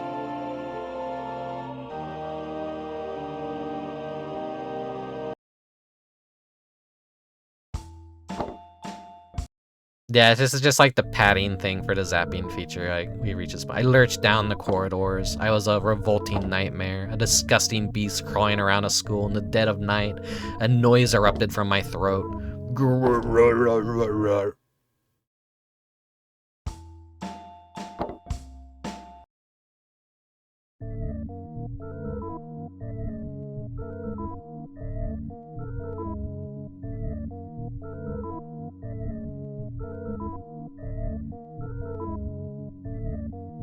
was so hungry, I had to eat.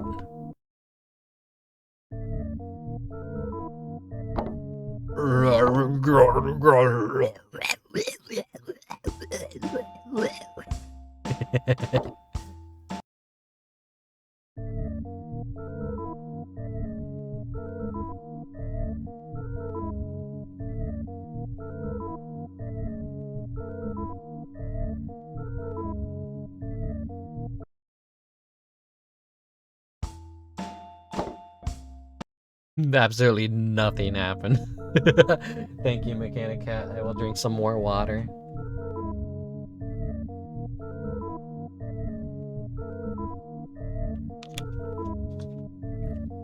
I need something more soothing from. I need to become tea-pilled. I need to get tea. I need to get tea.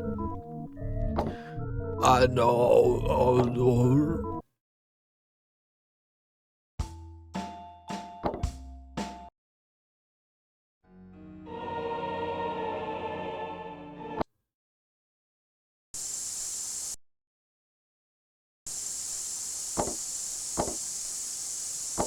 Smell bad.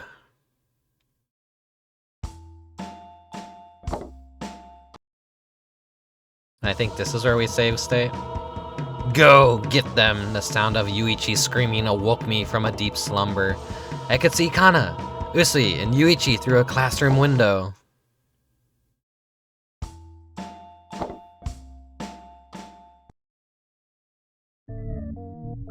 Two gas cylinders were attached to the wall outside. Yuichi must have put them here. Their rubber tubes are rotten and I could smell gas leaking out. The air grew heavier and heavier with the smell of gas. This is my chance for revenge, I thought to myself. With great difficulty, I removed the match from the matchbox. Okay, grab the state here, just in case I mess anything up. I hesitate for a moment. I hesitated for only a moment. Usui-kun and Kanna-chan might be in danger. Yuichi might die as well. Right, Yuichi was a monster, but he was also my friend. I did not know what to do. I screamed at Yuichi through the classroom windows. It's alright. I understand. Yuichi turned and looked at me. I took a deep breath and yelled once more. I'm sorry for what we did. You're not human. You're not human. I hopelessly began to speak. You aren't even human. You're an alien. How did you know? Yuichi was shaken by my sudden bizarre accusation. Suddenly, a shining sphere appeared from the floor, and Yuichi was sucked into it. At this point, nothing could surprise me anymore. We all watched as the glowing sphere flew off into the night sky. The next morning, Hideaki, Kanna, Usui-kun, and I were found unconscious in the courtyard. My body had returned to normal. It was all very strange. Even stranger, Yuichi had caught a cold the day before and never come to the school that night. There's another typo. So he really was an alien then? That explains how everyone looks, yeah? Well, no, actually, no, it doesn't. They're all the normal people. He was the alien. But, yeah, that ending, that's the good ending. that's the true ending right there. He is an alien. It was aliens. It was aliens. That's glorp shit. Was it worth it doing the extra run? I don't know. I feel like that's a funny little note to leave it on.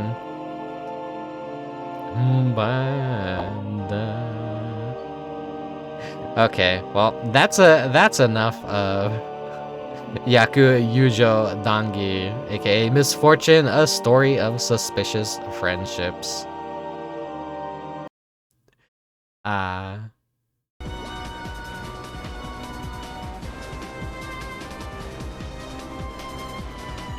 Yeah, How did you guys enjoy it?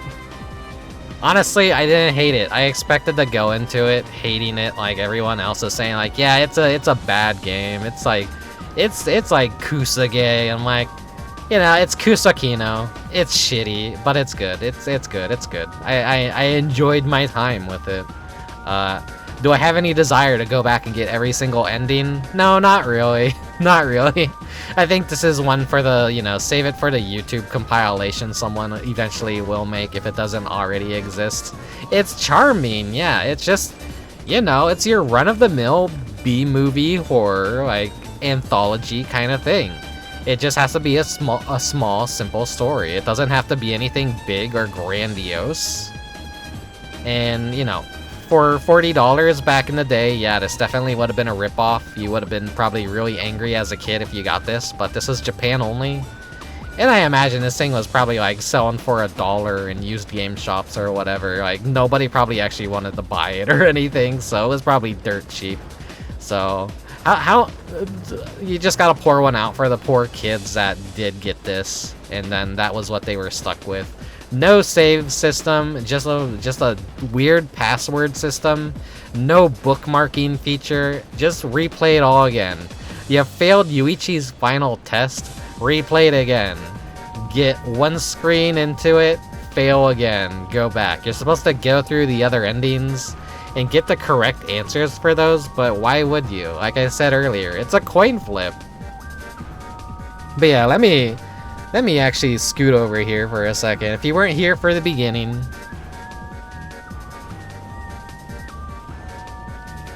there is a sequel to this game, Yaku 2. And it is being worked on right now. There is a translation being worked on. And they actually did get Hideshi Hino to work on this one. So, and here is art. Whoops. There we go. So I'll let those all scroll through again, but like, yeah, his art's really cool and fascinating. I love the colors, I love the vibes of it. It's cartoony, it's horror, it's gore, it's like disturbing enough and uncanny enough. It's really cool. It's really cool stuff. I definitely need to go check out a lot of his works and like read his mangas and comics. It's a very intense art style, yeah. I wish I was like really, like, what is this, watercolors? I need to brush up on my color theory. I need to get good with colors. It's so hard to make green and red work together, but he's finding all the right ways to make green and red work with each other. Cause like, I guess like Christmas time ruins the combination of green and red for a lot of people. But like when you're making horror, you know what? I think we found the lost thread of like why Christmas time makes a good time for horror stories. Because green and red paired together works a lot for horror. I'm just now realizing. When you want to show blood and you want to show disgusting, like green and red are like two, like you can see this is the common thread between a lot of these pieces of art.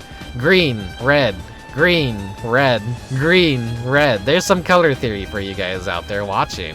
It's nice. It's a nice combination of colors for this kind of element when you're, yeah. Like almost every single cover is like green and red, green and red.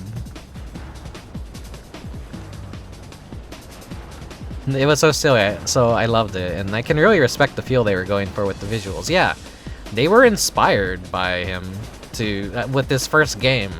They didn't quite hit his style, but you know, it was like the fans working on something and trying to emulate that. I recognize his art because one of his pieces is in a Power Electronics album I used to listen to. Ooh. I don't know like how well known he is in the States, so his stuff is wicked cool though. Like I could say, I was that like weird goth kid growing up that liked to read dark comics and all that, so I could see the inspiration that probably the people that comics I enjoyed. Jonan Vasquez probably was a fan of this guy way back then. And so, you know, you could see that within his works. Just the way he draws eyes. And like, yeah, no. This is always the most fascinating thing about the art world. This is always the fascinating thing about video games. You learn so much when you do deep dives and go into things. Like, it's... I don't know, this is why I always love learning about video games, because it's not just about video games. It leads into artists, it leads into musicians. There's like a lot of interesting people that inspired things or were behind things. So yeah, oh, it was a Japanese album. That makes sense, that makes sense. I know he like also makes vinyl toys of his gruesome monsters, and they look really cool. I've seen some when I was like doing pre-stream preparations and stuff. I'm like, whoa. I think what's his name? Bogleach has an article about him and like some of the toys that he's made as well. Bogleach is like a really good website if you just like want to learn about horror adjacent stuff.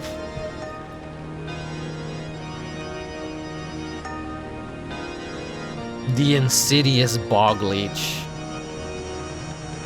But yeah, you'll always like learn about cool, creepy games. You know, stuff like Shadow Tower. He's written articles of. He's talked about Final Fantasy VII and all the weird creature designs in that game.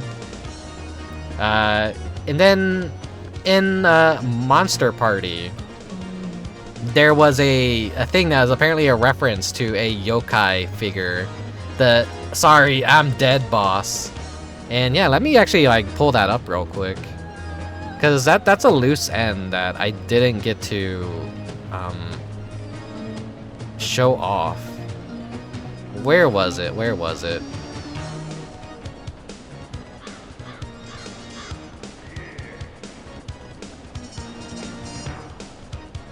Why can't I find it now that I need it the most? God damn it. Oh well. Damn it,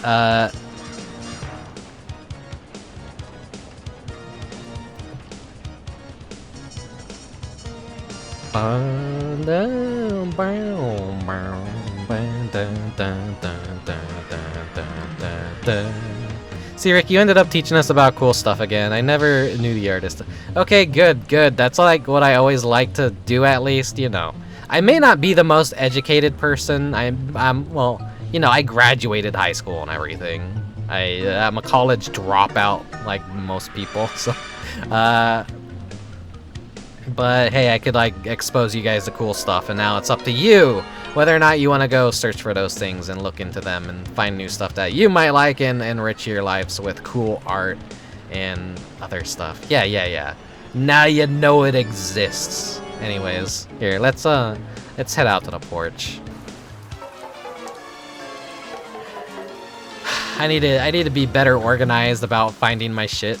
I could have sworn I had a link to it. But maybe I'm misremembering where it was. But no, the dead bird monster thing was actually from a like yokai model kit or something. That, what was it, like Bandai or something, or Namco made back in the day. Who made Monster Party again? God damn it! Why am I so stupid? Monster Party game. It was Bandai. Bandai yokai figures. Oh no, that doesn't help at all, because that just brings up Yokai Watch. Okay, no wonder why this is so hard to research. Hey, Yokai Watch was a cool series, though. I liked Yokai Watch while it lasted. Tori Garin. Wait. Tori Garin figure. Yeah! Okay, here we go.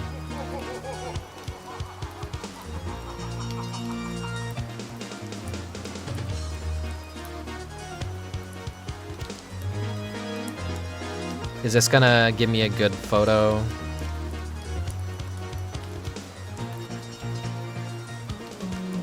Gigebo Demon Beast Tori Garin No 3 Assembled Kit Japan. taking a hot minute to do, like, save this image. Did the stream die? Oh, the internet.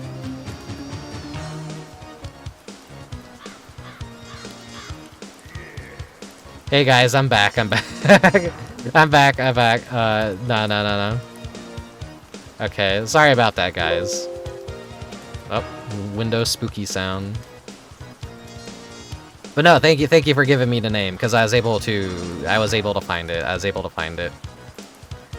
This is the guy from Monster Party. This is the model kit. This is the sorry, I'm dead boss. Looks like he's just like groping his boobs. Those aren't boobs or anything, but like look at the art on it, like right here. He's enjoying himself a little bit too much. I mean, if most of us had boobs, I'm pretty sure this would be how it would be anyways. Okay. Before the internet decides to die again, I am going to find a raid target and somewhere to send you guys.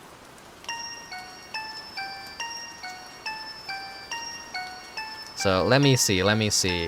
Who is currently live on Twitch right now? Oh god.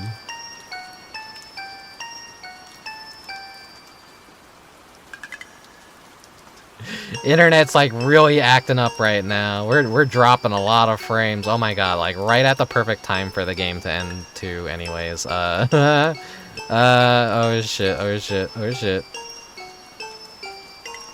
Dun dun dun dun dun dun dun dun dun dun dun dun dun. Ending it with some good ill bleed.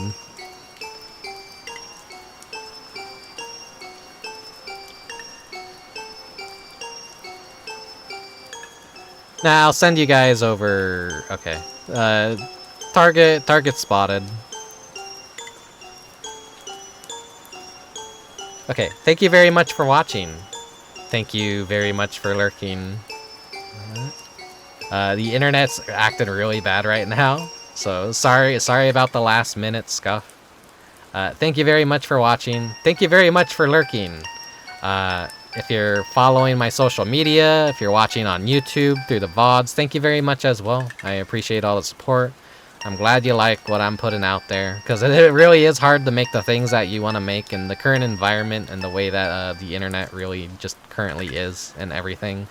So yeah, thank you very much for everything, guys. Thank you for the really nice stream tonight. I don't know why the internet is being so messed up right now. But yeah, I'll see you guys next time. Until then, have a good night. Oyasumi, farewell. The curse is a lie, everyone. You're gonna be fine. It was all aliens all along. See you guys next time. Until then, bye-bye. Farewell. I already said all my goodbyes. I'm really bad at this. Anyways, yeah. See you guys next time for our final Halloween game. It'll be Piglet's big game, or whatever it's called, you know, the one that makes all the YouTubers scream and piss and crap their pants. They're like, oh, this is the scariest game of all time. No. I'm making up a straw man with that one, but yeah, no, I wanna play that one as like the final lead off of a Halloween season. Then yeah, we transition into Christmas time. See you guys. Bye bye.